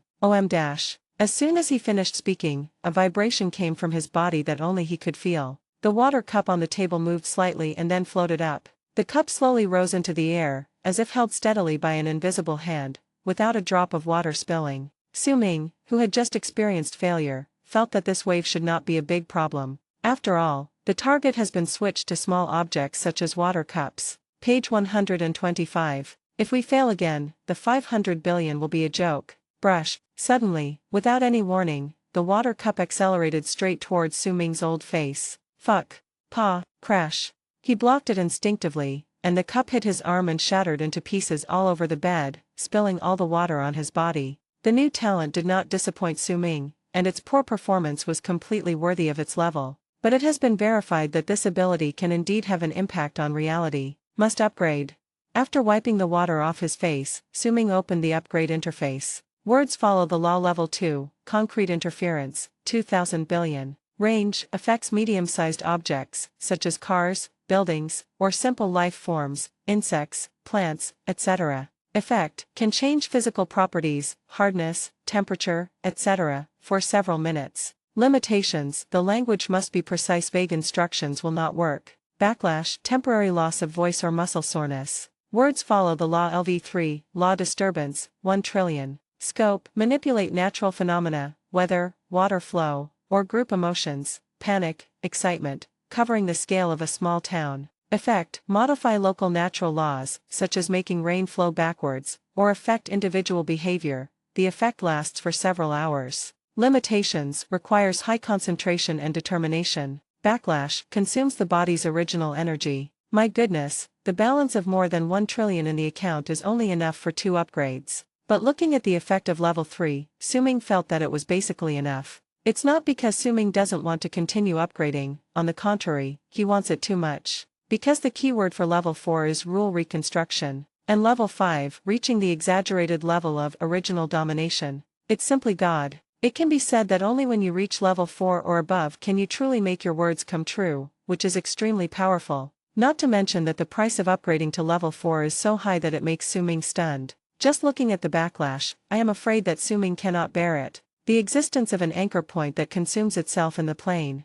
This sounds too fucking horrible. At this time, just having an immortal body as a backup is no longer enough. Immortality is immortality, but if even one's own existence is consumed or erased, what is the point of being immortal? Otherwise, why do people say that this kind of causal talent is weird but really awesome? This has probably surpassed the ordinary people's understanding of life and death. Fortunately, after being charged by ether particles, he still has 178% of his energy left, which can be used for a while to deal with the backlash of level 3, speak and speak. As for muscle pain and internal organ pressure, the body of steel is enough to handle it. Only when I strengthen my body to the point where it can withstand any kind of damage in all directions will I have the courage to compete with the causal skills after level 4. But then again, Suming felt that the money was not wasted since he could dominate an entire small town. He had never experienced the feeling of being able to control everything. Although Magneto's control over magnetism has reached a certain level, he can only control metal, which is far from satisfying Suming.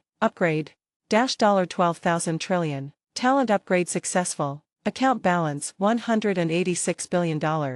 In an instant, a strange phenomenon occurred. Layers of thunderclouds quickly gathered in the sky within a 10-kilometer radius of Suming's base. What followed was a burst of lightning, thunder, and torrential rain. It seems to be welcoming the special existence that can control this world. Suming didn't know that the strange phenomenon outside was caused by his upgraded talent. Looking out the window in surprise, it was clearly a sunny day. Why did it change so suddenly? The thunder, crackling, I didn't know and thought Thor had visited Earth again. Pulling up the front of his wet clothes and shaking them, Suming walked to the window. He first admired the violent storm outside, then suddenly noticed a bright sunshine in the distance. His expression changed slightly. What do you mean? Just chop me right here? After several battles alongside Thor, the god of thunder, Suming had long become immune to the powerful thunder and even found it a bit noisy. It's a good time to try out the talent that I just upgraded. Just like that, Suming didn't even open the window, staring at the dark clouds that seemed to be pressing down on his head. He narrowed his eyes and said impatiently, "Piss off." OM-. A transparent ripple appeared around Suming's body, refracting light in the air and flying quickly into the distance. In an instant, the dark clouds lightened. The sunlight penetrated through the rapidly dissipating clouds, forming columns of white light. That's right, the Tyndall effect. The thunder also stopped abruptly, and disappeared visibly along with the dark clouds. A rainbow stretched across the entire city above the streets after the rain, which was very beautiful. When has our words ever been so effective?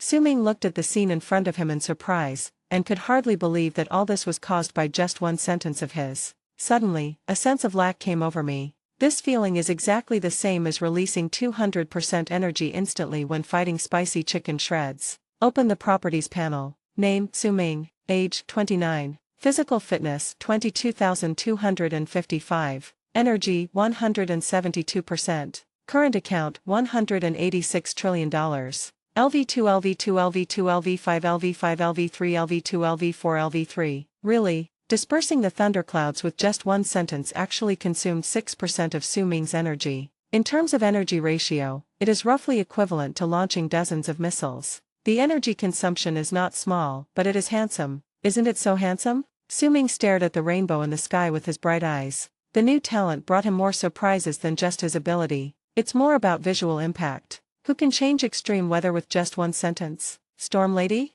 The reading time is too long. Look at us. In one word, it's done. Not bad, very good. Humming a song, Su-ming turned around and saw the water cup that had just died heroically in the experiment, as well as a large water stain on the bed. The coldness on his chest reminded him that he looked a bit messy now. He frowned slightly, then smiled confidently. The water cup is back to normal. Faintly visible ripples passed by, and glass fragments all over the ground flew up automatically, pieced together in the air to restore their original shape, and returned to the table. What was even more exaggerated was that the water droplets that had originally spilled on the bed and Su-ming's clothes automatically separated and gathered into the water cup, and returned to their original position on the table along with the water cup. It's as if the experiment with the water cup never happened. There wasn't even a sway in the liquid in the cup. Touching the dry clothes on his chest, Su-ming murmured, thinking of Ms. Pepper's commission. Or, let Tony dance first next time we meet. Chapter 142. You come empty-handed? At night. The streets are bustling with people coming and going. A furtive fat man was trying on sunglasses in front of an eyewear stall, but his eyes were always fixed on two people not far behind him through the mirror in front of him. This fat man is happy. The bodyguard's professional sensitivity told him that Killian and his gang were very suspicious and he had to keep a close eye on them, mainly to keep an eye on it for his good friend Tony. Any man could understand the way Killian looked at Ms. Pepper, and Happy certainly understood when he saw it. But Tony didn't see it. He probably didn't realize the seriousness of the matter yet. I don't know what's wrong with Tony recently and he hasn't been in public much. So as a good brother, Happy decided to investigate for himself what these guys were up to. One of the two people behind him happened to be Killian's bodyguard, or to be more precise, Happy's colleague. But Happy's bodyguard also serves as a driver, while Killian's bodyguard seems to be engaged in some mysterious deal. Could it be drugs? Either way, it was definitely contraband. Didn't you see how sneaky they were? Happy silently labeled Killian and his group as bad guys in his mind. Little did they know that the most suspicious person on this street was Happy. His disguise was so good that anyone could spot him. Page 126. Happy decided to take the initiative. He pretended to be a hurried passerby and deliberately bumped into the man, knocking over the suitcase in his hand. A strange metal object fell to the ground, and Happy took advantage of the situation to pick one up. As a result, Happy's flawless action was immediately discovered by the other party. Hey man, what are you doing here so late? I'm waiting to see a movie starring you and your stoned girlfriend, and this is the ticket.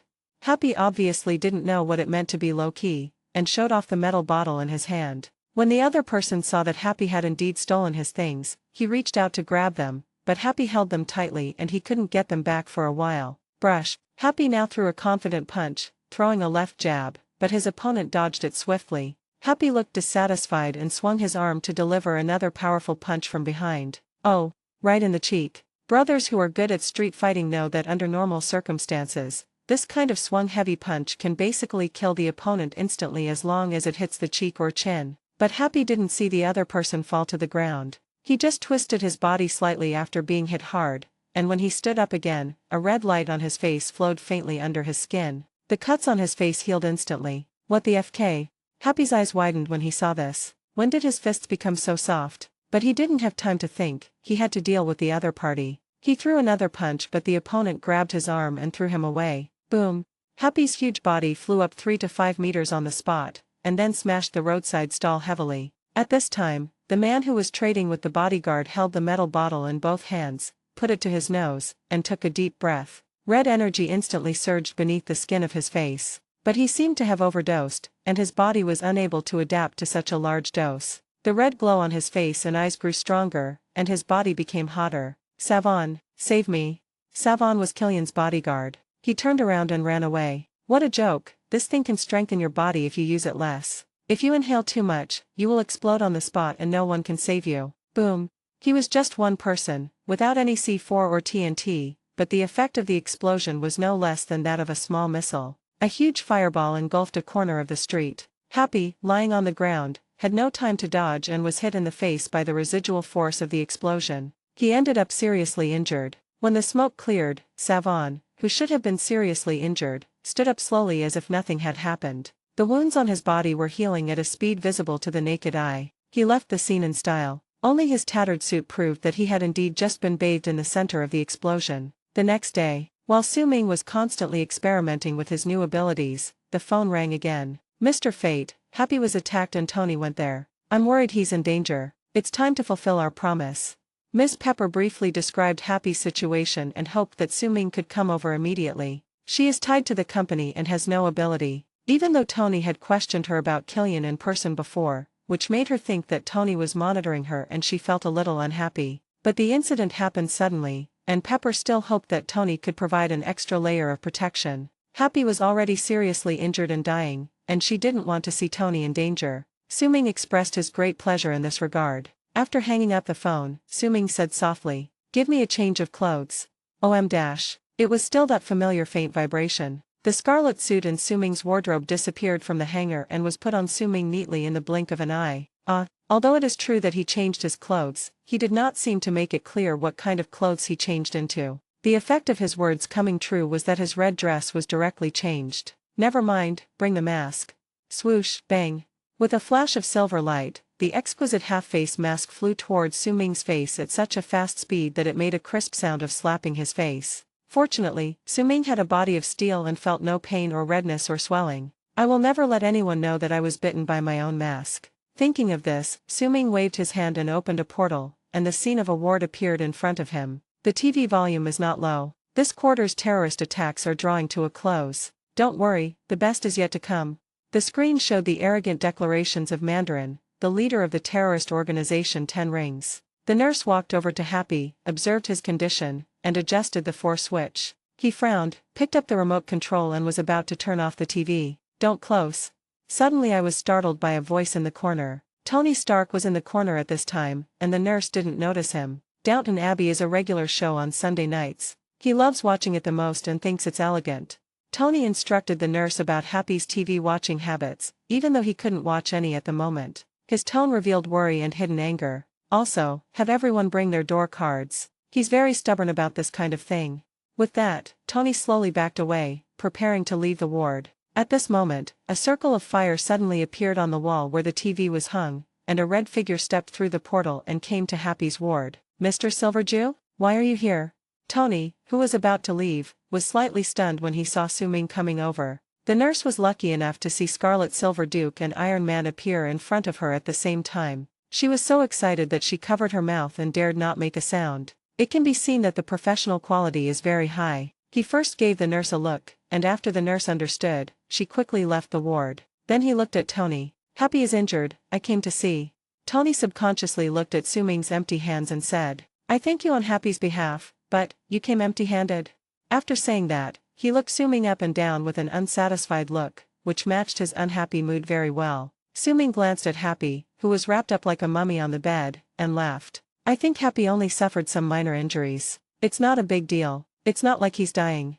After saying that, a circle of invisible ripples gently spread out. Happy's internal organs, which were severely injured by the explosion, recovered instantly, but the scratches on the surface of his body still looked serious. The unconscious eyes trembled slightly and were about to open. When Tony heard Suming's words, his breath was choked and a surge of anger rose up. "My brother was just lying there, looking so miserable. You come to me and say all this at this time, are you asking for a beating? If I could win, I would have picked up my weapons long ago." Just as Tony was staring at Suming's smiling face and feeling unhappy, Happy's voice came from the bed, full of energy. "Boss, you look even more dead than me, who has been in the intensive care unit for 3 days. Have you locked yourself in the lab to cultivate again?" Chapter 143. You should be angry. Okay.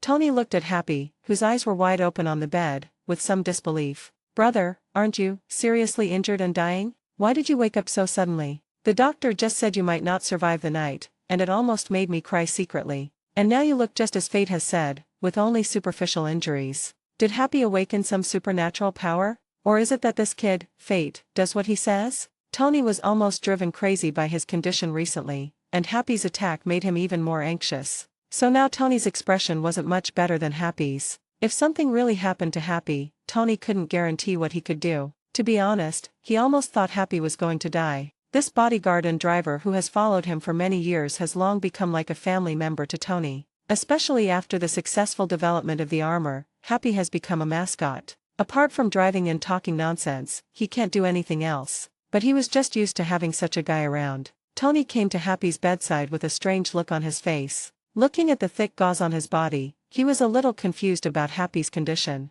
Could it be a last gasp of glory? That would mean. Thinking of this, Tony suppressed his grief. Page 127. "Happy, do you have anything else to say?" Happy Hogan didn't realize the other meaning in Tony's tone for a moment, and swallowed his saliva. Can I have some peanut butter sandwiches? I'm starving. Okay, I'll fulfill your wish. Oh, shit, what did you say?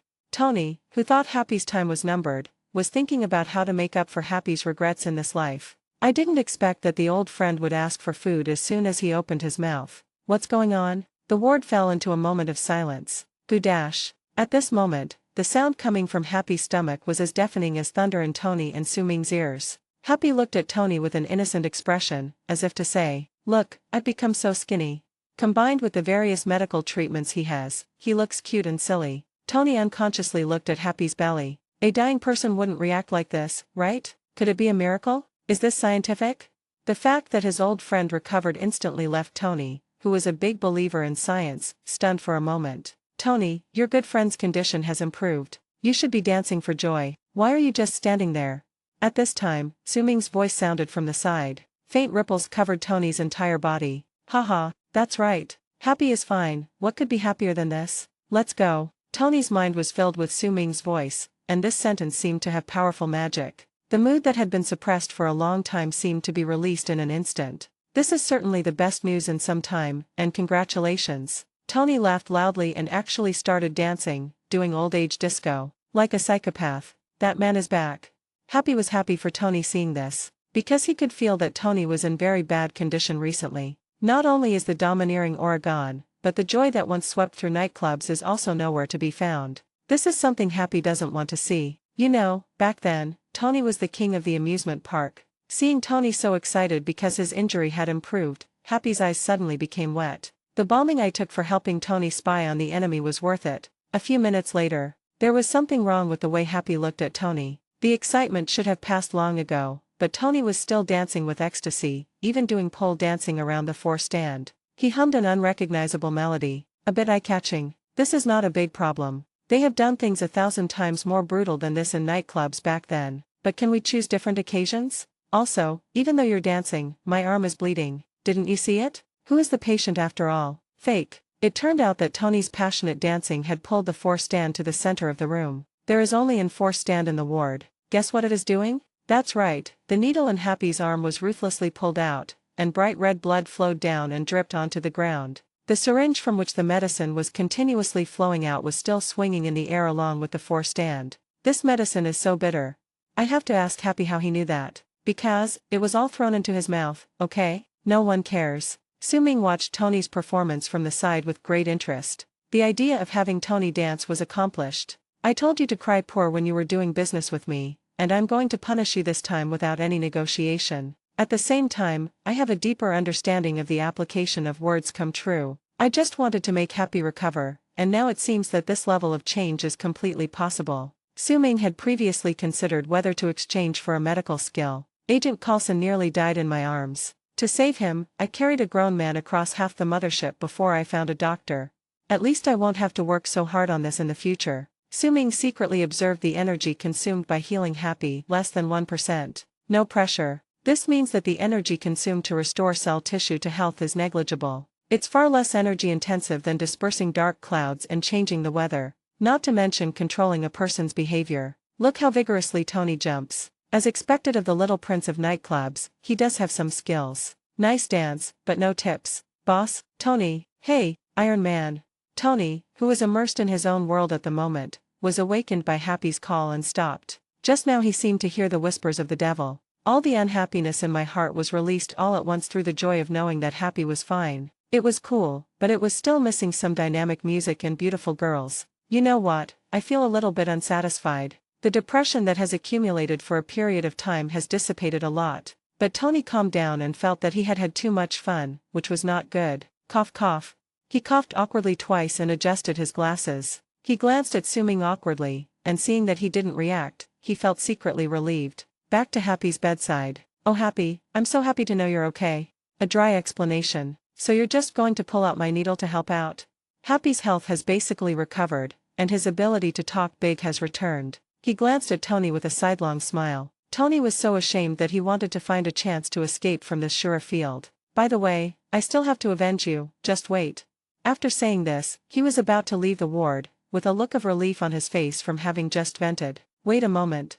Su-ming called Tony and, seeing his relaxed expression, reminded him. You should be furious that your friend was seriously injured. Don't forget, there are many media friends waiting for you down below. OM-. With a faint smile on the corner of his mouth, Su-ming now likes this feeling more and more. For no other reason than to have fun. As soon as the words fell, Tony's eyebrows suddenly raised, and his aura was fully released. That's right. If anyone dares to touch my people, I'll kill them right now, damn it. After saying that, he left the ward, walking with a breeze. Happy just watched as Tony's expression changed faster than turning the pages of a book, looking completely bewildered. He looked at Su-ming for help. Hey, Mr. Silver Jew, thank you for coming to see me, and, could you please call a nurse for me? The blood on his hands was almost scabby. Su-ming looked at the cute Happy, smiled and shook his head. No need to go through so much trouble, just hang on and heal. OM-. Under Happy's devilish gaze, the blood on his arm slowly disappeared, and the force stand automatically returned to the bedside. The retention needle was reattached to his arm, as if nothing had happened. After that, Su-ming gave Happy a keep it secret look and followed Tony out of the ward. Could it be, Silver Jew is God? Oh, my God no, my Mr. Silver Jew. Chapter 140 For the Obedient Reporter. We are awaiting Tony Stark's arrival, hoping he can give us some response to the attack that just took place. At the entrance of the hospital, after learning that Tony had come to the hospital, groups of media reporters gathered here, wanting to get first-hand interview materials about Tony. At this time, Tony walked out of the hospital gate with his sunglasses and a serious face. I don't know why, just now, after Su-ming's reminder, Tony fell from happiness to boundless anger in an instant. The more he thought about it, the angrier he became, and he didn't find anything wrong at all. I, Tony Stark, am Iron Man, and this is something the whole world knows. Do you understand the value of the Avengers team? But despite this, there are still some blind guys who set their sights on my people, causing Happy to suffer so much. The fact that he survived such a disaster can only mean that he was lucky. Such a miracle cannot happen to everyone. I, as a business tycoon, a top scientific researcher, a superhero, and a boss, I cannot let anyone trample on my dignity. Su-ming's words completely ignited Tony's anger. Page 128. As he walked downstairs, he became angrier and angrier. By the time he walked out of the hospital, his anger had reached its peak, as if he had really lost Happy. Little did they know that all this was controlled by Su-ming with just a few words. The effect of saying what you mean and doing what you say is not exaggerated. Say happy, dance without care. Speaking of being angry, now Tony is so mad that he wants to kill someone. Su-ming just said a few words lightly as the situation developed. This kind of going with the flow is the least energy-consuming. Mr. Stark, Mr. Stark. Seeing Tony coming out, the media who had been lifeless just now suddenly became excited. This is another attack by the Mandarin. What do you say? Tony walked to the front of the car under the microphones of many media outlets and did not say a word until he opened the door. Mr. Stark, when will someone kill these terrorists? A young man's unofficial question resonated with Tony. My name is Tony Stark, and I'm not afraid of you. I know you're a coward, so I decided you're already a dead man. I'll collect the body myself. Nothing political, just good old-fashioned revenge. It's not about the Pentagon, it's just you and me. If you are still a man, remember my home address, 10880 Malibu Harbor. Tony angrily took off his glasses and confronted the Mandarin in front of all the media. Little did he know that this action would plant hidden dangers for him in the future. All the reporters were so irritated by Tony's tough attitude that their hair stood on end. How dare he? Well, he's Iron Man. Su-ming was standing behind the crowd. Even though he was wearing a striking red outfit, he was not as attractive as Tony, who was radiating his aura at the moment. Watching Tony shouting at the Ten Rings gang like an angry King Kong, Su-ming wanted to say, "Brother, I know you're angry, but you'd better not be angry first. The Bay Villa is trembling."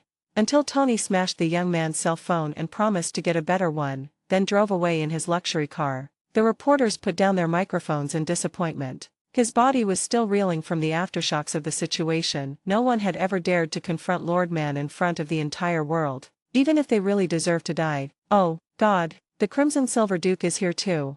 The reporter with good eyesight noticed Su-ming and screamed subconsciously. She is a fan of Su-ming. Coax. The atmosphere was ignited again. This is the first time that Scarlet Silver Duke has faced an interview. No matter what just happened, Silver Duke's screen debut must be mine. All the reporters thought so and swarmed over to surround Su-ming. Calm down, take it one at a time. OM-. Su-ming spoke to comfort everyone, and as soon as he finished speaking, the crazy reporters instantly turned into obedient babies in kindergarten. The scene suddenly became eerily quiet. Pairs of eager eyes stared at Su Ming, but no one scrambled for an interview. He just looked at the female reporter who first discovered Su Ming with murderous eyes, as if to say, "Hurry up." As for why they lined up voluntarily, they couldn't figure it out until everything was over. Seeing this, Su Ming sighed inwardly. This kind of thing is too scary. Whatever you say is the truth. Wouldn't it be less fun in the future? Moreover, I will never dare to joke around again. What if I say something wrong and someone does it, and kills a few more people? Guilty sin. Also, does it mean that every time I say something in the future, I will be shocked? I'm almost numb from the shock, aren't I? The talent of the law of causality is so terrifying. With all sorts of things in his mind, Su Ming looked at the female reporter with encouragement. The female reporter was so excited that she was trembling all over when she got close to her idol for the first time. What? He looked at me. How to do? So nervous. What should I ask? Damn brain, why don't you say something? Brain, you got the wrong person. Ask your mouth. She is already confused. A few seconds later, amidst the agonizing gazes of her colleagues, the female reporter finally regained her professionalism. Mr. Inju, do you have a girlfriend? A brainless question blurted out. Coax. The scene instantly fell into chaos again. Male reporter and photographer, what the hell are you asking? Is this your first day on the job? Female reporter, perfect. I want to know. Seeing this, Su Ming stopped talking and raised his hand to suppress him. This is in stark contrast to Tony's behavior just now, where he was the only one to challenge everyone. The noisy crowd gradually quieted down. It's rare to see a superhero so cooperative with media interviews. To be honest, they prefer superheroes like Su Ming who know how to respect journalists. Although not all journalists deserve respect, it's inconvenient to answer personal questions. Cut. After all this time, the reporters were not happy with the result. My turn. Mr. Silverdew, why are you here? What have you been up to since the Battle of New York? What do you think of this attack? Cheating. Is there anyone who can take care of this? How come he asked 3 questions in one breath? The reporter's eyes were instantly filled with murderous intent. The reporter who asked the question endured the cold wind blowing on his back and looked at Su Ming expectantly, waiting for his answer. Happy is also my friend. I went to Greenwich a while ago, and the local specialties there are pretty good. And? Su Ming now turned his gaze towards the largest camera in the arena. Tony is also my friend, since he said he wants to fuck you, Mandarin, or someone else. Sorry, I can't help you either. After saying that, he waved his hands and said, that's all for today, I have something else to do. OM-. The words come true again. The reporter, who had been as persistent as a fly, actually just stood there, letting Su Ming pass through the crowd and slowly disappear at the end of the street. It's just the lingering look in his eyes that is heartbreaking. Tony returned home and analyzed the cause of the explosion with the help of Jarvis. Strangely, the temperature at the explosion site exceeded 3,000 degrees Celsius, but no broken shrapnel was found. Jarvis. When Tony was beginning to understand something, a portal flashing with fire suddenly appeared beside him. Silverdew? Tony knew that this was Su Ming's method, but he didn't understand why he came to his house at this time. Tony drove back to the company and put on the mecha to fly home. It took him a long time, but he was still not as efficient as Su Ming, who just waved his hand. How convenient. Looking at Su Ming's extremely convenient ability, even someone as proud as Tony had to admit that he was envious. Don't bother, in Tennessee.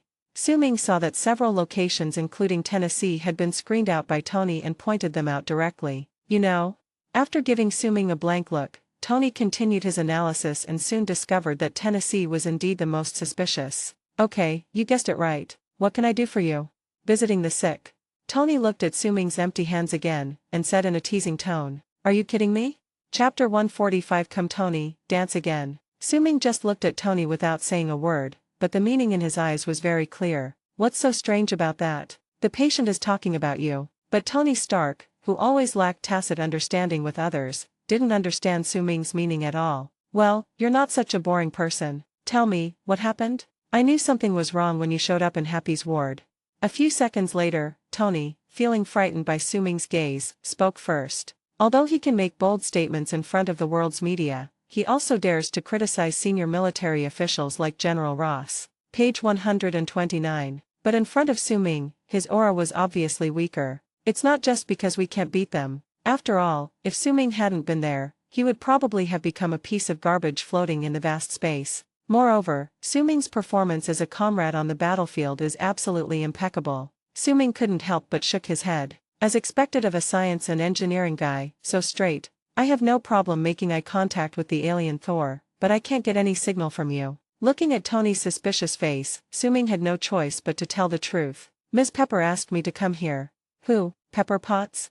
Tony was speechless for a moment. He was already annoyed by Killian's flirting with Pepper in the company. At least Happy told me that, but how is Pepper also connected to fate? When did this happen? What else is there that I don't know? Thinking of this, Tony felt very unhappy. For a moment he even felt a little itchy on his head, as if some colored plants were about to break through the skin. The look he gave Suming became increasingly unfriendly. Suming didn't know what Tony was thinking at the moment. Although he could see that something was wrong with him, he didn't care at all. It was his rule to do things for money, no matter who the client is. This is only because we are old acquaintances. Are there any house prices that are so high that they make you vomit blood? Isn't the treasure map cool? There are still so many good things in Wakanda waiting for me to liberate. But thinking about the famous scene in the near future where he would be able to see all of Tony's mechas deployed, Suming felt a little bit of anticipation. Yes, your girlfriend said you seem to be suffering from PTSD and refused to seek medical treatment, so she asked me to help you.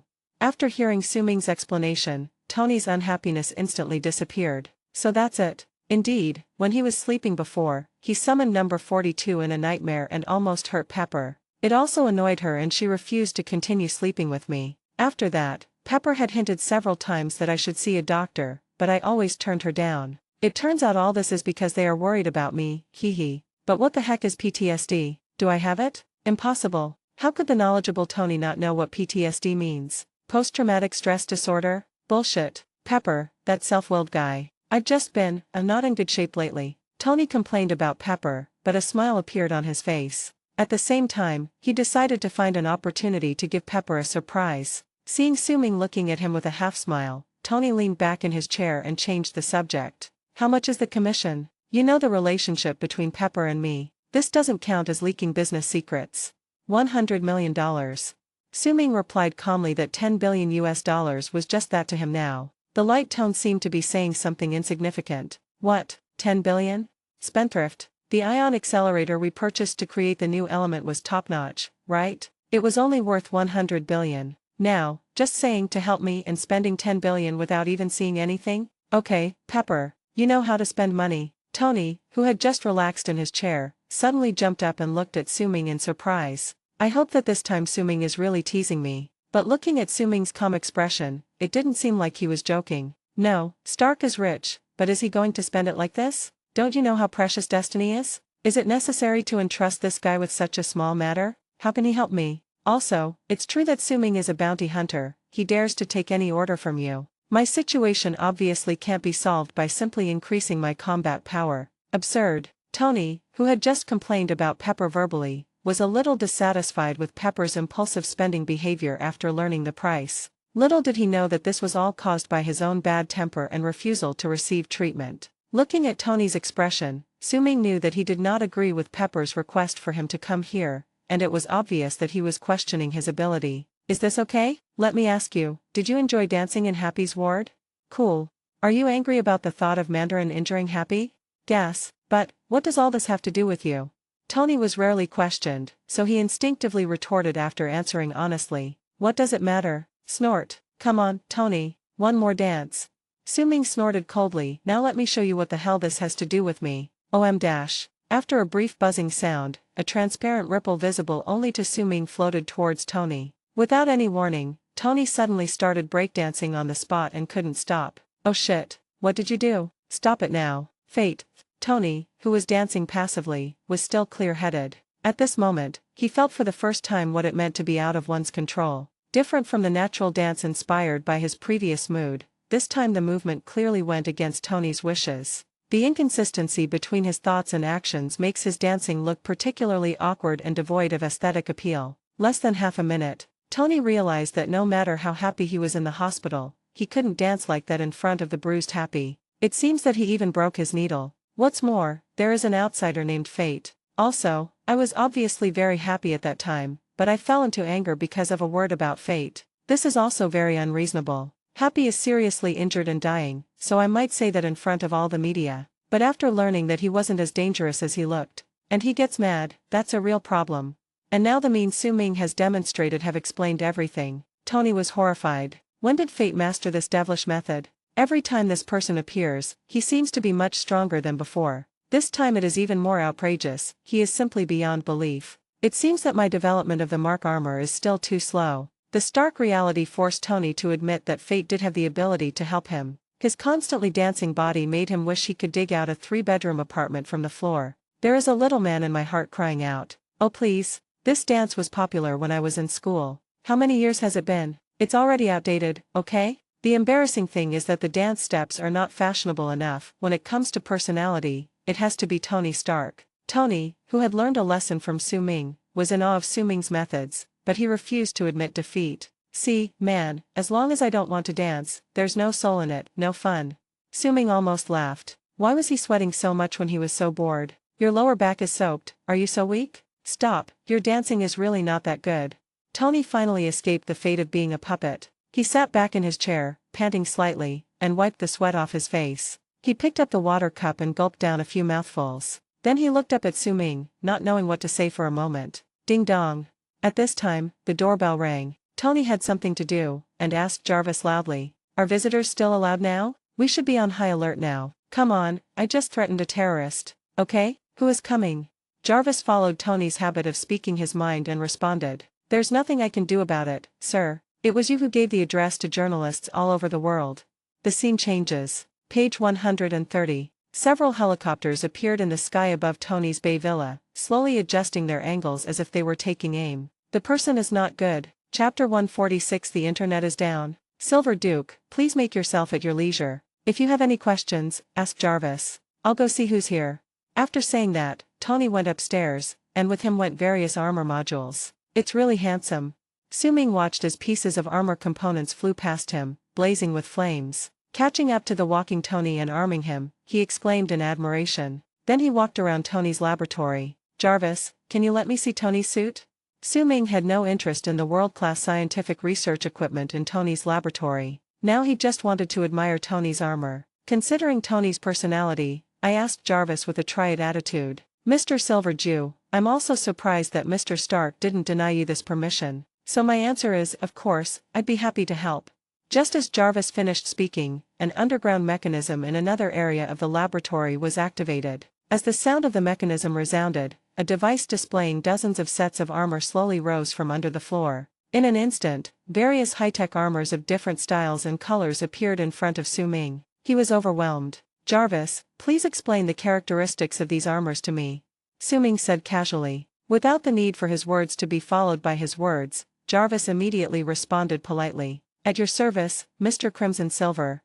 Before leaving, Tony had ordered Jarvis to treat Su Ming well. He didn't expect that the authority given to Su Ming would be so high that even Jarvis found it novel. Following the explanation with a bit of mechanical sound, Su Ming was amazed. That is Su Ming. Tony has never let anyone get close to all his armors. This shows the position Su Ming holds in Tony's heart. With a sigh, Su Ming had to admit, Tony Stark is indeed a one-in-a-million genius in mechanical manufacturing. Villa entrance. A woman walked in through the bulletproof glass door that opened automatically. She is Tony's ex-girlfriend whom he hasn't seen for a long time, botanist, Maya. As mentioned above, the project developed by Maya was the Extremis virus, but the technology was not mature at the time. Of course, the current technology is not mature yet. Among the many experimental subjects using the desperate virus, only a few lucky ones can survive. She saw Tony's declaration and wanted Tony to support her research in the field of scientific research. This is exactly the same as Killian. That's right, they are in the same group. But Maya has no intention of harming others and is only loyal to her research. "I need your help. I saw the news and I'm worried you won't make it through the week." Ms. Maya's words sounded very touching. But Tony suspected that the sudden visit from his ex-girlfriend, whom he hadn't seen for more than a decade, was not simply because she was worried about his safety. Don't tell me there's a 12-year-old. Sure enough, when the playboy saw his ex-girlfriend suddenly coming to his house, he was worried about the same thing. Now he just wanted this ancestor to leave quickly, for no other reason than that his real girlfriend, Miss Pepper, was upstairs. Even Tony, who has low emotional intelligence, can predict what kind of sure scene will appear in the next second. Oh, it's over. With the appearance of Miss Pepper, the atmosphere became increasingly tense. Happy is in the hospital, and I didn't know we'd have any more visitors. Not a guest. Tony felt guilty. That's the old flame.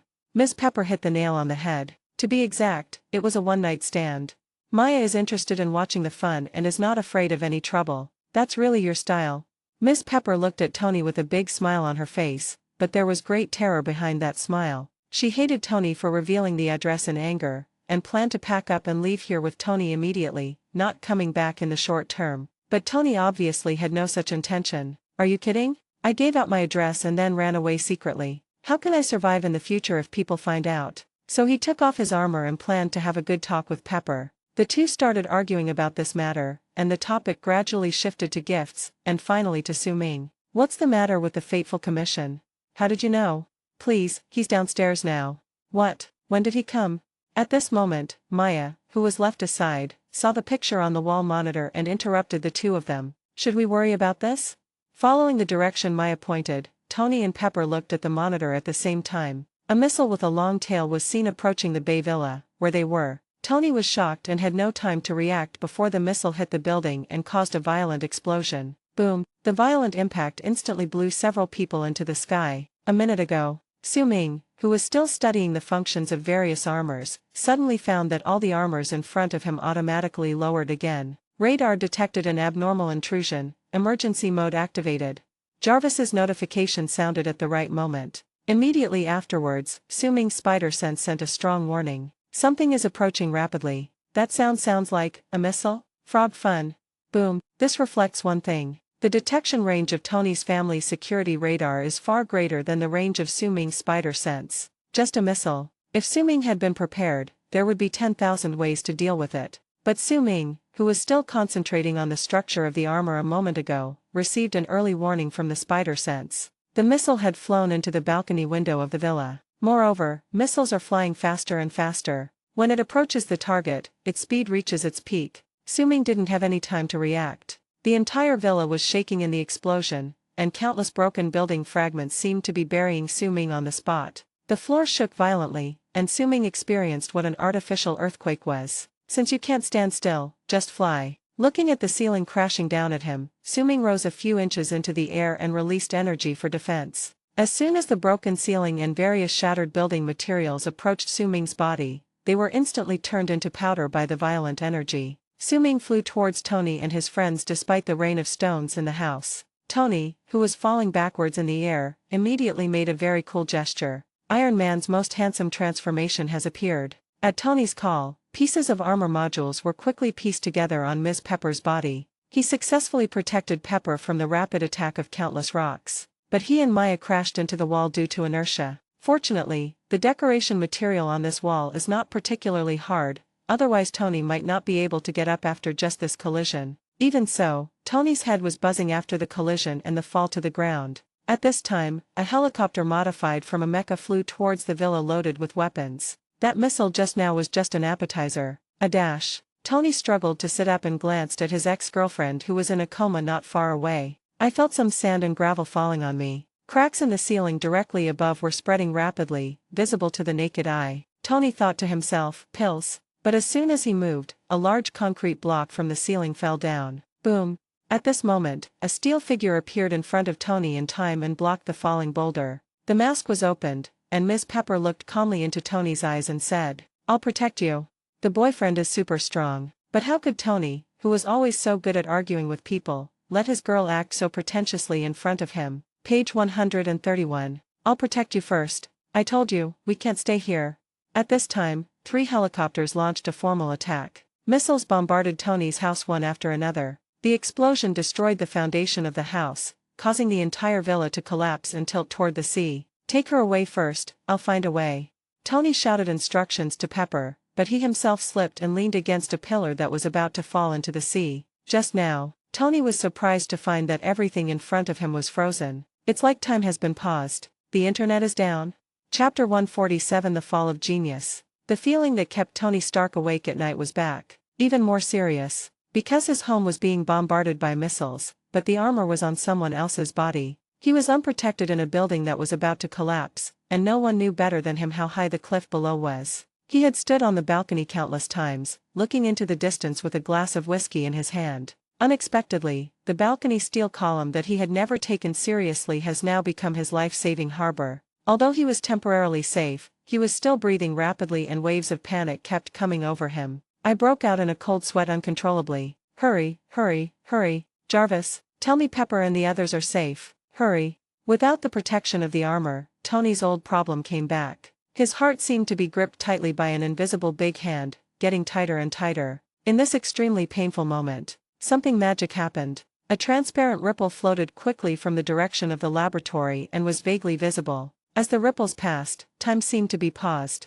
Everything in front of Tony's eyes froze in an instant. Even a missile that just passed by Tony was frozen in midair. It was less than 3 meters away from him. The debris in the air and even the flames behind the missiles were motionless at this moment. It feels like watching a movie and suddenly the network card freezes. But Tony can move and think, and even comment on the missile. Can something this crude be called a missile? If it weren't for Stark, I wouldn't have approved it for production.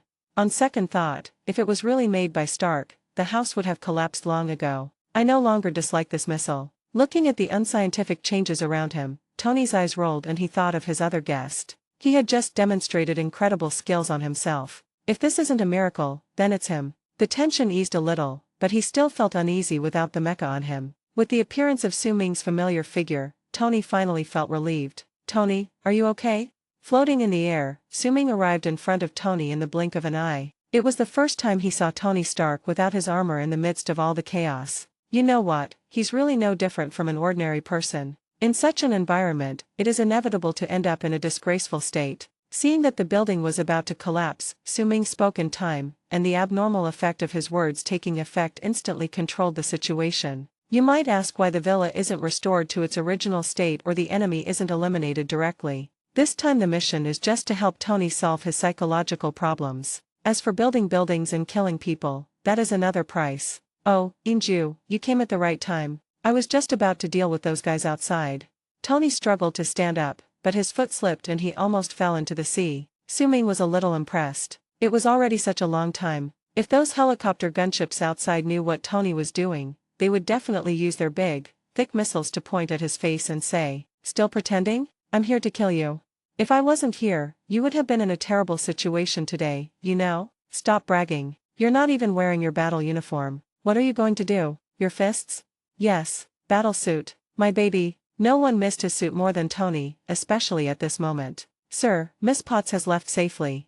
At this moment, Jarvis' voice sounded at the right time. Su Ming only stopped the missiles and landslides, and Tony and Jarvis were not affected at all. It is worth mentioning that the energy consumption of this sentence alone is comparable to that of dispelling thunderstorms before. Tony's eyes flashed with ruthlessness when he heard this. "Hold your hands together and stretch them forward, then pull them back suddenly." The Mark 42 Prodigal mechas still worn by Ms. Pepper fell off her body piece by piece and flew towards Tony. Tony crawled towards the direction where the armor was flying. At the same time, the body was constantly covered by armor. When the mask was closed, Tony looked at the familiar system screen that appeared in front of him again and breathed a long sigh of relief. Turning to look at Su Ming, he was full of confidence. "Inju, you can rest now, it's my turn now." Su Ming was relieved to see Tony put on his armor again and ready for a big fight. But Tony remembered that this battle was not easy, so he kindly reminded him, "Are you sure you don't need me anymore?"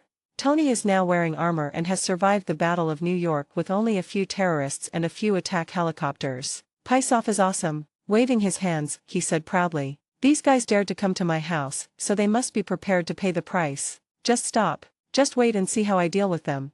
The light emitted from the reactor on the chest of the suit and the eyes penetrated the dust, adding a cyberpunk filter to Tony at this moment, making him look very handsome. Seeing that Tony was determined not to let him help, Su Ming had no choice but to let him do it, finally asked, "Are you sure I don't need to take action? They're just a few planes. I can crush them in a matter of minutes." "Tony, stop talking nonsense. I'll do it."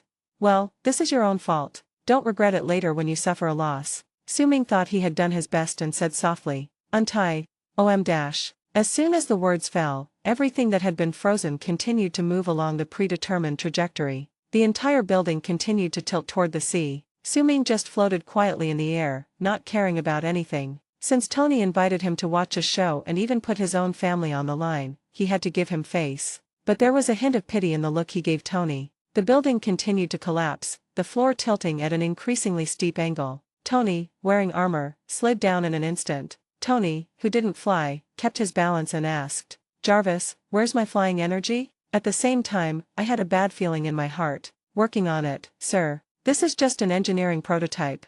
Bullets from the heavy machine gun rained down like raindrops. Tony turned around and ran. After grabbing a wall, he raised his other hand and aimed at the plane in the distance. "I'll show you a real missile now. Let's go." Drop. As a result, the screen showed that the weapon system had not been debugged and the range was insufficient. The missile just couldn't be fired from the arm bay, and he had installed it himself. Tony was stunned. "It's just a few helicopters, is it that powerful? If you are not careful, your body will slide quickly along the tilted floor." Suddenly, Tony saw the piano under his feet, and an idea came to him, and he activated the palm cannon. Boom! The piano that was knocked away spun and rushed towards an enemy plane, completing a single kill. But this also exposed Tony's own position. Suddenly, locked on by the thermal imaging equipment, the enemy's heavy machine guns opened fire at full power. Tony had no choice but to transform into a runner and dodge with all his might, while taking the opportunity to get closer to the enemy. When it was almost time, Tony simply pried open the arm hatch and took out the missile. Throw it at the nearest fighter plane, followed by a palm cannon detonation. Boom!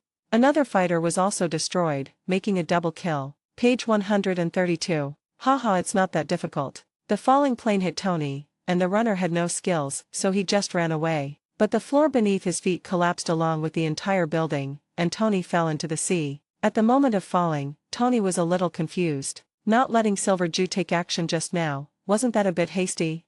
But reality did not give him time to react. A thick cable hooked his body and quickly took him to the deep seabed. Sadly, Tony, who had just broken free from the cable, watched helplessly as a huge rock fell on him. I don't know if it was caused by a stone or if it was a quality issue. Water started to seep into Tony's armor, and it was about to reach his mouth and nose. Feeling the coldness of the sea water and looking at the dark seabed, Tony's eyes were a little blank. The only hand that could move knocked on the mecha. "Jarvis, censor my current stupid look and upload it to YouTube. The title will be The Fall of a Genius." When I chose the Mark 42. Chapter 148. Are you sure he is still awake? Originally the most eye-catching mansion on the Marbury coastline, Tony Stark's home. At this moment, only a large gap remains on the cliff. The entire building had broken into pieces and sunk into the sea, and Tony was also submerged with it. There was only a red figure floating in the empty space. Ms. Pepper ran to the edge of the cliff regardless of the danger. Looking at the huge waves stirred up by her former home, she realized that Tony was still inside and her heart was broken. "Tony," the voice was high-pitched and shrill.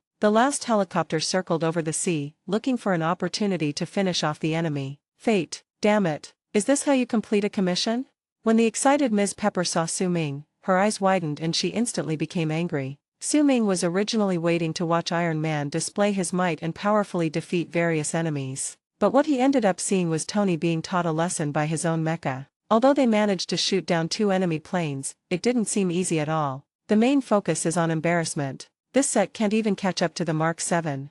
Tony can only blame it on bad luck. There are so many powerful armors in the warehouse that are far more powerful than Mark 7, but they are not used. He is really keen on researching remote control wearable devices. The result was that at the critical moment, the chain fell to the ground. Apart from looking very cool when worn, its other functions are simply unbearable. People also fell into the sea. Seeing Tony being hooked by a black cable and falling into the sea along with the building debris, Su Ming felt that it was time to bring Tony's performance, which was full of frequent incidents, to an end. Suddenly, Miss Pepper's screaming question was heard. Su Ming felt a little wronged. "Didn't you see Tony's expression just now? He would have gotten angry if I had taken action." But Miss Pepper was so angry at the moment that she wouldn't listen to any reason. Su Ming didn't intend to explain. "If you want to know the reason, ask Tony yourself." But Tony couldn't just ignore it. Su Ming waved his hand to calm the furious little Pepper, while raising his hand to activate magnetic control and sense the seabed. "Until I sensed a human-shaped metal figure, I guessed it must be Tony."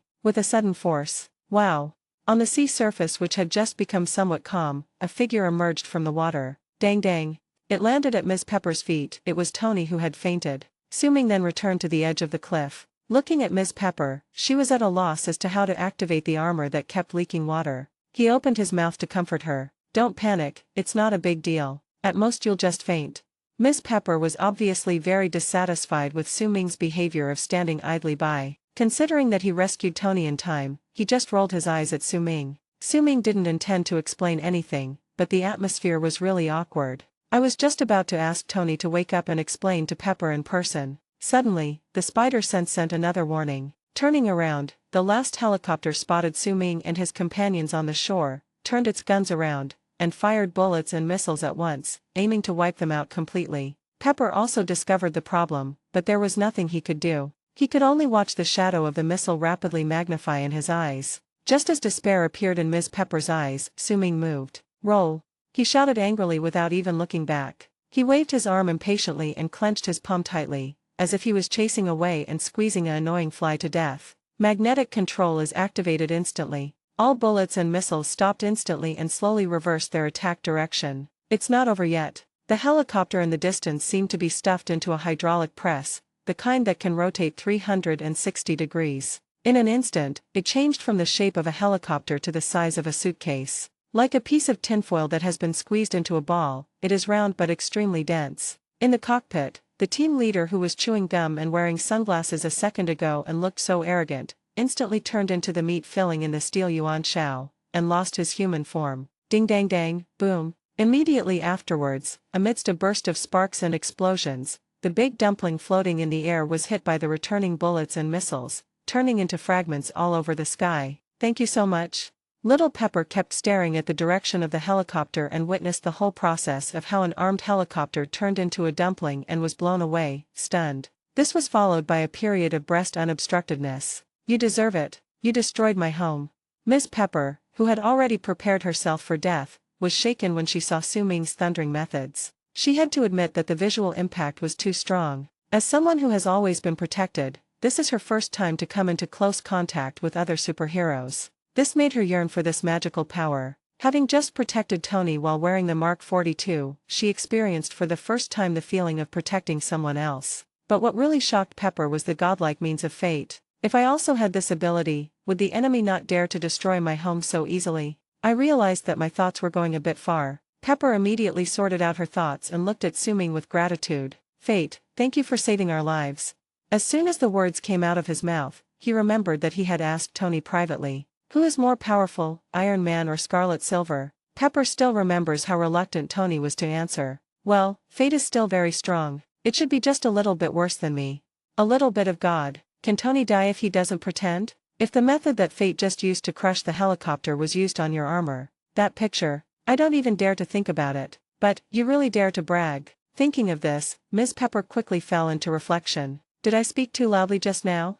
Su-Ming didn't know that his ordinary move to kill the enemy successfully brought the furious Ms. Pepper back to consciousness. Hearing Pepper's thanks, Tony sighed that he was lucky. It's rare to find a woman like Pepper who cares about him wholeheartedly and is also reasonable. What's more, she also manages the company for Tony. It's not easy for her to deal with someone like Tony. "You're welcome, Miss Pepper. This is what I'm supposed to do." Besides, there was a reason for that just now. The relaxed atmosphere made Su-Ming feel less awkward. My goodness, when Miss Pepper gets angry, her aura is much stronger than Tony's. At this moment, Pepper no longer had any doubt about Su-Ming's fighting ability. He doesn't look like the kind of person who would just stand by and watch someone die. Why did you just stand there and not take action? The answer is obvious. It must be Tony. I can guess whatever he said. After thinking everything through, Miss Pepper felt a little ashamed for having just lost her temper at Su-Ming. "I was just thinking about how to make amends, but it would be wrong to wrongly accuse a good person." Suddenly, the Mark 42 lying on the ground started up. Flames spewed from his hands and feet, and he quickly rose into the air, turning into a black dot in the sky in the blink of an eye. "Tony." Pepper wanted to call out to him immediately, but got no response. Page 133. Su-Ming and Pepper watched Tony fly away. Where did he go? Could it be that he thought of something important? That should be the case. Whenever Tony thinks of something, he basically just leaves without saying a word. Miss Pepper, now trusting greatly in fate, muttered to herself, "I know where he's going." Su-Ming said softly, "Oh." Su-Ming's words attracted Miss Pepper's inquiring gaze. Are you sure he's still awake?" From Su-Ming's perception, Tony, who was wearing armor, was breathing shallowly and evenly, and it was obvious that he had not woken up yet. Su-Ming's perception was correct. Tony fell into a coma before being fished out and had no idea what was happening. Flying away silently was the result of Jarvis's spontaneous action after integrating Tony's previous two orders. One is to activate the flight energy. One is the Tennessee flight plan. So the destination that Jarvis is driving the Mark 42 to at this moment is Tennessee. Sir. Jarvis's voice gradually became clearer in Tony's ears. "Turn off the alarm." Tony thought he had just woken up in bed. "That's the emergency alarm, sir. It's triggered because the power has dropped below 5%.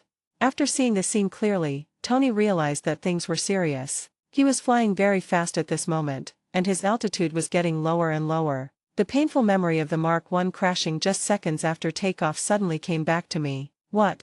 A pig slaughtering scream streaked across the night sky. Chapter 149. It's a disease. It needs to be treated. The afterglow of the setting sun shines on the coastline, reflecting a quiet and peaceful scene. But the place where the Bay Villa originally stood has become a ruin, which is out of tune with the surrounding environment. Tennessee? How cold is that? What's he doing there? Pepper heard what Su-Ming said. She was busy with the company first and then busy packing up to escape. She didn't know that Tony was planning to have a good fight with Mandarin, and some clues have been found. Su-Ming was too lazy to explain. After all, he had just arrived and knowing too much would cause unnecessary trouble. He casually said, "Maybe there are friends there." Miss Pepper felt that Tony's trip must be more than that. "I'm afraid there will still be danger. My house had just been bombed. How could I possibly be in the mood to see any friends? It is obvious that fate is dealing with me." But after seeing how powerful Su-Ming was, her attitude towards him changed. She rolled her eyes. "Mr. Fate, thank you for your hard work in finding Tony. Don't let anything happen to him. You two are friends, aren't you? I'm really worried about him. And, it seems the commission has not been completed yet." Of course Su-Ming understood what little Lei Jiao meant, and thought to himself that she was such a smart guy, worthy of being able to manage such a big company. This is so reasonable that I can't refuse it. When Su-Ming mentioned the commission, he thought, "Ma'am, regarding Tony's commission, in your opinion, when will it be considered completed?" Pepper was worried about Tony at the moment, and she had not yet recovered from the huge change she had just experienced. He shook his head and said, "To be honest, I don't know either, but if Tony gets better we'll all know, right?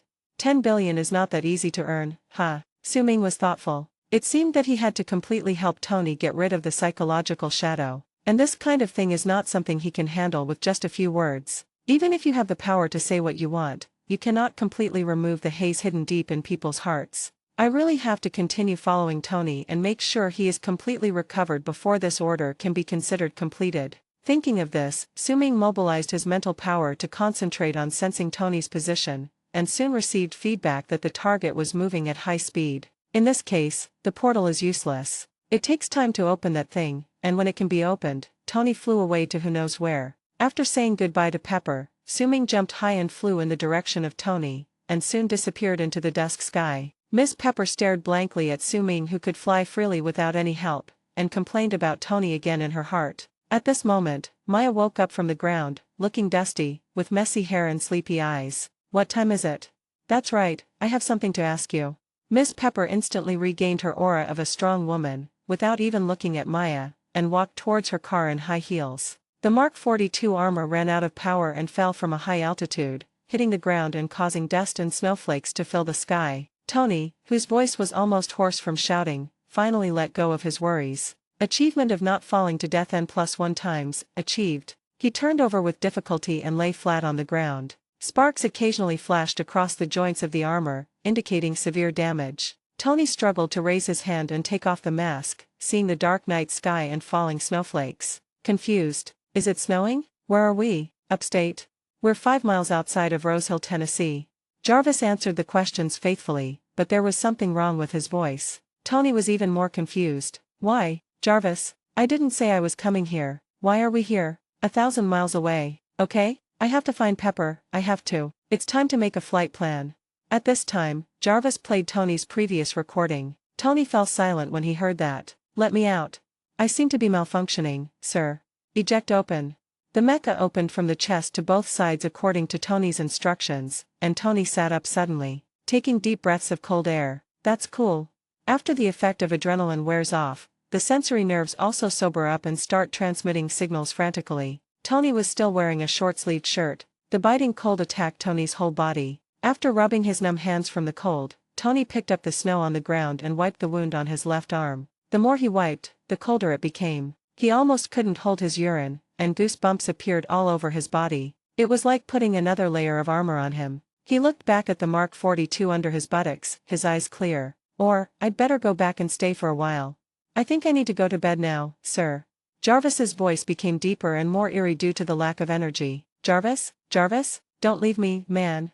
In the wilderness, with no one around, snowflakes drifted by him, and Tony realized that he might have to face a wave of wilderness survival. the kind with hellish difficulty. Dragging his armor, which had run out of power and was turned off, with a rope he found from somewhere, Tony moved forward in the snow, leaving one footprint after another. The armor behind him dragged a long groove, and in the darkness, only the reactor on his chest emitted a glimmer of light. Soon, Tony found a family. Looking at the dusty cape on the Indian chief statue, Tony seemed to see his closest person. He took off the blanket tremblingly, shook it and was about to put it on. "He is too cold. Hey, how can this tattered blanket catch the eye of you, Tony Stark?" At this moment, a familiar voice came from not far away. "It's Su Ming." He easily found Tony, who was very stealthy, by following the traces on the snow. "Stop talking nonsense, I'm about to piss myself, but I can't bear to pee." Anyone who has experienced the cold will understand. When Tony saw Su Ming coming, his loneliness was relieved, but the cold was still his biggest opponent. Su Ming instantly understood Tony's situation. His physique had been transformed in various ways, so he was now unconcerned about the low temperature and jokingly said, "Is Iron Man also cold?" Page 134. Tony sniffed a big mouthful of snot, pointed at the reactor on his chest, and looked at Su Ming. "Look carefully, this is a reactor, not a hot pack. It's colder than Loki's joke right now." There was a tremor in his voice. Looking at Tony, who was freezing like a dog, Su Ming felt that given their relationship, it should not be a problem to save him from the cold. "No, you're not cold. The effect of putting your words into practice is immediate." Tony's eyes gradually widened as he looked at Su Ming. The cold that had tortured him along the way now quickly dissipated like thin snow under the scorching sun. For a moment, Tony felt as if he was in a warm fireplace room, and his body, which had just experienced the fatigue of the battle, immediately felt sleepy. "What?" Tony yawned unconsciously, glanced at the cape in his hand, and casually hung it back on the statue. "Also pretend to organize it. I think the pattern on it is quite nice. It looks like a lost needlework technique." Tony, who had long known that Su Ming was extraordinary, could not help but sigh again. What a cheating fellow. Su Ming was already accustomed to Tony's stubbornness, and reminded Tony that Ms. Pepper, who was thousands of miles away, was still worried. "Ah yes." Tony then found a roadside telephone booth, decrypted the code, and left a message for Pepper. After a brief apology, he added in a low voice, "I just nearly stole a cape from an Indian chief. Your commission doesn't seem impulsive." Su Ming looked at the Mark 42 mech sitting casually on the ground outside the phone booth, which was covered with traces of battle damage. An idea crossed his mind. Valuation. Mark 42 prodigal armor, depreciated, $40 billion valuation. Hiss. A prototype, without any powerful features and in a tattered state. Can it still be worth $40 billion? Is this mecha so valuable? Mechas have always belonged to Tony, and Su Ming has never thought about taking them. But it's different now. It won't be long before Tony summons all of his mechas and blasts them all out. Recalling the scene of all the mechas exploding at the same time, Su Ming thought with heartache. To pretend to be this bad, it's a disease. It needs to be treated.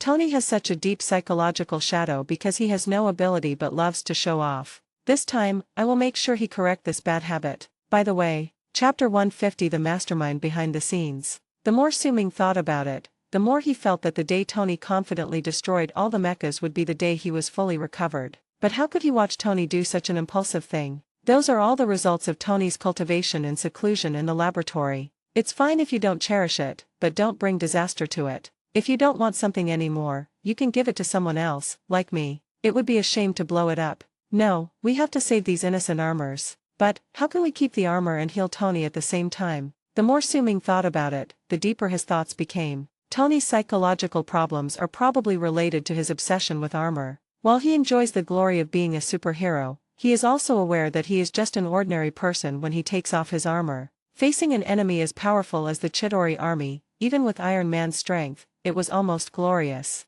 What about Tony himself? Tony must have asked himself, who is Tony Stark without his armor? Or Iron Man? Can you still save the world? His psychological problems became more and more serious with repeated self-doubt. Yes, that must be the case. Why does it feel like I'm helping a teenager addicted to the internet escape his misery?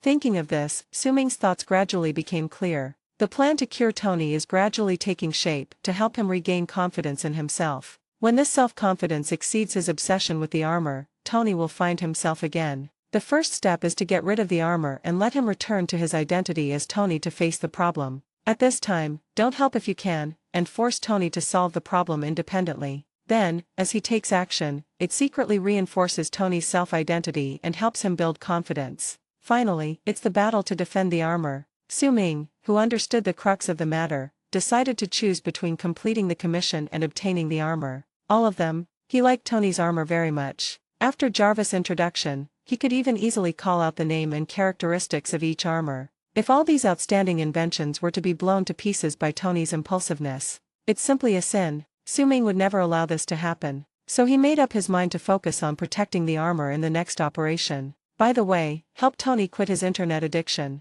At this moment, he missed his big brother Thor a little bit. It is said that Professor Yang's electrotherapy is very effective for this symptom. If it were Thor, the effect would surely be even better. Hey, Inju, there are no reporters waiting for you to pose here, let's go. Tony's voice came over. He had already walked some distance and found that Su Ming was still standing there in a daze. At this moment, Tony, who was no longer afraid of the cold, wore his short-sleeved t-shirt and stood with his head held high on the snowy street. He looked like a completely different person from the one who was frozen like a dog before. Don't you want your Mark 42 anymore?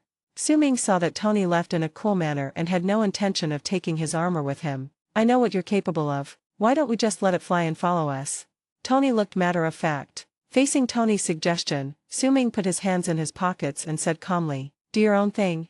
What does it have to do with you that the person who commissioned me is Ms. Pepper? Capitalists are used to ordering people around, right? I'm not a happy person and I don't have the habit of doing chores for you." Su Ming left as soon as he said he would. Tony, who didn't expect to be rejected, looked at his armor, which was now no different from a pile of scrap metal. Thinking back to its weight, I felt troubled. Don't go. The price is negotiable. Oh, what do you say? When the price was mentioned, Su Ming was no longer sleepy. Tony raised a finger but said nothing, perhaps too embarrassed to speak. $1 billion. Su Ming started to guess. 1. Tony had a look on his face that said, "Are you dreaming? What a joke, just moving a set of armor, and it costs 1 million. What the hell are you thinking about?" When Su Ming heard Tony's offer, he immediately lost interest. "Move it yourself. So stingy." Tony is not actually stingy here, but Su Ming simply doesn't care about that little bit of money. It even feels a bit insulting. And Tony was scolding him, because he had fallen into the sea before, but he didn't even offer to help. He watched helplessly as he got into trouble without any brotherly feelings. Took out the rope and walked towards Mark 42. "We can't keep going like this." Tony, dragging his armor, didn't walk far before suggesting finding a place to stay. You might ask why Su Ming didn't just open a portal back to the base. Are you kidding? We are treating Tony here. How can he recover if we don't let him suffer a little? So, Tony pried open a nearby garage, put the Mark 42 on the sofa, and worked up a sweat again. "Fate, good boy, just wait for me." In order to help Tony recover as soon as possible, Su Ming was very considerate and did not help at all. The main purpose is to accompany, or in other words, to watch the fun. Even though the proud Tony was exhausted, he didn't ask Su Ming for help. "But just because I didn't say anything doesn't mean I'm unwilling to accept your help." So Tony looked at Su Ming with some dissatisfaction at this moment. When Tony sat at the table and wanted to treat the wound on his arm with the help of the light. Page 135. Do not move. Suddenly, the little boy's childish warning came from the other side. He aimed his toy gun at Tony and looked at the two intruders with a wary look. The little boy's name was Harry Keener, and he was a mechanical prodigy. It is worth mentioning that Harry, who grew up in Avengers 4, also attended Tony's funeral. What is that? Harry was very interested in the reactor on Tony's chest when he asked how it generated electricity. Tony shone the lamp on the Mark 42 on the sofa. Only then did Harry realize that the person in front of him was his idol, Iron Man, and he also knew the person next to him. How did these two people come to my house? Before he could think, the boy looked excited to see his idol and handed Tony a newspaper in which he was dead. The photo in the newspaper was exactly the photo of Tony answering the questions at the hearing. The headline read, "Mandarin attacks, Stark presumed dead." Pepper Potts picked up a mecha helmet scattered on the ground and heard the message Tony left for him inside. Relieved and helpless. It's gratifying that Tony finally gave in, which is a good sign, but it's frustrating that he still insists on doing what he decided to do. Anyway, it's good news that no one is hurt. She then asked Maya what important thing she wanted to tell Tony. Maya replied that she suspected her boss Killian was working for Mandarin, and if she wanted to know more, she would have to go to a safer place to talk in detail. Obviously, this is a trap, and Miss Pepper just fell into it without any preparation. At this time, Killian was arranging the next filming of the Mandarin who appeared on TV. This Mandarin who often appears on TV and threatens the world is actually an actor hired by Killian. He is just a cover. Killian is the mastermind behind everything. At this time, Tony formed an alliance with his little fans, and came to the place where the explosion occurred with Su Ming and the other two. Harry compares the crater created by the explosion to the wormhole from the Battle of New York, which triggers Tony's discomfort again. The little boy looked at Tony's distressed expression and looked at Su Ming innocently. "What's up with him?" Su Ming smiled and said, "He's fine, if you have any questions, just ask."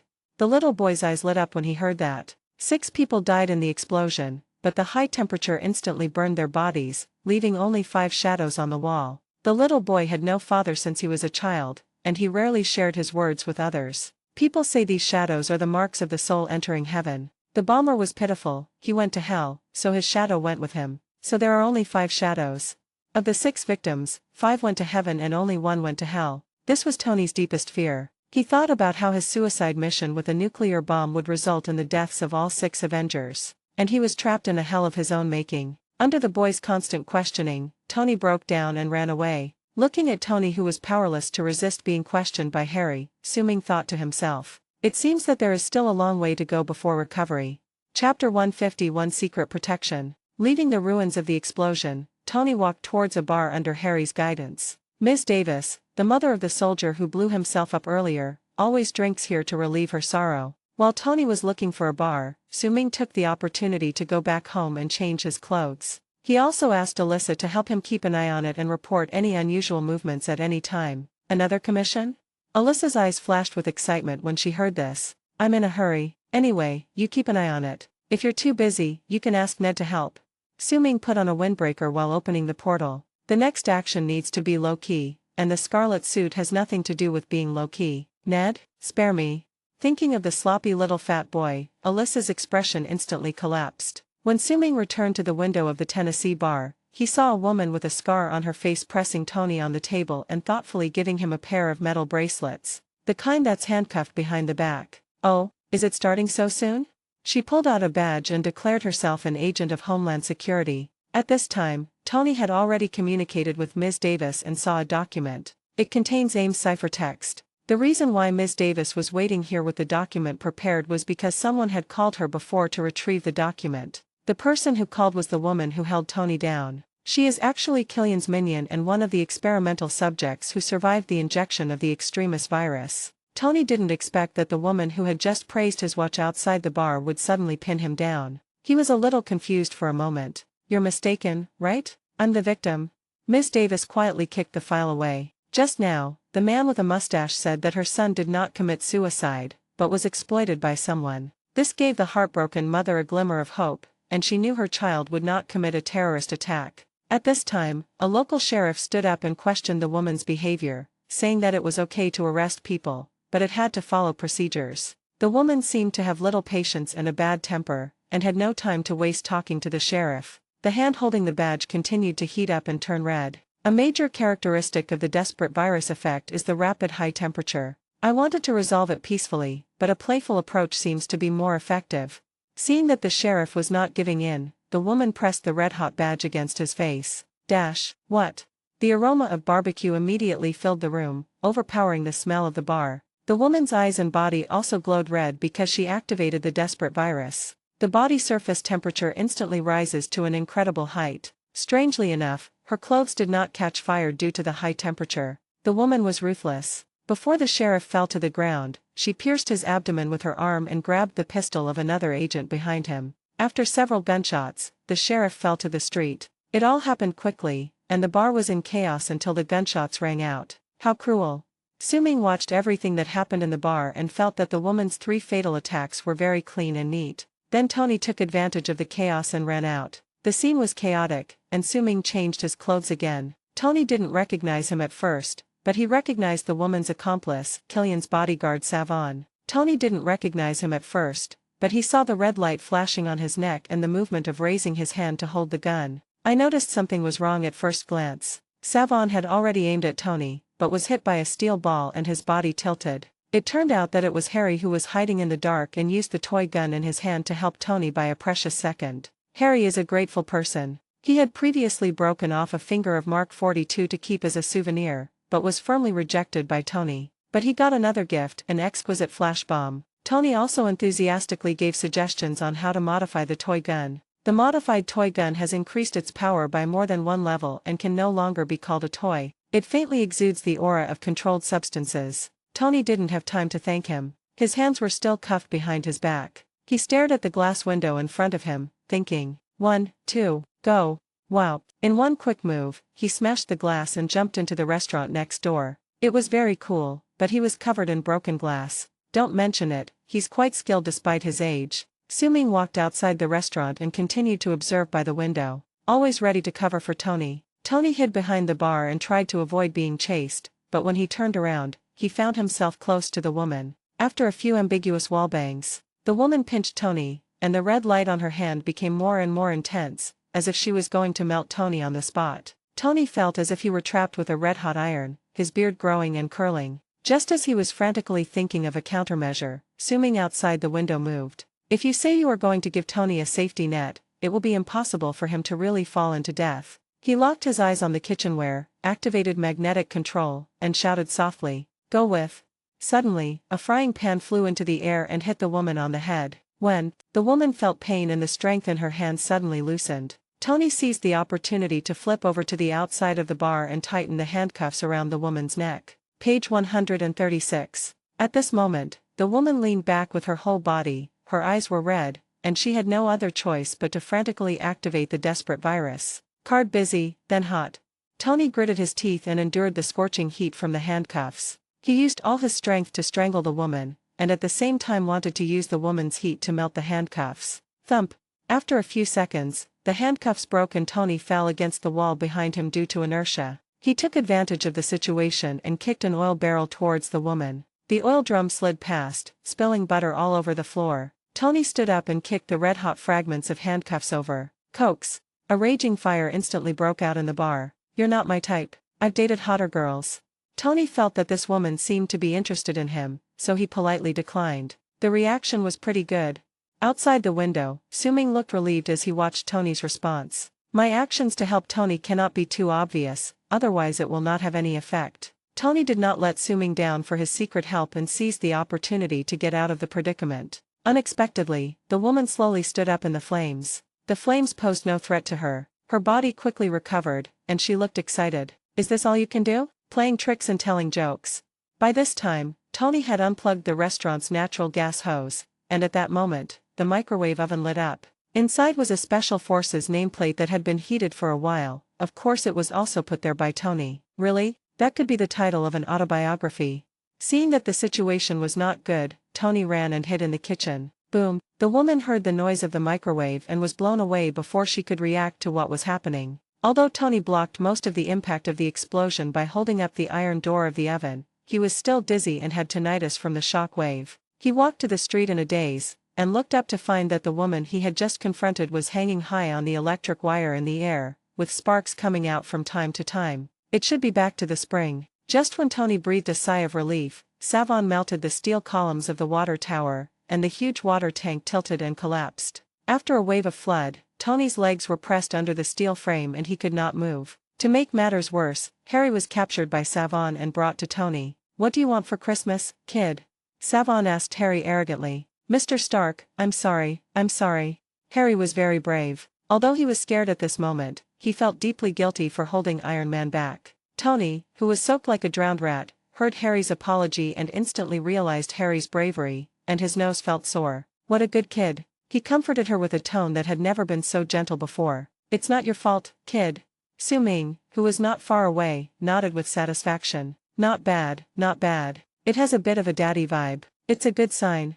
Chapter 152. This is the first. Su-Ming was relieved to see Tony showing his gentle side to Harry, even in such special circumstances. After all, when Tony first met this little boy, he had confronted him more than once. But the little boy showed greater tolerance, always chasing Tony to ask this and that. Perhaps due to his special family background, Harry is very independent and always unwilling to cause trouble to others. This is especially true when being held hostage. If it were an ordinary New York citizen, he might keep begging Iron Man to save him, but Harry's apology touched the soft spot in Tony's heart. At this time, Su-Ming felt that Harry's appearance would greatly shorten the time it took Tony to heal himself. Thinking of this, Su-Ming also looked at the little boy Harry with a different eye. It seems that among the group portraits in Marvel, children have more shining points. At the same time, there was a dangerous glint in his eyes as he looked at Savon. Holding a child hostage? Very good, you wait. Remember what I said about what to do if you're being bullied?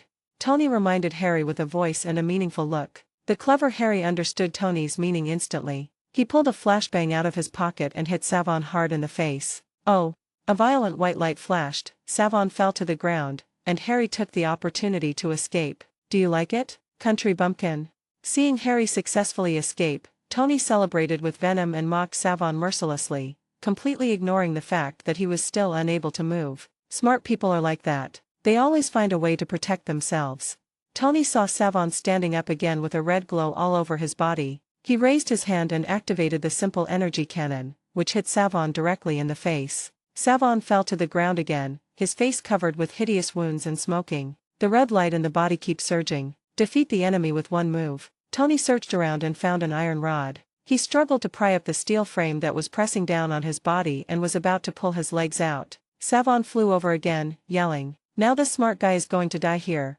His body was glowing bright red, and his clothes were set on fire by the high temperature. He looked like he was going to tear Tony into pieces. Tony has used up his last means of saving his life. Facing Savon, whose figure is getting bigger and bigger in his eyes, his clever brain goes blank. Looking at Savon's knife that was emitting deadly heat, Tony subconsciously thought, if the action is quick and the beheading is immediate, will it be painless? Even though he was about to be judged by fate, Tony's stubborn eyes remained open, staring at the villain in front of him. Damn it, I'll glare at you to death. Harry, who was standing by, saw that Tony was about to die tragically on the spot and shouted in despair, "Do not." Savon had already come in front of Tony and swung his knife mercilessly. He couldn't wait to see the world-famous Iron Man being beheaded by him. So what if you have a smart brain? Didn't I take it off easily? Thinking of this, the smile on Savon's face looked even more hideous due to the wound that had not yet healed. At this critical moment, a big hand appeared in front of Tony and grabbed Savon's wrist. Savina's arm, which had turned bright red due to the activation of the desperate virus, was firmly controlled and could not move forward at all. Tony's eyes, which had been filled with despair, suddenly lit up and sneered. What? Are you willing to leave the land of comfort?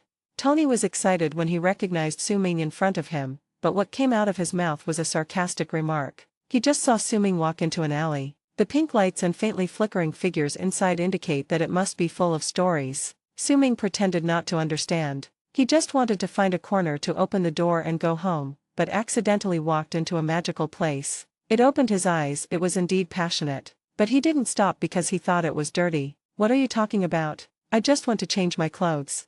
Ignoring the furious Savon in front of him, Su Ming retorted. Yes, you have to take off all your clothes before you can change into another one. I understand. Tony knew that his life was no longer in danger, so he continued to tease, and his eyes were full of different meanings when he looked at Su Ming. At this time, Savon was anxious. I'm still here, why are you two still chatting? Is that polite? Then he roared and raised his body temperature again, turning into a bright light in the dark night. At the same time, the other hand punched Su Ming hard. Take care of this first, then take out Tony. But why isn't he afraid of my high temperature? Yes. Su Ming's hand, which was tightly gripping Savon's wrist, showed no signs of burns. If you look closely, you can see that the air near your palm is vibrating slightly. That is the ability of the Black Emperor. Heat is also a kind of energy, and it is absorbable for Su Ming. Su Ming felt the energy flowing into his palm. To be honest, it was not much better than touching an electric switch. It simply couldn't reach the level that would cause any changes in his energy display. Seeing Savon attacking, he first glanced at Tony and told him to shut up. Then he grabbed the fist that was heading towards his face and finally looked at the angry Savon. Hey, you know what a sauna is, huh? 3 what? Savon saw that his fist that could destroy everything was easily caught. Page 137. Confused. Look at you, you're really angry. His tone was cordial, but he acted without hesitation. Su Ming stood up straight, and Savon, who was under his control, lifted his feet off the ground and kept struggling with a look of surprise on his face. That thing can relieve internal heat, which is exactly what you're experiencing. Come, let me show you how to feel it. After saying that, Su Ming gradually increased the power of absorbing energy. The air around the two people's bodies suddenly twisted, and the heat in Savon's body continued to flow into Su Ming's body. The red light emitted from its body slowly faded. Not only that, the heat that originally maintained body temperature was also sucked away crazily. Savon only felt that the strength in his body was rapidly dissipating, and in the blink of an eye he returned to the state of an ordinary person. but the man in front of him had not stopped yet. Da-da. The sound of teeth chattering due to the cold could be heard. Savon never thought that as an athlete who excels in high temperatures, he would one day feel cold. It was an extreme experience that felt as if the heat in one's bones was being drained away. His face turned increasingly blue, and his lips became increasingly purple. My whole body began to tremble unconsciously. He is so cold. Just when Savon felt he was going to freeze to death, Su-Ming stopped. He observed Savon's appearance and felt that it was about time, so he stopped absorbing energy. If he continues to inhale, he will no longer feel the coolness, and may even become confused, and the effect will not be achieved. Don't worry, boy, we've only just begun. As soon as he finished speaking, Su-Ming released energy in the reverse direction and injected the pure energy into Savon's body again through his hands. Oh, with the influx of energy, Savon seemed to have instantly arrived in heaven from the icy hell. It made him cry out in comfort. What's the saying? Don't mention it, it's really cool. Su-Ming released a lot of energy, and Savon was getting hotter and hotter. Although he had already adapted to the high temperature of thousands of degrees brought by the desperate virus, Savon gradually couldn't stand the current heat. It was like diving into lava, and the feeling was so intense that it almost made Savon's soul leave his body. Savon felt like he was about to die. This change from extreme cold to extreme heat only gave him a momentary sense of pleasure, but was mostly filled with endless pain. What? When Savon felt that his body was on the verge of collapse and would explode at any time, Su-Ming stopped again. How's it going? Do you feel good? Savon now shone like a filament, dispelling the darkness that surrounded him. Hearing Su-Ming's words, deep fear appeared in his eyes. Stop, you devil. You must be a devil from hell. Ah, I curse you. This kind of punishment only occurs in hell. How could a living person like him suffer from it? Seeing this, Su-Ming's smile became even more cordial. Don't be impatient, this is just the first one. We agreed on a sauna. Chapter 153 Rub hands at 3000 degrees. Tony was blessed by Su-Ming's mantra, so he didn't feel cold at all even though he was soaked. However, he felt a chill in his spine when he saw Su-Ming's method of dealing with the enemy. Looking at Su-Ming with hesitation, this is clearly a form of torture. What makes you so angry? Fate. And this arrogant thug who had just kidnapped Harry was now frozen to death and then scorched to death in the hands of fate. When it's cold, it looks like frozen meat just taken out of the refrigerator, pale and bloodless. When it was hot, it was like a light bulb with a power of over 300 watts. Tony, who was several meters away, could feel the water in his body disappearing rapidly. The most terrifying thing is that no matter how he struggles and resists, he cannot escape the control of fate. I could only let it do what it wanted and wail from time to time. And fate seemed to be very good at exploring the opponent's limits, always stopping just before he was about to faint. In short, Tony finally got to see up close what it meant to be unable to live or die. To be honest, I'm not quite used to it. I didn't expect, besides being greedy for money, this Silver Duke actually likes this kind of tune. Tony came to Harry and found that there was a hint of fear in Harry's eyes when he looked at Su-Ming. She was obviously frightened by his way of torturing others with a smile. The more miserable the other party screams, the happier fate laughs. Like a pervert, pulling Harry to his side and patting him, Tony comforted the little boy. I guess fate dealt with you like this because that man scared you just now. By the way, that shot you just made was crucial. Is it? The little boy's attention was instantly diverted by Tony, and he looked at Tony with shining eyes. Yes, you saved my life.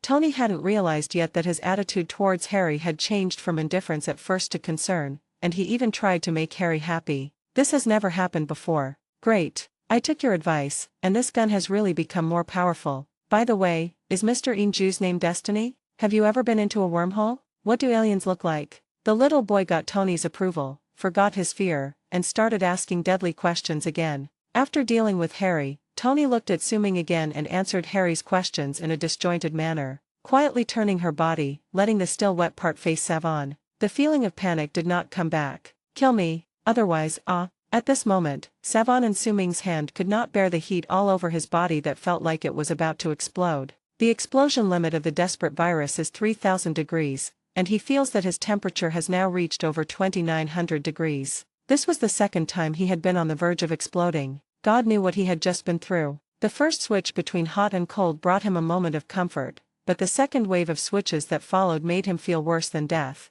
He felt that most of the tissues in his body had died, even though the desperate virus was constantly healing him. The speed of healing is far less than the intensity of the damage. Savon felt that the string in his heart was about to break. Su-Ming looked at Savon and his hand without any pity in his eyes. While he was in school, his neighbor's child was abducted by human traffickers and never returned. The child was Harry's own age. The neighbor aunt who always greeted him with a smile lost her smile forever from that day on, until one day, she hanged herself. Su-ming can still clearly recall the corpse spots on the body of the aunt who had a beautiful smile and the wailing of her family. Therefore, Su-ming deeply detested Savant's behavior of kidnapping children. He inadvertently led Savant into the role of a human trafficker, and acted ruthlessly. "You shouldn't have touched that child."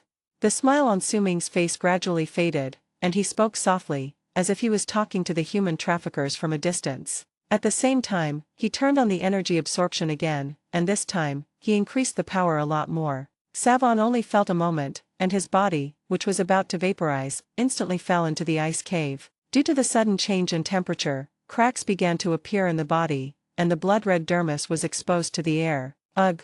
The extreme cold made Savant lose his sense of pain. Looking at the huge crack on his arm, Savant's eyes were instantly filled with horror. He knew very well that his fate was now in the hands of the man in front of him. "Let me go, please."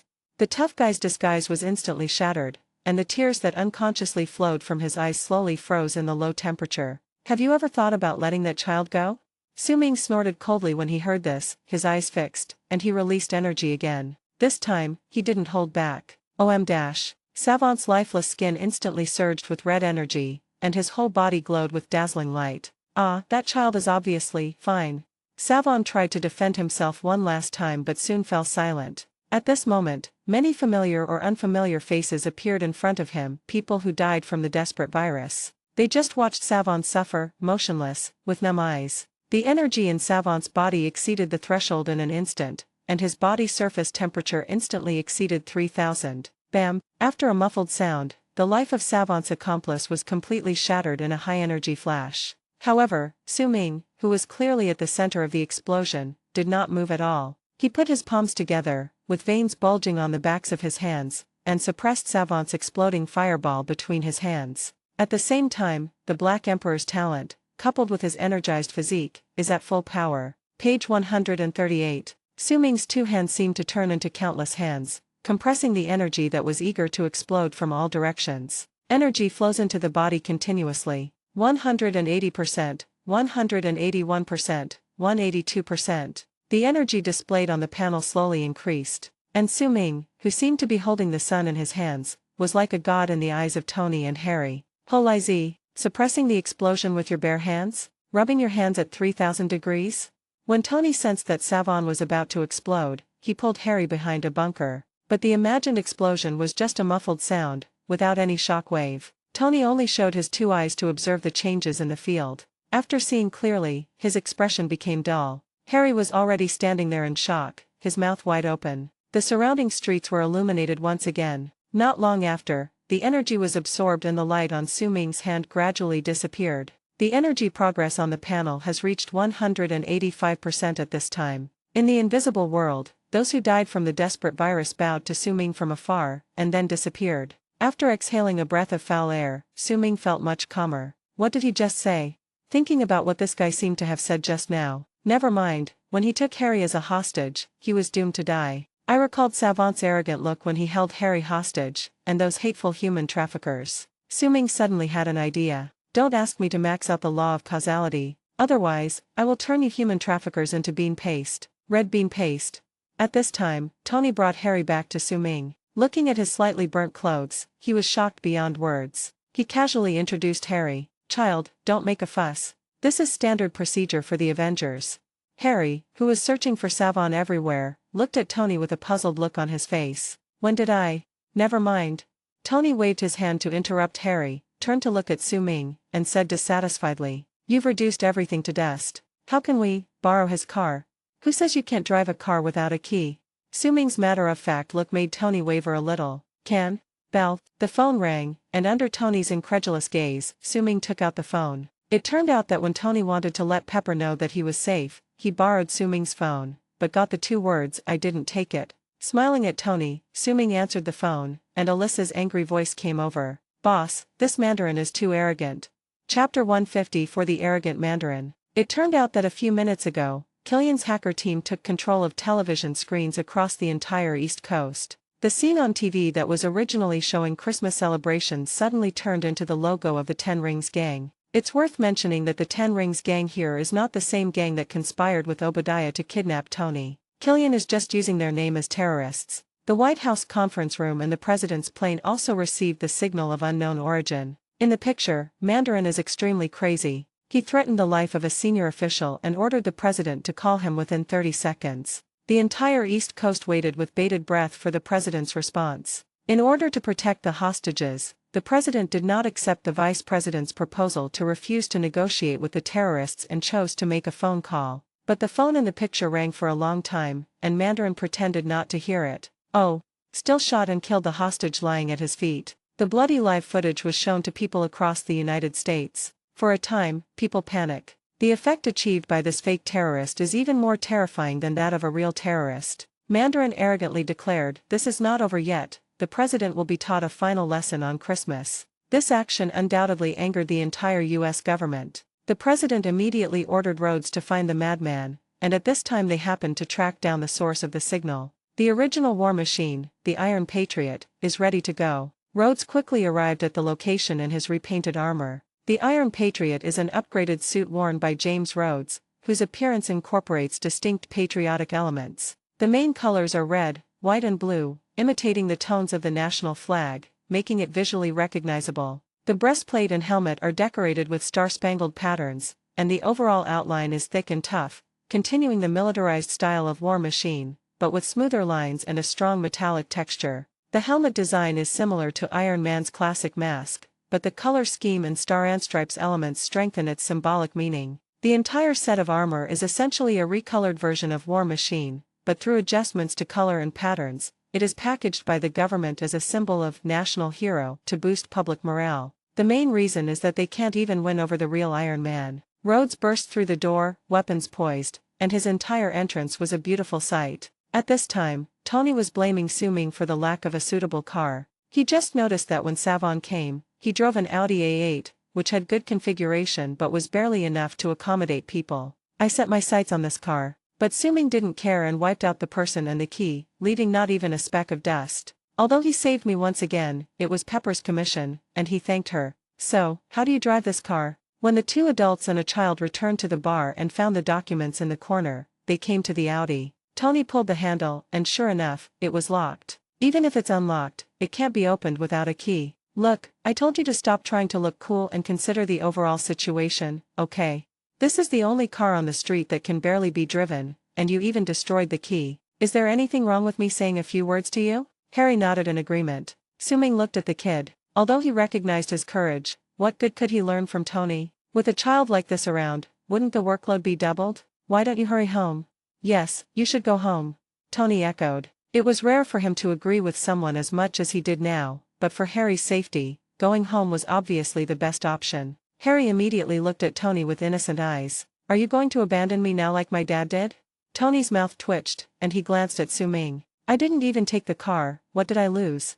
"Yo-ho, there are kids here trying to give you some face, but you just play like this, right? What if I'm bragging to you?" Seeing this, Su Ming did not explain and said to the Audi car, "Open the door, start." OM-. The special energy was activated instantly, the lights flashed, and the four doors of the Audi opened automatically at the same time. Then there was the sound of an engine starting, and the car in front was ready to go. Su Ming gave Tony a look that said, "You are a country bumpkin," and sat in the passenger seat. "Frog fun? How come this car is more obedient than Jarvis? Wasn't it locked just now?"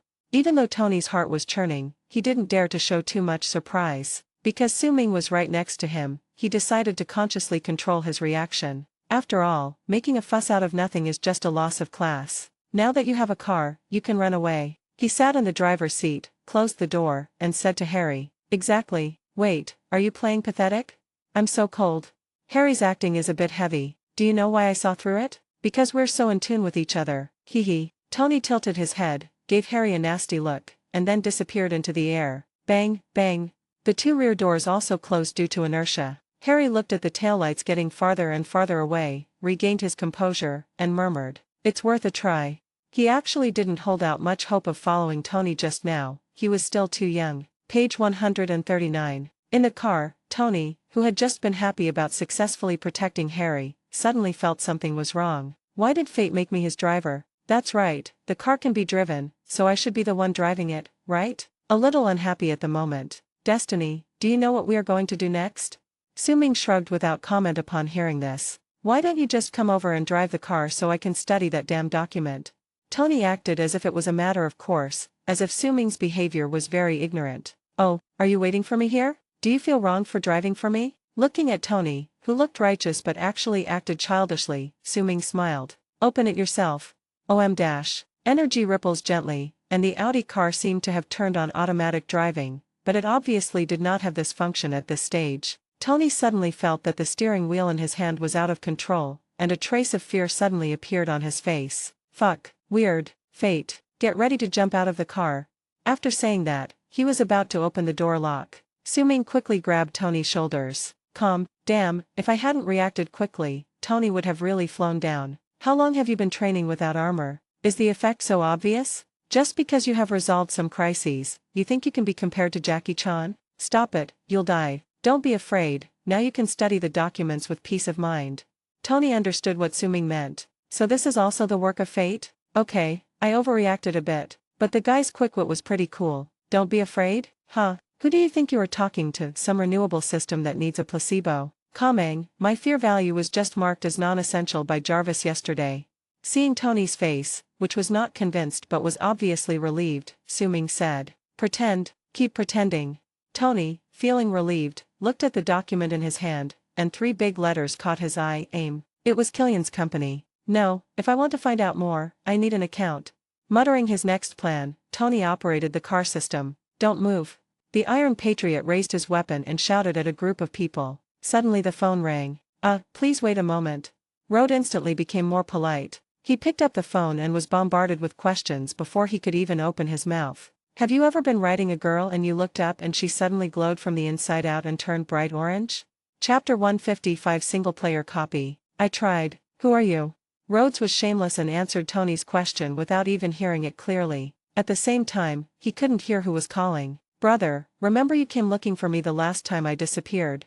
Rhodes realized that the person on the other end of the phone was his arrogant and sharp-tongued good brother, and a smile appeared on his face, revealing a row of big white teeth. He had long said that those newspapers were unreliable and were just eye-catching gimmicks. Tony assured him that everything was fine. Let's see. Tony suddenly remembered something and asked, did AIM redesign your armor for you?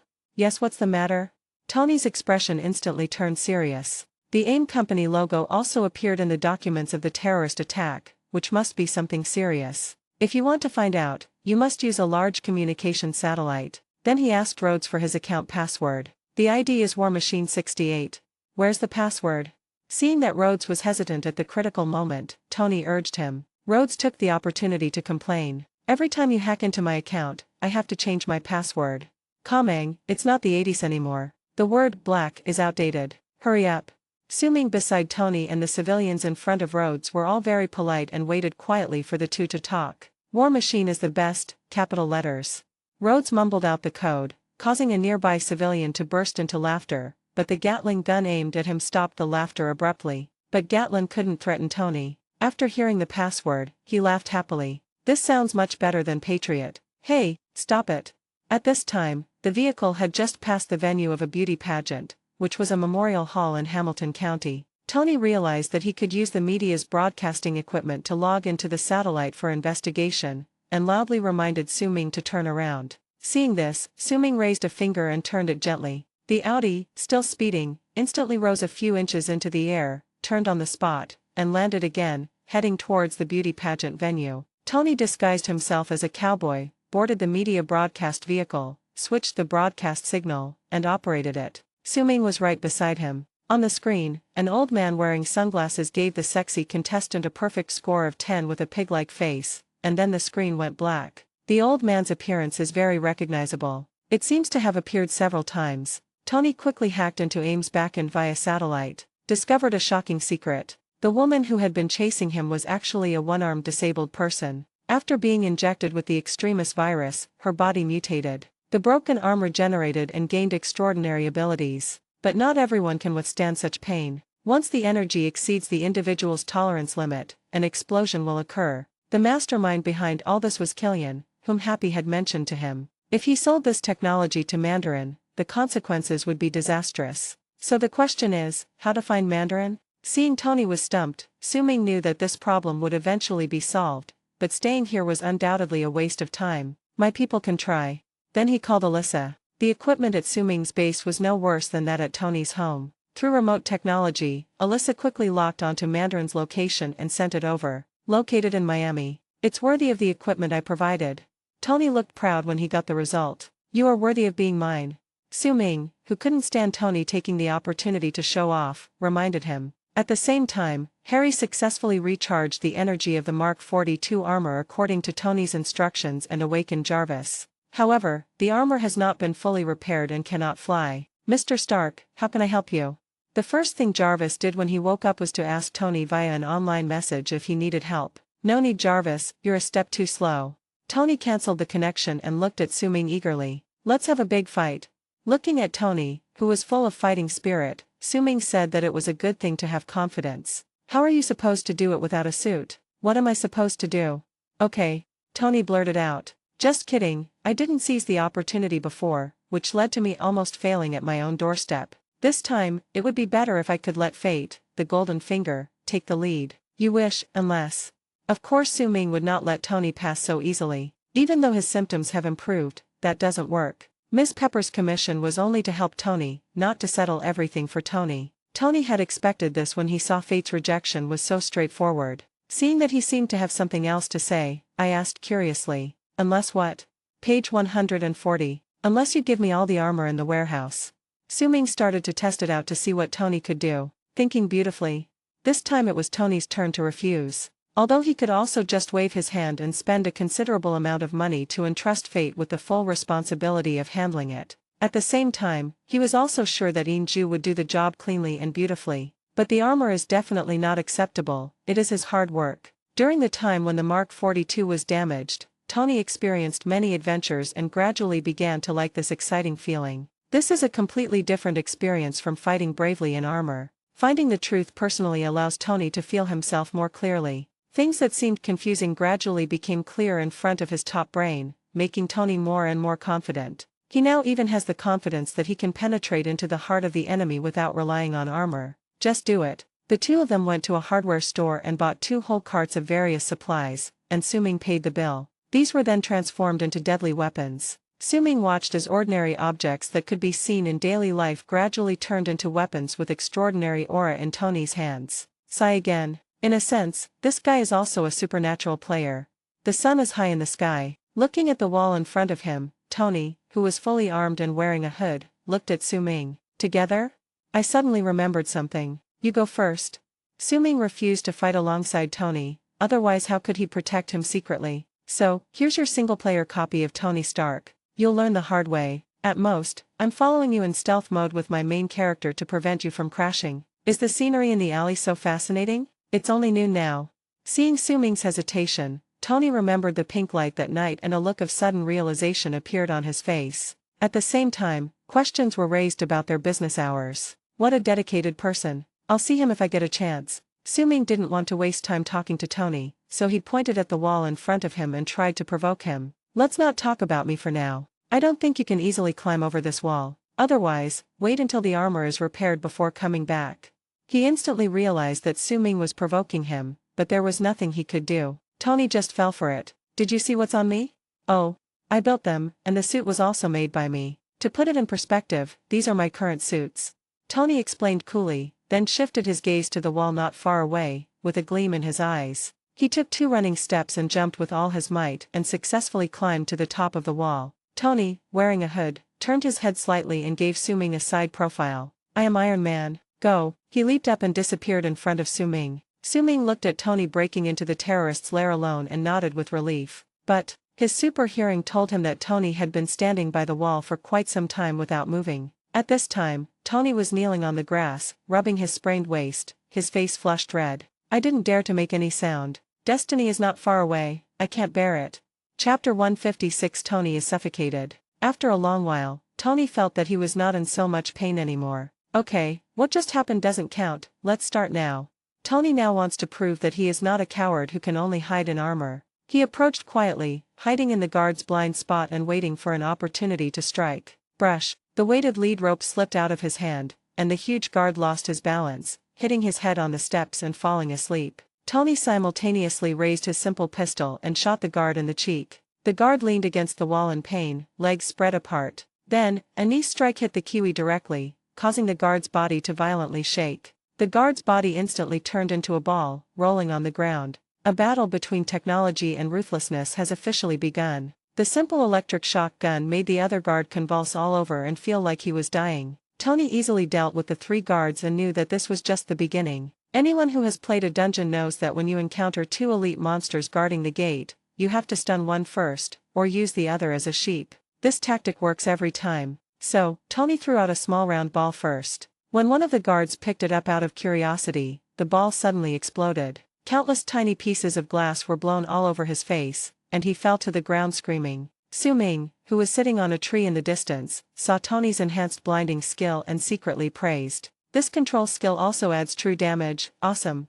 At the same time, Tony fired a burst of nail gun, knocking another guard into the pool, and then threw a balloon. Inside the balloon is an explosive substance he carefully prepared, which will explode when it comes into contact with water. The guard in the pool stopped moving in an instant. Facing the last guard, he swung the electric blood dropper made of wire gloves, also known as Professor Yang's caress, and covered his head. There was a flash of lightning, and the guard's hair was almost blown off. Smoking, he fell to the ground. Tony successfully seized a real weapon, a pistol. In this way, Tony successfully sneaked into the enemy's lair. But what surprised Tony was that this place was more like a theater dressing room than a terrorist's lair. What's even more strange is that the Mandarin who shows off on TV looks so disgusting. After questioning, Tony learned the truth. All the terrorist attacks were planned by Killian, mainly to cover up the self-destruction problems caused by his research on the extremis virus. The Mandarin is just a hired actor. Su Ming, who was in the distance, looked at the cars driving into the yard one after another and thought to himself that something was wrong. Enemy reinforcements are arriving. Without saying a word, Su Ming jumped down from the tree and stood in front of everyone alone. He knew that Tony was going over the plot in the room at this moment and really wanted to let these people in. How could that stubborn little guy with a mustache still be alive? Crack. All the guards loaded their guns and pointed them at Su Ming. The leading guard was wearing sunglasses and chewing gum, looking incredibly handsome with his arrogant look. Su Ming had no habit of raising his hands when a gun was pointed at him, and his indifferent look made the guards angry and embarrassed. Kill him. Bang, bang. Intensive gunfire rang out, but the guards saw a scene that made their hair stand on end. All the bullets stopped in front of Su Ming, reflecting the yellow light of the sun, and accumulating more and more. The guards quickly emptied their magazines, but were so shocked they forgot to replace them. Pat, pat. A pistol with an empty chamber can no longer spray flames. Who else? Su Ming spoke lightly, as if waiting for them to use up all the bullets in their guns. Whoosh dash. At this time, a rocket flew over. Su Ming instantly remembered the thugs carrying bazookas who chased him for several blocks when he first arrived. He raised his brows and raised his hand to catch the rocket. Boom. The explosion came as expected, but it seemed as if it encountered an invisible wall in Su Ming's hands. The air around the explosion suddenly distorted. The energy carried by the originally scorching fireball and shock wave was quickly absorbed by Su Ming. In a blink of an eye, only a pile of shrapnel fell to the ground from the location of the bomb, making a metallic sound. It's gone this time. Shaking his right hand that was blackened by gunpowder smoke, Su Ming asked again. It was not until this moment that all the guards realized that the person in front of them was not someone who could be dealt with by ordinary weapons. It's a monster. Run. Some clever fellow yelled, and the guards began to flee in all directions. The leading guard's shoes had all run away, in stark contrast to his previous appearance. It's my turn. Seeing that no one continued to attack him, Su Ming waved his hand, and all the bullets that were stagnant in front of him quickly changed direction and went their separate ways. There was a chaotic sound of people falling to the ground, and only Su Ming was left on the field. He casually walked up to the nearest guard, taking in his fearful eyes in the way he was unable to move due to being shot. Page 141. Su Ming squatted down and helped him adjust his tie. I suggest you call an ambulance immediately. At the same time, he wiped off the stains on his hands without leaving any trace. Where's Tony? Suddenly, after it became quiet, Su Ming no longer heard Tony's voice. It turns out that there are also cunning people among the enemies. When Su Ming was taking the rocket, a guard quietly came up behind Tony and hit him with a club. Tony lay limply on the ground and was carried away quietly. Those who bore others will always be bored by others. At this point, Iron Patriot also felt the fans' enthusiasm. It was too hot. A woman disguised as a refugee then thanked Rhodes and shook his hand, activating the power of the extremis virus. Rod and Iron Patriot was knocked to the ground by the high temperature. "If you want the suit, pry it open and dig me out." Although Rhodes fell to the ground, he was still conscious, but his right hand was so hot that it seemed not to belong to him. When Tony woke up, he was tied up. And ex-girlfriend Maya is here too. After some communication, Tony knew that Maya was not a bad person at heart, but just wanted him to help improve the virus research. "So I tried to awaken the kindness in her heart so that she could let me go. But at this time Killian walked in. I have to thank you, Tony. You gave me the greatest gift of all, despair." At the same time, several metal balls were thrown over, and a holographic projection instantly appeared in front of Tony. "It's Pepper Potts." At this moment, she was being fixed and had just been injected with the desperate virus. There was a faint orange-red light flashing on her body. "This is live." Killian looked like a winner. He wanted to return all the despair Tony had given him. Tony was tormented by the sight of Pepper in pain. Killian was still chattering on about the mechanism of the extremis virus. When Killian pinched Tony's neck and threatened Tony to help him perfect the virus, a faint red light also flashed across his face. Apparently he is also a super player with the extremis virus. "Let him go."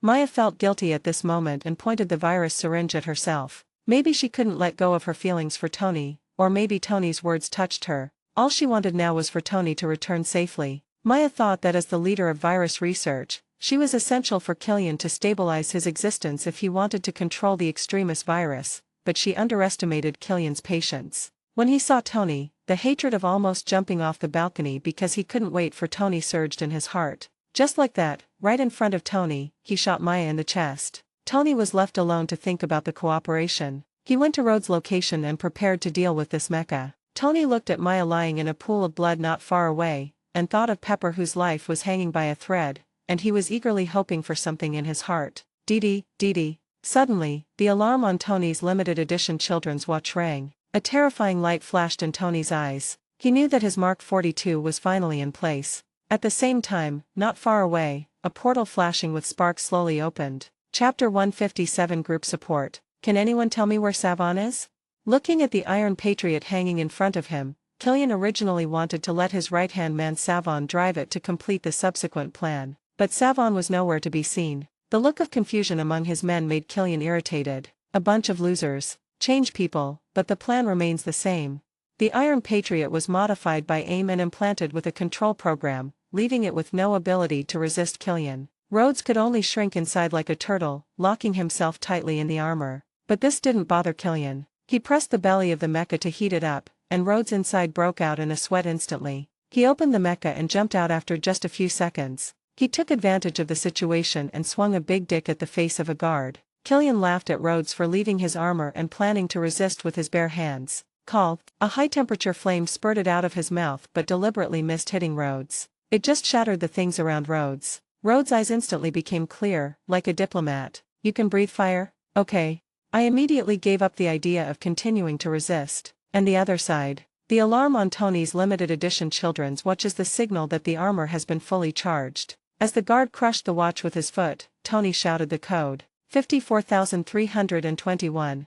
Suddenly, an unidentified object flew into the room through the window. It landed in Tony's hand with a cloud of broken glass all over the floor. It was the Mark 42 mecha. A part of. With his hands and feet armed, Tony also gained the ability to resist, and was about to fire the palm cannon to deal with the minions in front of him. Suddenly, the guards could no longer move. Ice began to form under their feet, and in an instant they turned into ice sculptures. "Hey, Tony, why did you leave without saying hello?"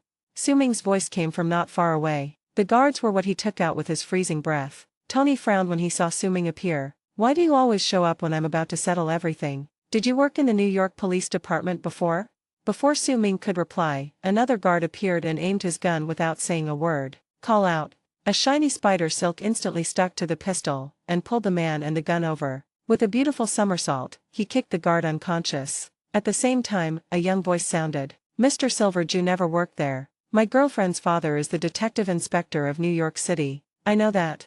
It was Peter Parker in his Spider-Man suit. It turned out that after discovering that Tony was missing, Su Ming activated his mental power to sense him. "I found that he started to move again, so he must have been caught. What about the solo dungeon?" nothing more. This is also the plot. Knowing that Tony's life would not be in any danger for the time being, Su-Ming planned to go home and rest for a while. Just then Ned came to visit with Peter. It's Christmas and there's nothing to do at school. Peter was extremely envious when he learned that Ned had arrived at Su-Ming's base before him and had provided help to Su-Ming. He also hopes to be able to participate in Su-Ming's actions. So as soon as the holiday came, he encouraged Ned to take him here again. Just as Alyssa was trying to get Ned away from the computer with a look of disgust on her face, the portal opened. Seeing Su-Ming, who was wearing casual clothes and smelling of gunpowder, Spider-Man's eyes lit up. "Sir, do you have any mission now? I want to help too." Ned just fixed his eyes on the refrigerator next to the computer, and glanced at the newly replaced keyboard, eager to try it out. Su-Ming originally wanted to come back and take a break for a while, and then go over to see what was going on after Tony's position stabilized. After all, quietly following is much more tiring than pushing forward all the way. I didn't expect that these two little guys would come to visit. First, he gave a comforting look to the unhappy Alyssa. Then he thought of something and his eyes lit up. "It won't be long before we have to defend the armor. I'm afraid I can't take care of so many sets of armor by myself. It will inevitably cause unnecessary waste. Even if a set of armor is lost, it will result in a loss of tens or hundreds of billions." Taking Peter with him seemed like a good idea. Thinking of this, Su-Ming's face straightened and he gave the order. "Alyssa, you and Ned will lock Tony's location for me and keep an eye on other changes. Peter, come here." Listening to Su-Ming's arrangements, Alyssa seemed to have seen the computer's future fate and sat there for a long time without saying a word. "Keep building up your mental strength. For the mission, for the boss." Ned couldn't wait to sit next to Alyssa, looking at the blonde beauty with shining eyes and said, "Teacher, what should we do now?" "Call me sister." "Good teacher." Su-Ming put his arm around Peter's shoulders and came to the side, saying softly, "Peter, you came at the right time. I need your help. I'm afraid you can't come with me." Su-Ming told Peter that Iron Man Tony Stark was kidnapped again and he went to help. Page 142. At the same time, protect Tony's armor. He gave Peter a task, which was to keep an eye on the safety of Tony's armor when he used all the armor, and he left the rest to him. In fact, Peter was not very interested in visiting Su-Ming's base. His biggest wish was to be able to participate in Su-Ming's actions and fight alongside him. Now, the wish suddenly came true. When Peter heard that his idol needed his strength, his young face instantly became full of determination. Sir cares so much about the safety of his comrades that he even takes his armor so seriously. He is so reliable. I can witness the seamless cooperation between Mr. and his teammates. What a wonderful thing. "Yes, sir, I'd be happy to, but first I need to call Gwen."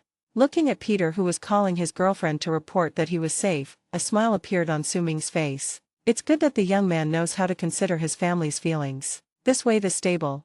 Soon, with the help of two computer experts, Alyssa and Ned, Tony's location was successfully found. Alyssa also discovered that Iron Patriot was being held in the same cell with Tony. HU. As Su-Ming took Peter through the portal, the cold weather caused Peter, who was wearing thin armor, to sneeze loudly. "Ugh, it's so cold." Peter Parker isn't afraid of the cold. OM-. As soon as he said it, the magic came into effect instantly. The severe cold that had caused the Kiwi to curl up into a ball disappeared instantly, and his whole body felt warm and comfortable. Realized that it was Mr. Silver Jew who helped him dispel the cold. Peter's body trembled, and he looked at Su-Ming in disbelief, thinking, "Sir, your methods are so miraculous? You can even do something like this." "Yes, I made the right choice this time." Thinking of the upcoming battle, Spider-Man's face was filled with fighting spirit. He must perform well in front of Silver Duke. Then the two of them came to the room where Tony was imprisoned, and what happened above happened. Tony was slightly stunned when he saw the exaggerated Spider-Man in front of him. A good neighbor in New York? Let me guess, handmade spandex? Carbon fiber from a recycling bin? Oh my, this suture is stapled with a stapler, right? But, the injection system is quite interesting, and looks a bit familiar. Although the error might be enough to squeeze in a cow. Tony gives a scathing review of Peter Parker's Spider-Man suit. "Save your complaints. This is my little brother. He came to help. Shouldn't I express my gratitude?" Seeing Tony staring at Peter's suit and complaining madly, Su-Ming spoke up to smooth things over. Tony just looked at Spider-Man, who was covered tightly in front of him, with a scrutinizing look. A question flashed through my mind. Where did the rest of the armor go? Peter had known Tony for a long time and had even submitted his invention as an entry in a technology competition. The organizer was Stark. It is worth mentioning that he also won an award. At this time, Peter was also very excited to see Tony in person. You know, before Su-Ming appeared, Tony was his idol in scientific research. He took off his hood, took 2 steps forward, and said nervously, "Hey, you there, I'm Peter Parker. Mr. Parker? Why does this name sound so familiar?" Chapter 158 The Disappearing President. Bang, bang. The door of the warehouse kept making banging noises, which made Harry scratch his head for a moment. He couldn't find the key to the warehouse. Part of one arm and one leg of Tony's mech flew off, but the remaining modules chose a different route. The result was that they were locked in the warehouse like a group of headless flies. But the technological prodigy's hands-on ability is not weak at all. Harry quickly made a miniature bomb and destroyed the warehouse door lock. Whoosh whoosh. As the sounds of several blades breaking through the air rang in his ears, Harry knew that Iron Man was about to display his might again. Parker, Parker. Tony muttered the name, and suddenly his eyes lit up. There's a biodegradation device inventor named Peter. Could it be? Yes, sir. That original invention even won a prize, from Stark. A competition? Oh, yes. Only your work is interesting, the rest are rubbish. Bang, bang. At this time, the enemy's reinforcements arrived at the scene, and countless bullets also flew over. Seeing this, Tony quickly activated the broken armor to dodge and instantly took off into the air. Peter was noticeably more agile. He swung out spider silk and pulled a cabinet over to block the bullets, and then the spider silk was fired frequently. With Peter's agile movements, several reinforcements were stuck to the walls and ceiling in various shapes before they could even last a round. Su-Ming stood there casually, occasionally blocking a few incoming bullets. He knew that since it was Spider-Man's first time out with him, he needed a chance to show off. Especially in front of Tony. This arrogant and mean-spirited guy with a mustache is not an easy player to get along with. If he catches you, he will laugh at you for the rest of your life. Spider-Man quickly dealt with his opponent with a clean and neat blow. But Tony waltzed in the air. It flew in the air for a long time without coming down. With only one leg to power his flight, he struggled to maintain his balance, and the machine gun in his hand fired unconsciously and randomly. He accidentally killed all the enemies that Spider-Man had just controlled. Seeing this, Su-Ming gave Peter a look and asked him to help Tony land smoothly. When Spider-Man pulled Tony's other half of his body to help him maintain his balance and finally landed, Tony finally felt relieved. Shit, I almost embarrassed myself in front of the kids. When he turned around, his embarrassed expression instantly relaxed, and was even given his signature arrogance. Why are you letting me down so soon? I need to test my newly developed moves. Looking at Tony, who was stubborn, Su-Ming couldn't help but say, "You're about to piss yourself, don't think I can't see it." Tony was indeed a little frightened just now, but fortunately the height was bearable and he was ready to fall down. Unexpectedly, Mr. Parker was so considerate as to help him. "This guy is good. It's just that the battlesuit is too rough and it's an eyesore." I was excited. As he said this, a sound suddenly broke through the air. Peter's spider sense mistook him for a missile attack, and his body tensed up. Su-Ming raised his hand and pressed it on Peter's shoulder. "Relax, young man." Out of trust in Su-Ming, Peter forcibly controlled the urge to take action to protect the few people. At this time, the rest of Tony's armor finally flew over. The speed was so fast that there was a loud bang when it hit Tony. Pa, pa. Tony, who was knocked all over the place by the mecha, gradually turned into Iron Man. Enduring the pain and itchiness from the armor on his body, Tony said to himself, "It's just an engineering prototype after all. I forgive you." Tony led the way, searching for the enemy room by room, hoping to take revenge. But he found that Rod had caught the actor who played Mandarin in casual clothes. After a brief introduction, several people began to question the actor Killian about his subsequent actions. Su-Ming discovered that Rhodes's armor was missing and called Alyssa. "Locate the Iron Patriot."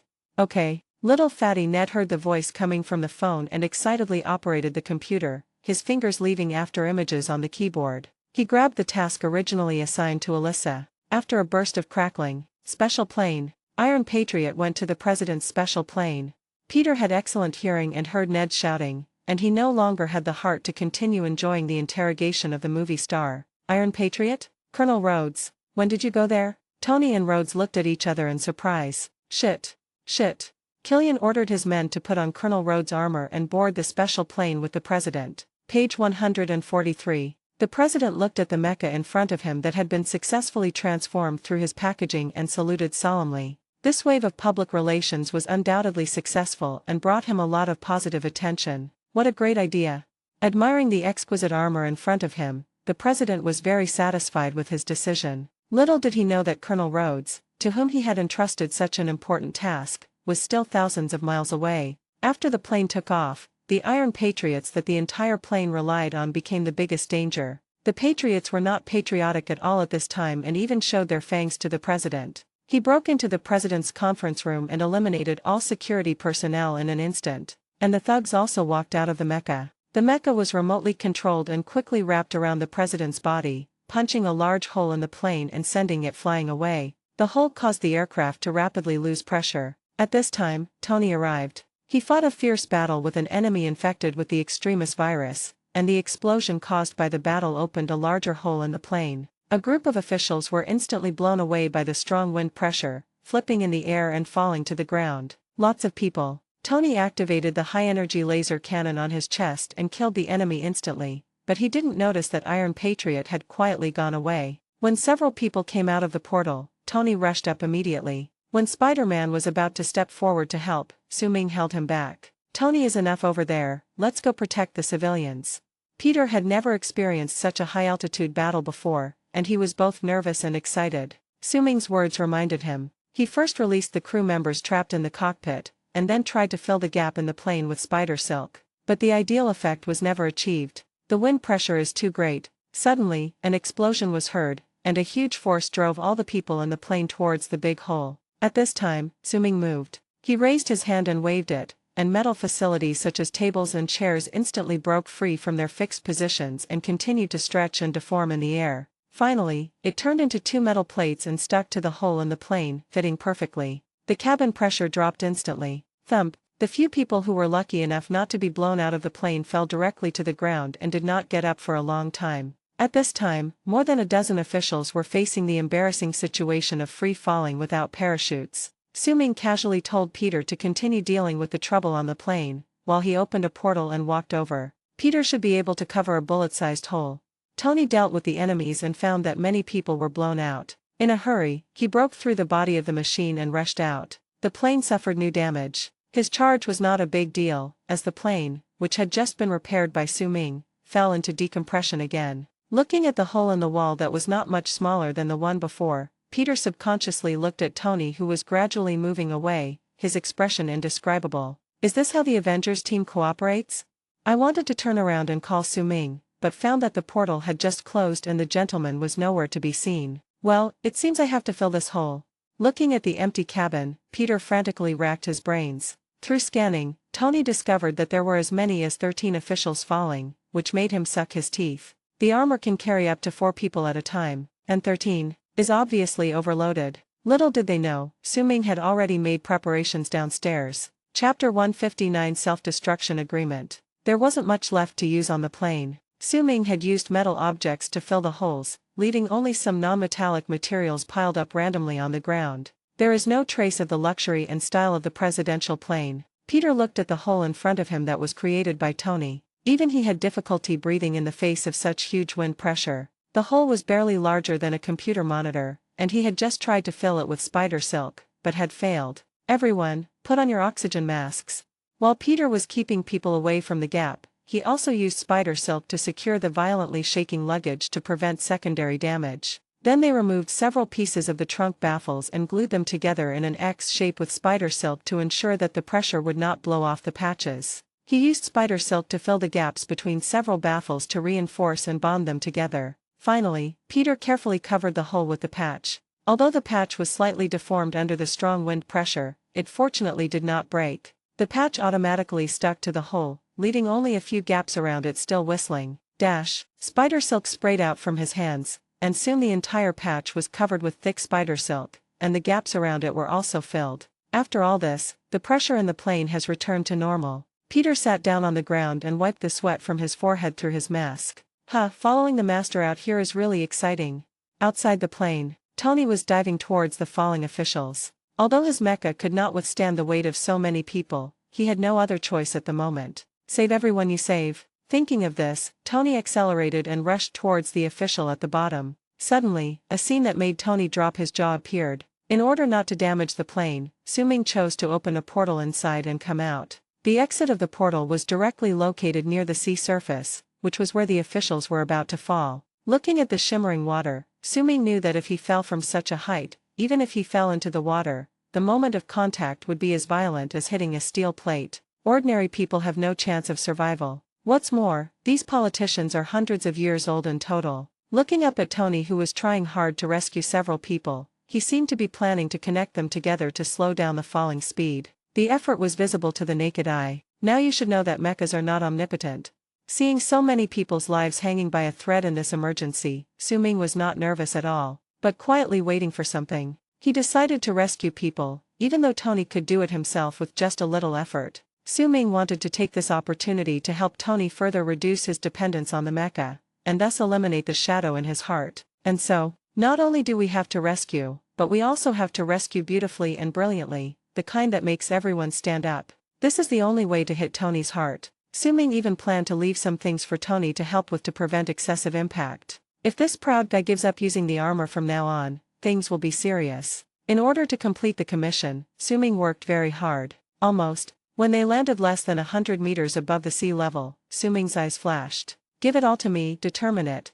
The black windbreaker rustled in the sea breeze, and the figure standing in the air was as tall and straight as a pine tree. As soon as the words were spoken, the law was put into effect. The 13 falling officials seemed to have pressed the pause button at the same time, and remained frozen in the air with terrified expressions. Tony was not within Su Ming's target, the mecha missed his target, and the thrusters created embarrassing sparks in the air. What the FK? Tony found that the people around him suddenly disappeared, and he didn't react for a moment. When I turned around, I saw that they were just hovering in the air in different postures. The genius brain, filled with scientific concepts, was instantly filled with question marks. Is this scientific?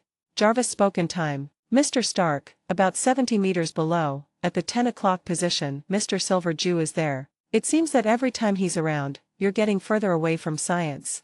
Jarvis quickly adjusted the screen and pulled out a close-up of Su Ming in front of Tony. Seeing his calm demeanor, Tony's expression suddenly turned ugly. In the past, I was the one who played this kind of pretentious role. The baby is unhappy. Shut up, old Jarvis. That was just a temporary outsourcing job that Potts hired. By the way, notify the lab that next time I'll install anti-Jarvis self-destruct protocols on all the mechas. Praising others in front of their master, I'm afraid your intelligence has gone astray. This is dangerous. Be careful or I might blow you up one day. As you command. The self-destruct protocol has been installed successfully.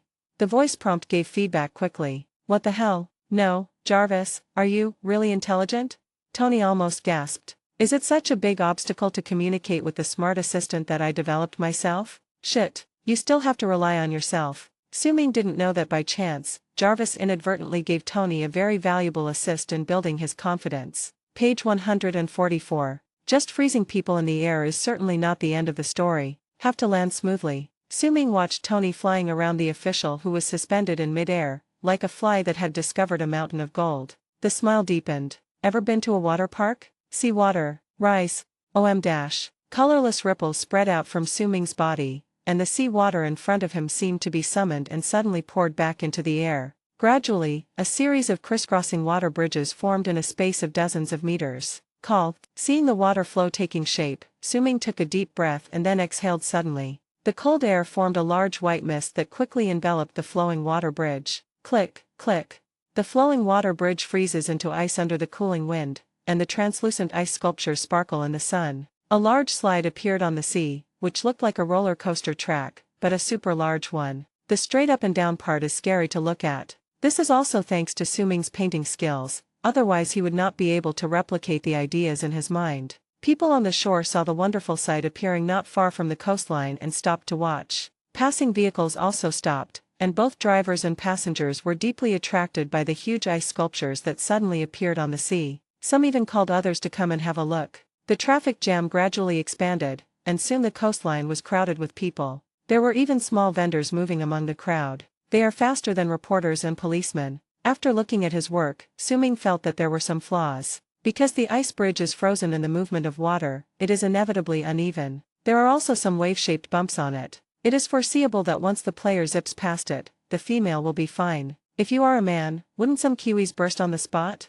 Drag out a long trail of blood. That scene is painful to look at. Death roller coaster? Wouldn't Tony be laughed to death? Su Ming, with images in his head, shook his head slightly. In order to provide the guests with the ultimate enjoyment, it needed to be improved further. He just raised his hand and a rusty metal plate rose from the sea. Following the shape of the metal plate, he stroked it through the air. Crackling, The rust on it flakes off and falls into the sea, splashing water. Su-Ming kneaded the iron plate, which had regained its shine, into a scraper of the width of the ice track. Su-Ming's eyes released heat, heating up the scraper, and pointed casually. Go with. The scraper, glowing red, came directly to the starting point of the ice track and went down along the way. Kakeka. As the high-temperature scraper passes by, the originally uneven surface of the ice track instantly becomes as bright as a mirror, even more dazzling in the sun. Snap, snap, snap, bang.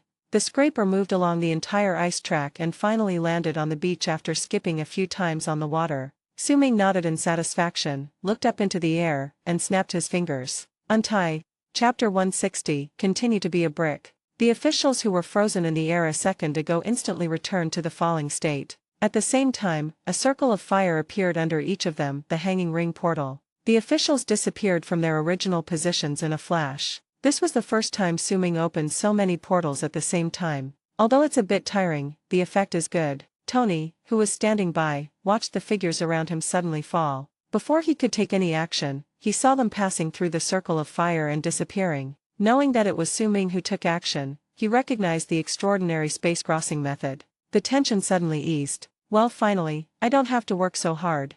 Mr. Stark, you seem to be happy too early.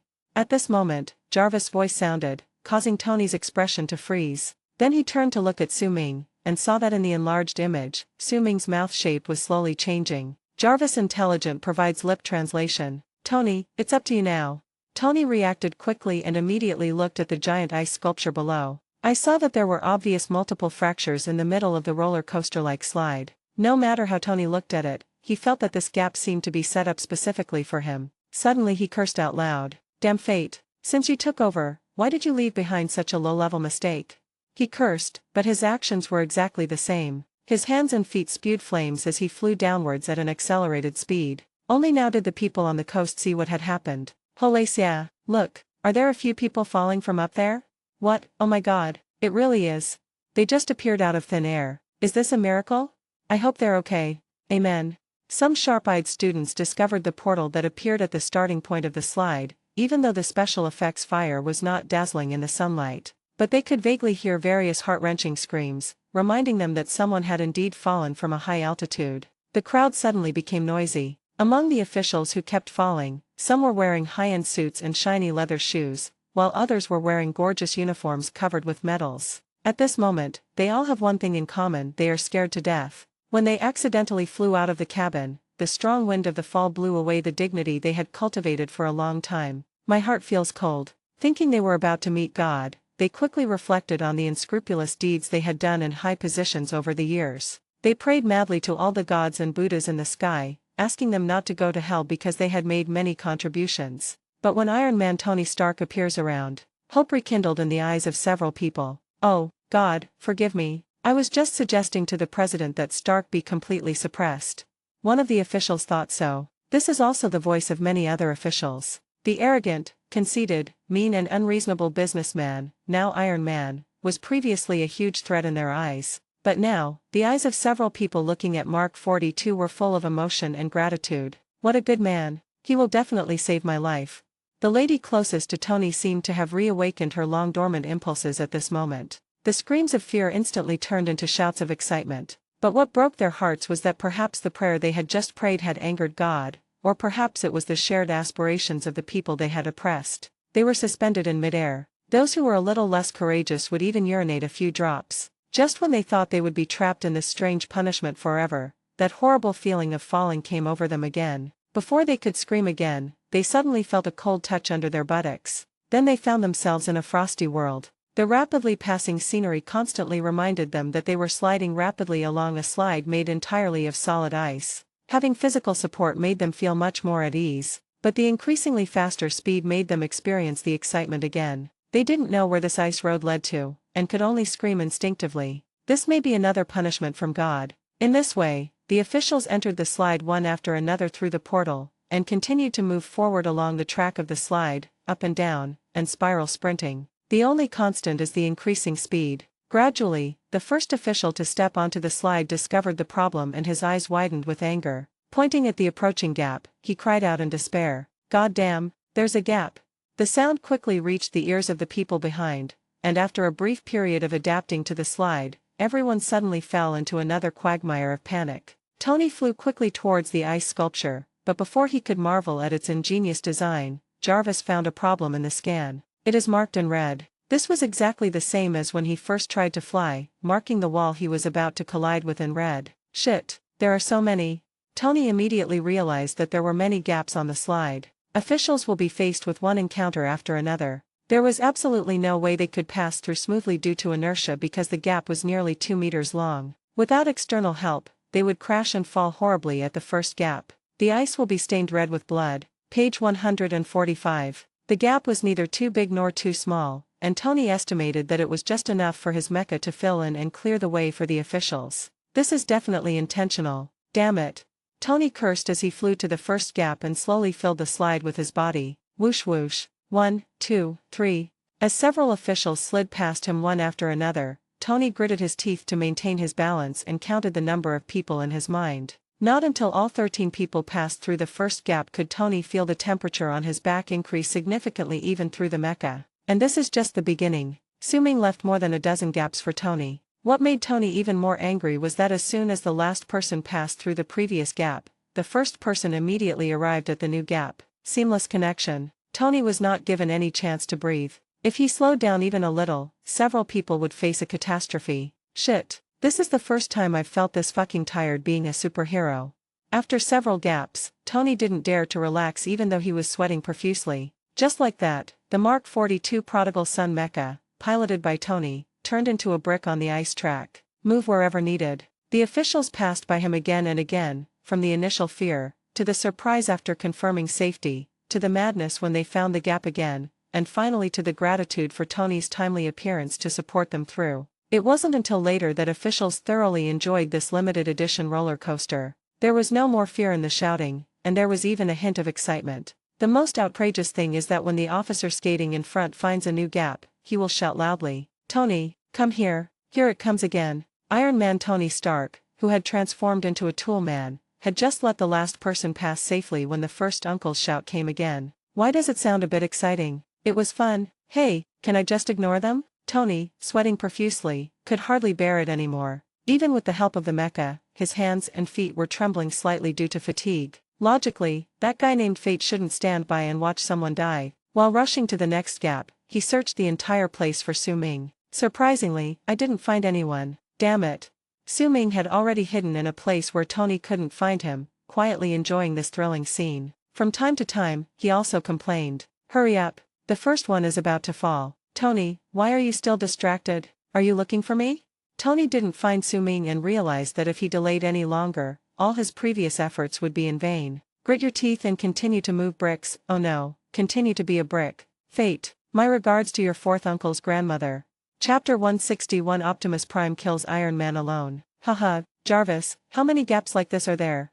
Tony was so tired that his whole body was numb. The Mark 42 mecha was just an engineering prototype he made for the development of remote wearable functions. Apart from the novelty of its armament method, it is weak in other aspects. There has been no improvement in the power, assistance and weapon systems, and they are still at the old version. Even activating the flight energy requires Jarvis to read the bar for a long time. A complete mess. This invisibly consumed a lot of Tony's physical strength. Feeling his burning back, Tony wished he could see the butts of the officials who passed by him on fire. Unfortunately, the slide is made of ice. Although the officials felt a bit of stagnation and friction when they briefly passed by Tony's body, the heat was quickly cooled down by the following ice track. The butt is safe and sound. In the end, Tony had to bear it all alone. Finally, all the officials floated slowly into the sea and were officially out of danger. Tony finally escaped the fate of being a bricklayer. At this time, he was exhausted. He landed on the beach not far away and quickly took off his mecha.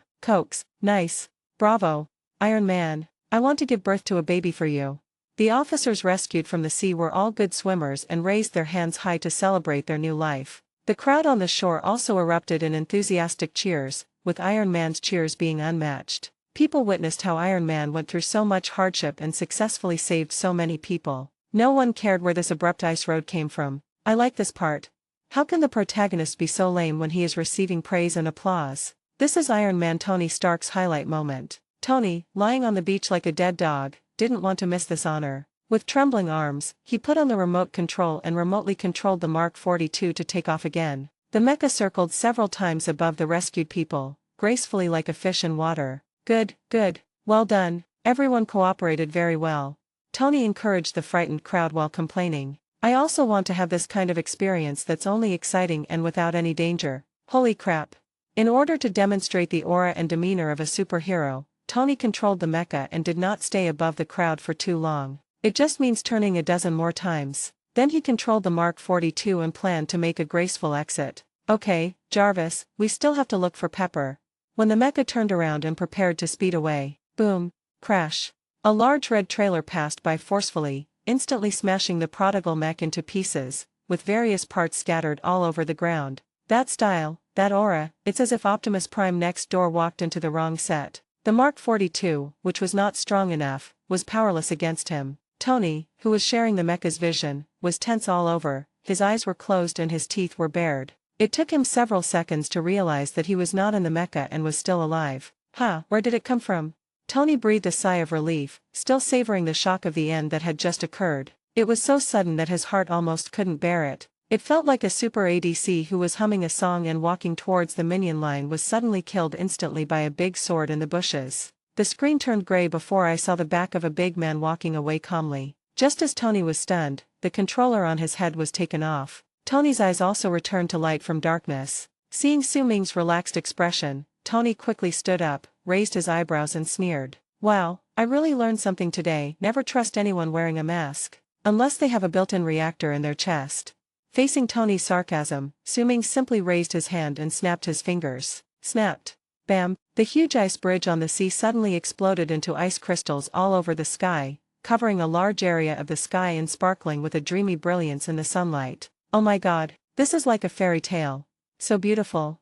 Thank you so much. Did Princess Aisha just come over? The crowd who were still watching curiously saw the ice bridge suddenly turn into a sky full of stars, and thought they had arrived in a fairy tale world. A tide of amazement once again filled the entire seashore. Seeing this, Tony remembered Su Ming's horrific methods. His eyes changed slightly and he coughed twice. Explain why there are so many gaps on the slide? Do you need me to certify your immaturity as quantum retardation? It turns out he discovered it. Sure enough, it seems that hiding things from Tony's clever brain is not an easy task. Thinking of this, Su Ming spread his hands and said helplessly, as you can see, the situation is urgent, so it's normal for such a large-scale buffer system to have some flaws. I believe you, Ghost. Tony looked disdainful when he heard this. He could have just opened a portal and put everyone in a safe place, but he had to make all this mess. Besides being bigger, more beautiful, and more exciting. It doesn't seem to make any sense. Isn't it me who has to complete the most important part? What Tony didn't realize was that the panicky feeling he'd had earlier never returned. Even after experiencing the tragedy of being knocked away by Optimus Prime, he did not feel any anxiety. Page 146. This has a lot to do with Su Ming's secret efforts. A big scene? Suddenly, Tony's expression changed. He thought of Pepper, who was still in the hands of the enemy, and a trace of anger appeared in his eyes. This time, it's my turn to make a big scene. Thinking of this, Tony grabbed the controller. Jarvis, is it time? Is this a family reunion plan, sir? That's right. Seeing that Tony was holding back his energy, Su Ming knew that he was planning to summon all the mechas. If you want to reclaim the armor, you have to go through Tony, its owner. Now is the time to get a shot of prevention. Tony, are you planning to go all in? Tony pouted and agreed with Su Ming's guess, his eyes full of determination to make Killian pay the price. I bet you wouldn't be able to defeat Killian even if you deployed all your armor. Seeing that Tony didn't say anything, Su Ming used provocation again. Tony felt underestimated. He looked at Su Ming with unfriendly eyes and said through gritted teeth, "Then we'll see." At the same time, he secretly made up his mind to rescue Potts even if all the mechas were destroyed. And this time, Fate, you have to open your eyes wide and watch carefully. Su Ming seemed to see through his thoughts. It would be such a shame if so many mechas were destroyed in battle. Tony heard what Su Ming seemed to be about to say and became curious. It's my business if it's destroyed, what does it have to do with you? Su Ming looked into Tony's eyes and directly expressed his thoughts. Because, I want those armors of yours. What? Tony didn't understand what Su Ming meant for a moment. You want my mecha? He wants to wear it? The model is not suitable? With your strength as the Crimson Silver Duke, you shouldn't look down on these mechas. Is it? He wants to replace me as Iron Man? Impossible. Iron Man represents Tony's brain, super strong R&D capabilities, handsome beard, and optimism in the face of all difficulties. It is no longer represented by that iconic set of armor. It seems that your destiny is more suitable for development in Hollywood. Isn't it inappropriate to switch to Iron Man at this time? Besides, in the future, if I develop a new battle suit, I can crush the old mecha in minutes, right? This shouldn't be the case. Is it for collection? Tell me earlier. With our shared experience of the Battle of New York, coupled with my, Tony Stark's, financial ability, I guarantee that your thoughts will be eliminated as soon as possible. Also, you want my armor? What a beautiful thought. Tony saw Su Ming's serious expression and suddenly laughed, provoking. If you can save them before the armor is destroyed, why not give them to you? I snorted in my heart. I don't know, there's a zero clearance agreement behind it. Thinking about my armor, dream on. Hearing Tony's teasing words, Su Ming's eyes lit up and he smiled. A word is settled. Chapter 162 Viking Funeral, Malibu Beach, California. Tony Stark's former mansion now lies in ruins. A large number of workers and construction machinery were clearing the building debris. Suddenly, there was a vibration under the feet of a worker. Then, the air raid hatch slowly opened, and objects that were flashing with light quickly flew from the ground into the sky. It was exactly all the mechas in Tony's inventory. Thank you so much, so many robots. Dang dang. The worker, who was barely keeping himself together, watched the spectacular scene in front of him and didn't even notice that the shovel had slipped out of his hand and fell to the ground. Su Ming brought Tony, Rhodes and Peter back to the base for a rest. Give me some good news. Rhodes saw Tony, who had left through the portal with Destiny, and was busy asking about the situation. He also wanted to go and fight together, but he had lost his armor and was only wearing a set of business casual clothes. All the officers who fell were rescued. Tony said halfway. Rhodes was very excited. The chaos on the plane was caused by the Iron Patriots. If there were any casualties, he would bear a strong sense of guilt. But the president is missing. Tony then finished the other half of his words. Rhodes was stunned for a moment and murmured. You deployed the armor, but couldn't even save the president. How can you save Pepper? Tony just looked at Rhodes confidently, with a plan in mind. We'll see.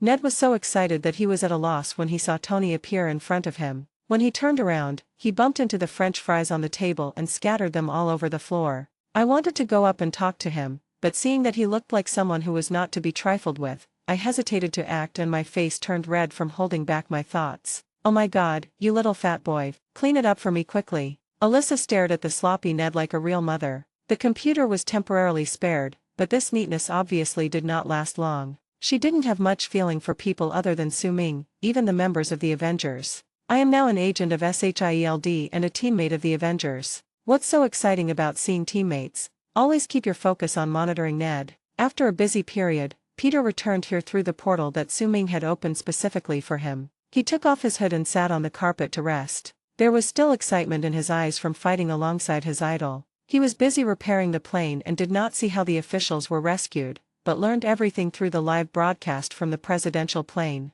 I admire Su Ming so much. Look, even someone as strong as Iron Man has become Mr. S tool to save people. Su Ming casually opened the refrigerator, took out a few cans of Coke, and threw them to everyone. Alyssa, help me locate Ms. Pepper's location. Bang, ah. Ned, who was lying on the ground picking up French fries, was startled when he heard this. He raised his head suddenly and bumped into the computer desk, crying out in pain. He just sat on the ground, rubbing the big bump on his head, grinning. We found her location a long time ago. It was the teacher who thought of this. Call sister. Alyssa didn't expect that the little fat man would actually lift himself up in front of everyone. Her stern expression instantly became decent and generous. She's currently on a cargo ship, docked at an offshore oil drilling platform on the east coast of Florida, at XXXX east longitude and XXXX north latitude. After saying that, he gave Ned a look that said, "You're a good kid." Sorry, gentlemen, my assistant is so outstanding, I'm afraid you won't have much time to rest. Su Ming didn't expect that Alyssa had obtained Pepper's location one step ahead of time. Very satisfied, he raised his hand and drew circles in front of people, and a passage with flashing sparks slowly opened. Tony looked at Su Ming and Alyssa with a playful look. Is she just your assistant? I've had assistants too, I understand. Rhodes looked at the scenery of the ship appearing on the other side of the portal in confusion, and then looked at Fate who was still drawing circles. He raised his hand and gestured a few times. Gosh, man, let's be honest. That's a very convenient trick of yours. Rhodes didn't expect that Destiny, who had not been seen for a long time, would appear again and had mastered such a fashionable ability. This is so enviable. The little spider drank a can of Coke in one breath, put on the spider mask, and burped loudly, full of fighting spirit. Ignoring Tony's teasing, Suming gave Colonel Rhodes a modest smile and looked at the people in front of him. Are you ready?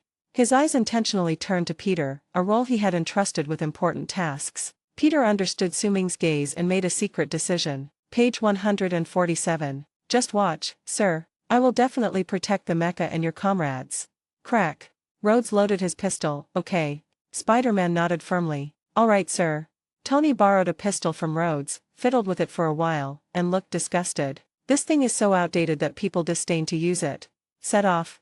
Suming waved his hand, and several people quickly passed through the portal, traveled thousands of miles and appeared on the Rockanoke cruise ship. It is worth mentioning that this cruise ship once suffered a massive oil spill, a full 1 million tons of crude oil. But no capitalist was brought to justice for this. This was one of the excuses Killian used to plan a live execution of the president. The scene changes. Miss Pepper was secured to an upright laboratory table. Red light surges in the body. She was lucky that she didn't have a rejection reaction and explode. Having adapted to the desperate virus, she slowly woke up and immediately recognized the person in front of her as Killian, the elegant man who had approached her to discuss cooperation. Do you think he will help you? Impossible.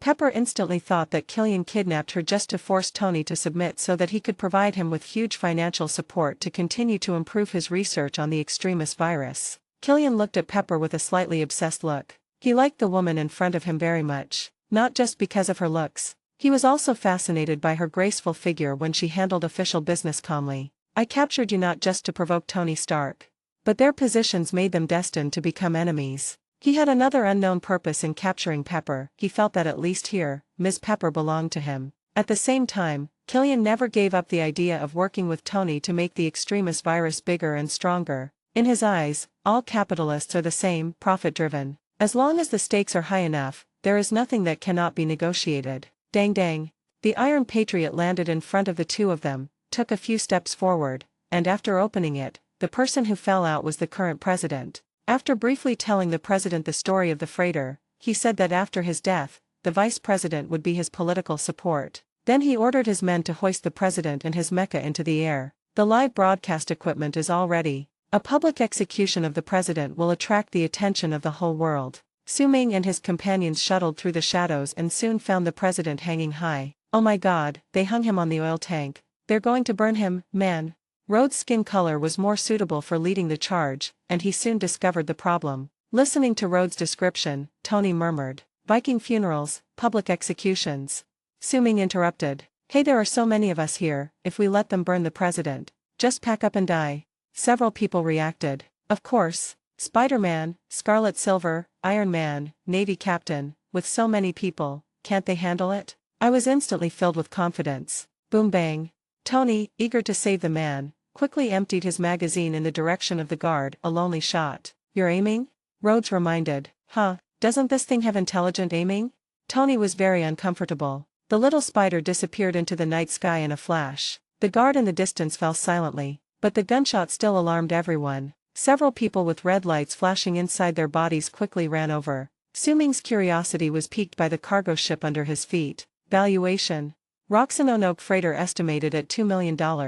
Offshore oil drilling platform $20 billion valuation. Chapter 163 Battle for Armor Defense. The live broadcast is about to begin, everyone take your positions.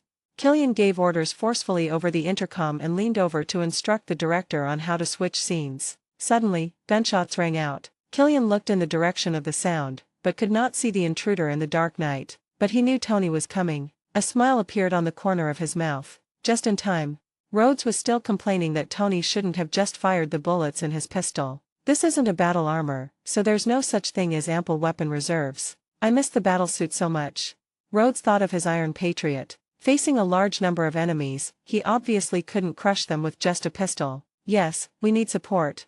Tony looked towards the horizon with a playful expression. Several spots of light appeared there one after another, followed by the roar of flames jetting from far to near. Suming and Rhodes also saw it, and Rhodes' expression gradually solidified. That is, correct. All of them? Merry Christmas, brother. As Tony spoke with a hint of pride, all the Mark mechas in stock came to support. A total of 34 sets of armor from Mark 8 to Mark 41 were deployed. It was suspended in a circular shape above the drilling platform, looking very majestic. Su-Ming looked at the brand new sets of armor above his head and licked his lips. A smile appeared in his eyes. At this time, Tony was surrounded by armor, striding with his head held high and his arms raised like a conductor of a symphony orchestra. The heroic mood instantly reached its peak. Jarvis was ordered to find all the people who had the extremis virus, and the hammerhead shark mech quickly locked onto them through thermal imaging. It's Christmas time, send them to heaven.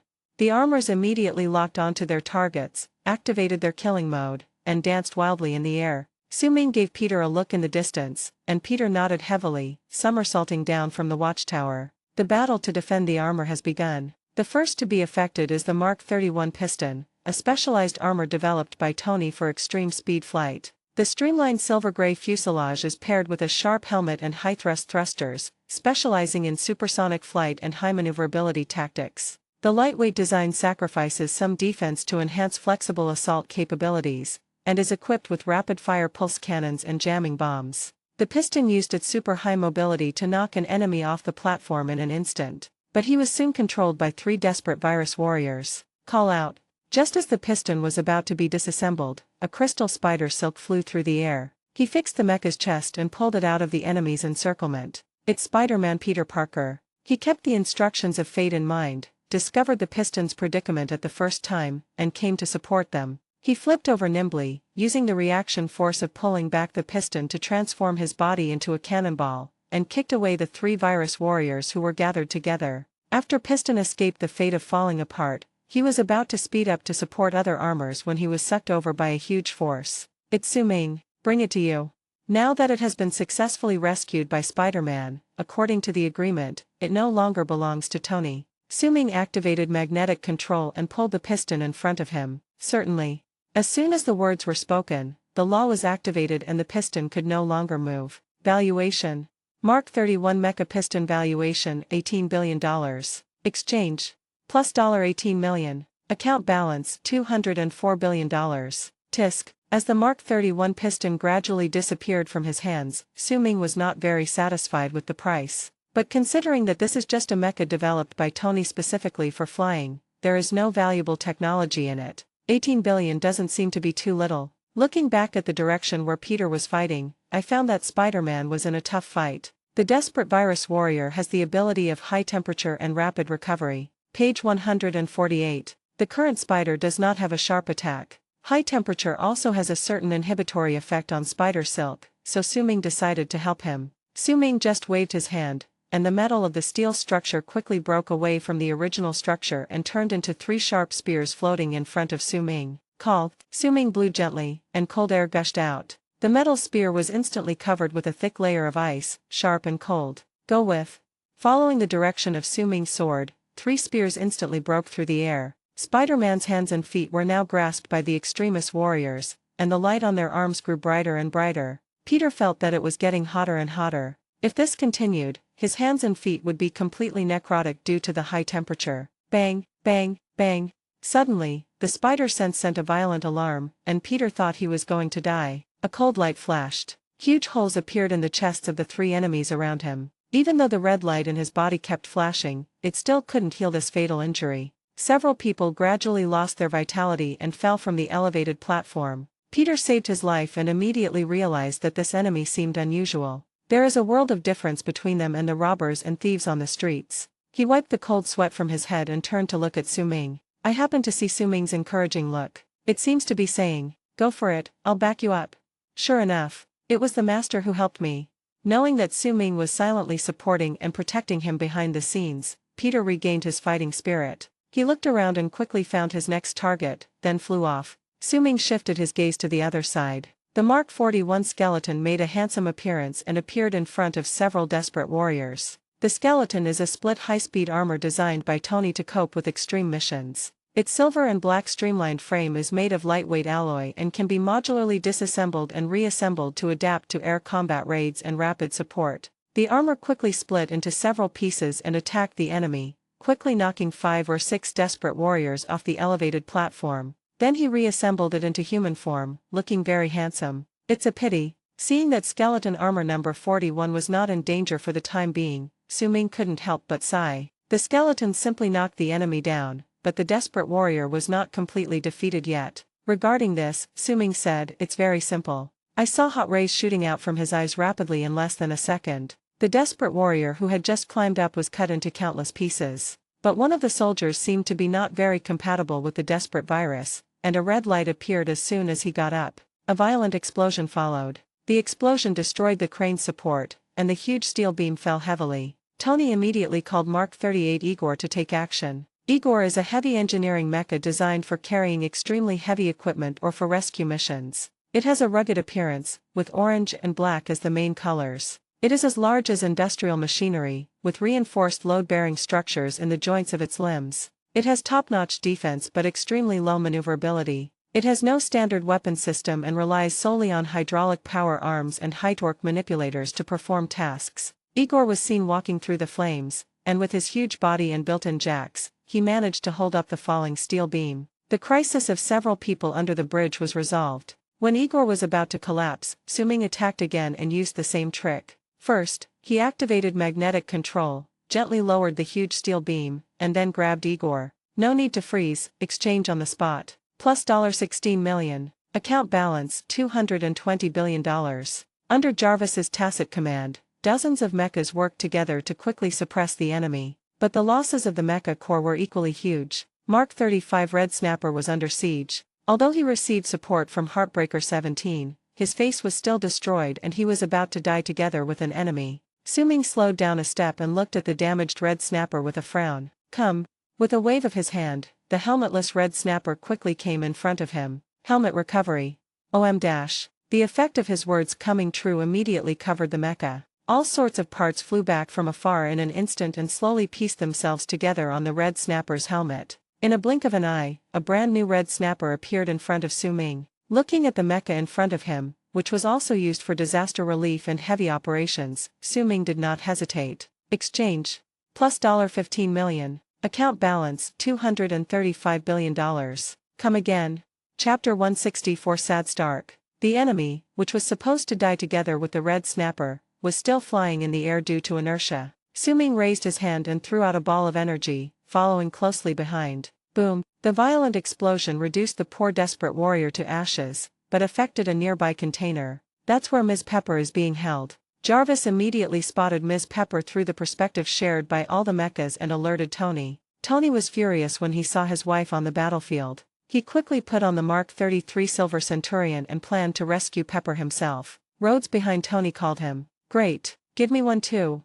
Then he opened his arms and waited for the mecha to be armed. The Silver Centurion gradually covered Tony's entire body. Tony looked at Rhodes calmly. "Sorry, they can only be controlled by me." "What do you mean?" Rhodes was puzzled. "Wasn't the war machine given to me just as he said it would be? The size isn't right. I'll let them cover you." Tony casually said this, turned off his helmet, took off on the spot, and flew towards where Pepper was. Just kidding. Ever since Su-Ming clearly told him that he was thinking about his mecha, Tony no longer intended to let anyone other than himself easily touch the mecha. Those are all his masterpieces of cultivating immortals in seclusion. At this time, Marks thought that Heartbreaker number 17 landed in front of Rhodes. "Hey, Colonel, can I help you?" "How ridiculous." Rhodes said he was confused, but his body was honest. He took off with the Heartbreaker mech in his arms, but was pounced upon by a desperate warrior mid-air. Rhodes lost his grip and fell off the Heartbreaker, suffering a side stitch. When Tony found Miss Pepper, she had been crushed under the rubble, and the red light emanating from her body indicated that the extremis virus was rapidly healing her injuries. Just as Tony's hand was about to reach Pepper, a red arm pierced through the steel beneath it and quickly destroyed the reactor in the Silver Centurion's chest. Tony's suit fell to the ground powerlessly due to power loss. Killian's body was burning hot, and he melted the steel frame and crawled out of the ground. Looking at Pepper who was pressed there, he teased. "Did he harass you?" Pepper ignored the big bad guy and looked worriedly at Tony, who seemed to have something wrong with his armor. Killian leaned over in front of Tony, his red finger tapping the mecha on the chest of the Silver Centurion. "Is it this hot?" "Like a little turtle, about to be roasted in its shell." Just when Killian was about to kill Tony with one punch, Pepper realized that he didn't want to cooperate with Tony, but to take revenge. Seeing Tony unable to move and about to die under that fist-emitting dangerous light, Pepper shouted helplessly, "Do not."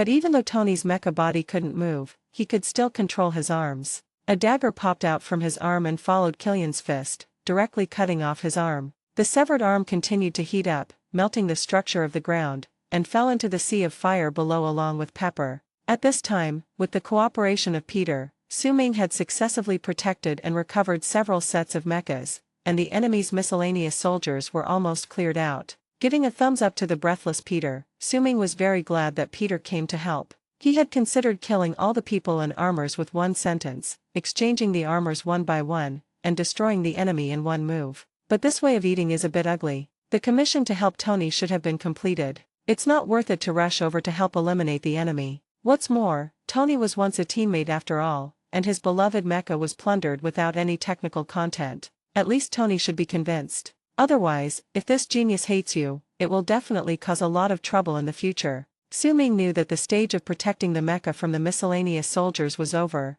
and the next step was the real battle to defend the mecha. In order to fight Killian, Tony will personally put on several sets of armor. Then he looked at the two people facing each other above. Tony couldn't believe his eyes for a moment. My true love fell into the sea of fire right in front of me. What hurt him the most was that even though he mobilized all his mechas, he still couldn't save Pepper. Page 149. At this moment, Tony wished he could use all his mechas and research results to bring Pepper back to his side. But the reality is that Pepper fell from such a high place, with a raging fire more than 10 meters high below, there was no possibility of survival. Looking at Killian chasing after him again, Tony's anger reached its peak, his eyes filled with murderous intent. So he rushed towards the other party, and Killian instinctively jumped to avoid it, but then he realized that Tony was not wearing a mecha. What's with this brave performance? He immediately found the answer. Tony made a sliding tackle, passed under Killian, and then put on Mark 16 nightclub, which was originally behind Killian. This suit is a lightweight suit developed by Tony.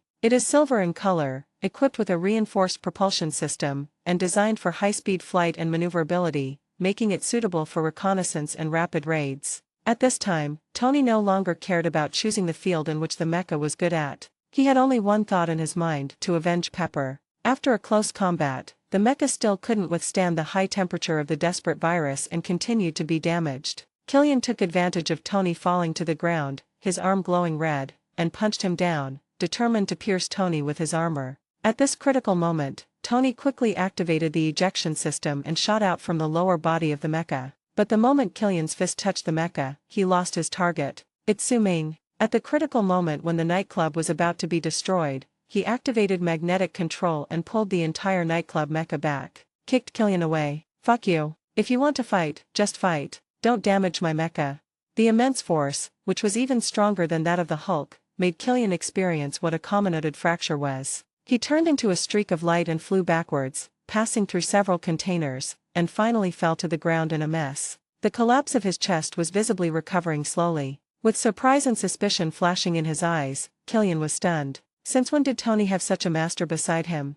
But it didn't seem like his goal was to be hostile to me. So far so good. Su-Ming restored the structure of the mecha, and the nightclub stood quietly beside him. By this time Tony had already donned his Mark 40 shotgun. This is a set of supersonic armor, even with a supersonic propulsion device on the back. Tony felt a flicker of satisfaction as he watched Su-Ming kick Killian away. However, when he thought of Pepper, a sharp pain surged in his chest. Thank you for saving my nightclub, but this is my battle with him.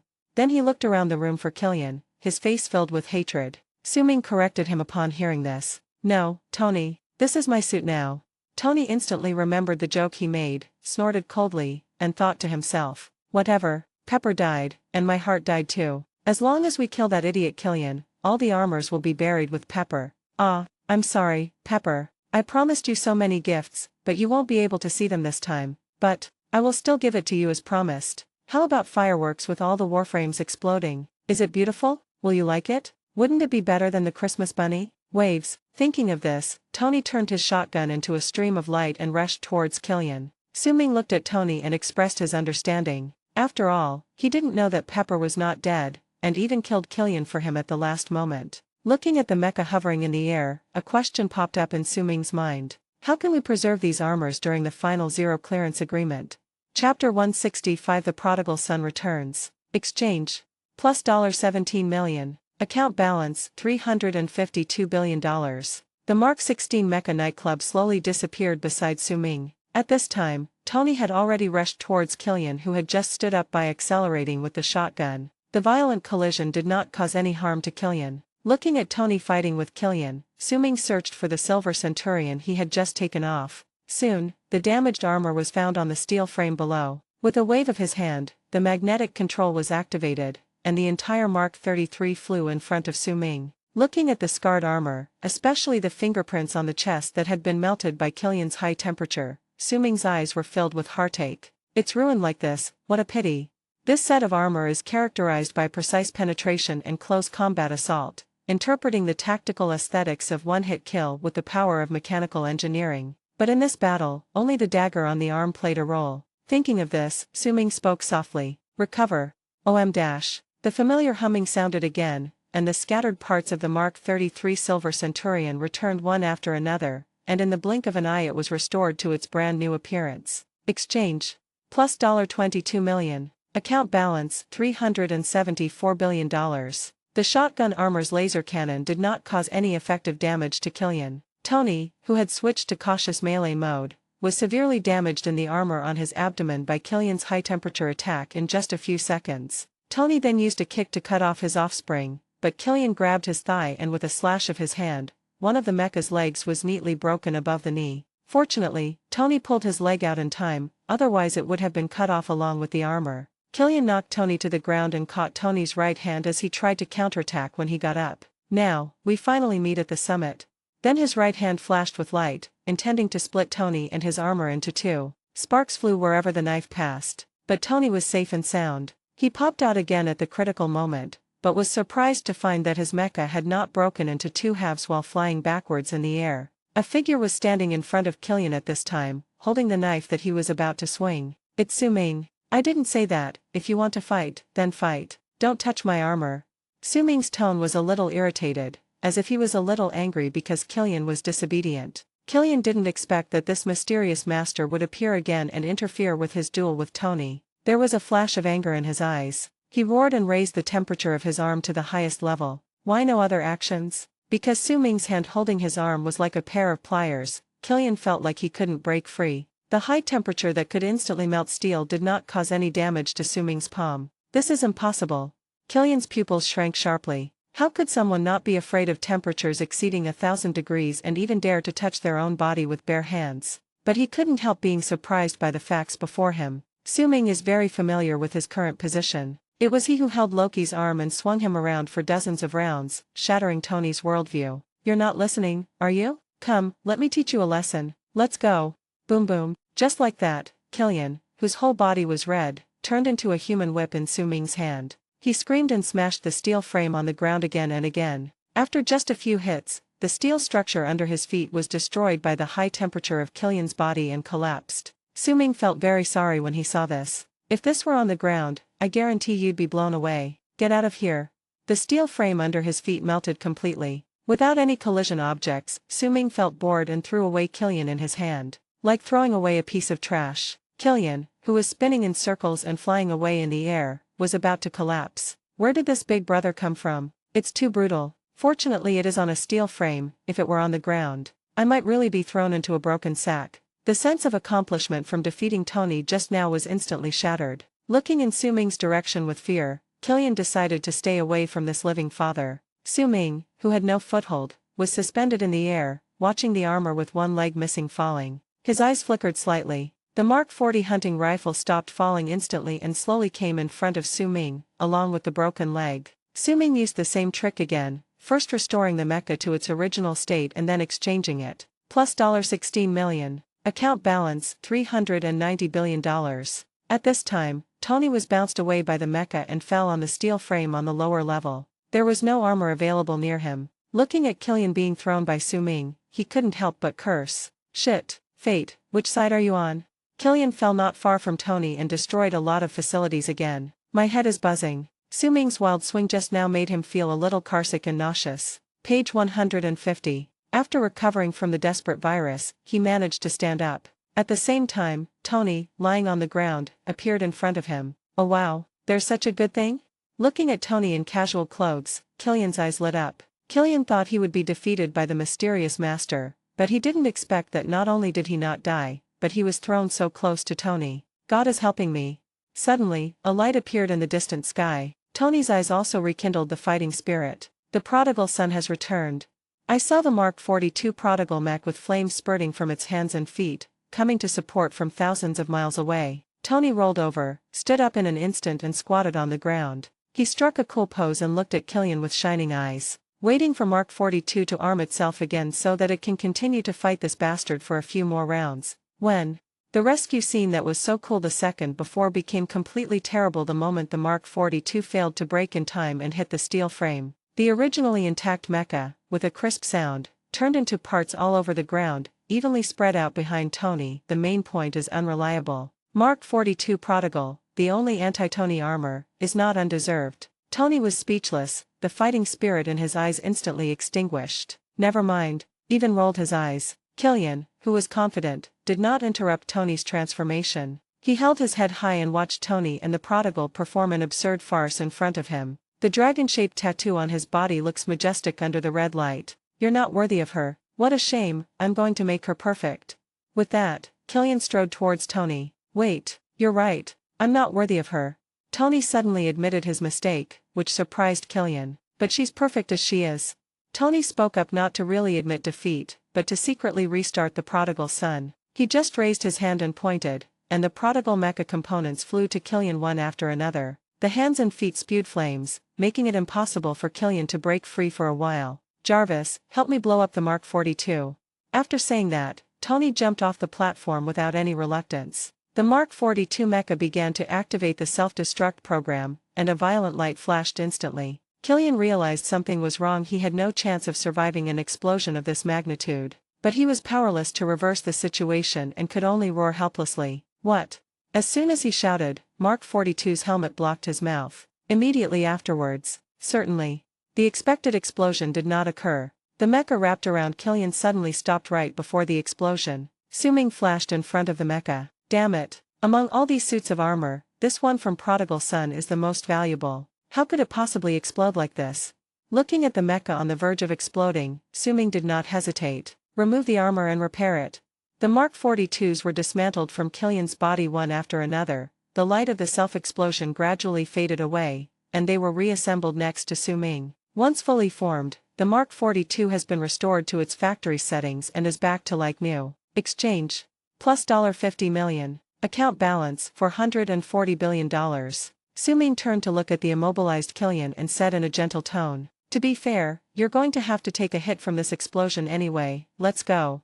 He raised his hand and released a large ball of compressed energy, and the moment it touched Killian, boom. Chapter 166. My wife is awesome. Tony, I have successfully rescued the president. I will take him away now. Suddenly, the signal from Iron Patriot was received in the headset, and the voice of Colonel Rhodes sounded in Tony's ears. While Tony and the others were fighting, Rhodes stepped on the container and came to the position where the president was hanging, but he was caught up by two desperate warriors. The pistol's magazine was quickly emptied, and every bullet hit its target, but it did not cause any harm to the opponent. It felt like a bullet was shot into hot molten iron and melted instantly. The bullet holes on their bodies also healed visibly. How can we play this?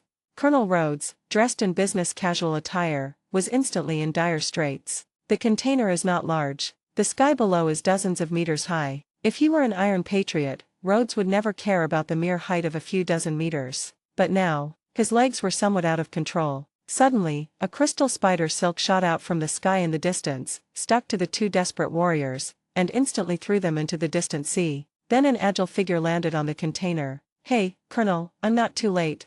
Spider-Man enters. Rhodes looked at the energetic and capable young man in front of him and smiled. Two rows of white teeth are particularly dazzling under the night sky. Just in time, boy.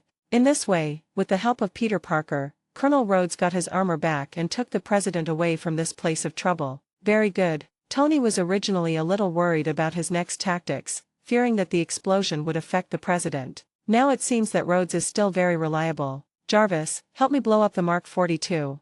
There was no emotion in Tony's words. On the one hand, the damn guy was now in Mark 42, and on the other hand, Mark 42 had already given him too many surprises. He had had enough. He swiftly climbed over the railing and slid down the slope. Killian's roar faded away behind him. But, what about the explosion? Tony had already slid some distance, but the expected explosion did not happen. Mr. Stark, there's something strange. All the systems of the Mark 42 have been repaired. This is surprising.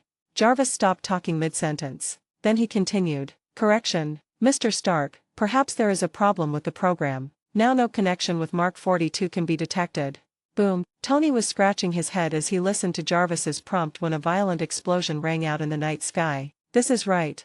The confusion in Tony's eyes instantly cleared. Based on the principle of borrowing one for one, Su-Ming took away the Mark 42 armor but still gave Killian an explosion. The portions are generous. It is no less powerful than the original explosion of Mark 42. The huge fireball instantly illuminated the entire beach. Tony was blown away by the shock wave of the explosion and faced the embarrassment of free fall again. Although the excitement made him scream, a set of mecha appeared in the direction of Tony's advance at the right time. Mark 15 stealth. As Tony fell, it wrapped around his entire body. But the sneaky armor was badly damaged in the previous battle, with limbs missing. The flight system has completely failed. Jarvis, can't you give me another suit of armor? Tony looked at the ground rapidly approaching in front of him and forced himself to remain calm. Sorry, sir, according to calculations, the nearest mecha will arrive 2.35 seconds after you land. Fake. Hearing Jarvis's hint, Tony's eyes showed a hint of despair. Is it impossible to escape the fate of falling to death? Just as Tony was about to slam down on the ground, his body suddenly stopped. Then it slowly fell to the ground. The armor on Tony's body also fell off due to a system collapse, turning into a pile of scrap metal. Clap. At this time, Su-Ming flew directly from the explosion site and landed gently not far from Tony. Just now, when Tony was about to fall to his death, he controlled the armor on Tony's body and slowed him down. Hey, Tony, this suit of armor is mine too. Tony Stark said nothing and waved his hand weakly. Hello everyone, this is Shadow. Due to copyright restrictions on YouTube, I can't publish many of the audiobooks you love. That's why I've created a special paid service where you can enjoy over 300 high-quality audiobooks from platforms like Webnovel, Pocket FM, Audible, Wuxia, and more. Each novel comes as a one-time purchase, no subscriptions, no hidden fees. After payment, you'll receive full access via Telegram, along with all future updates for that novel. You'll find a wide selection of your favorite genres and titles, always in premium audio quality. Check the full list of available novels in the description. DM me now to get your favorite stories in audiobook form and start listening today.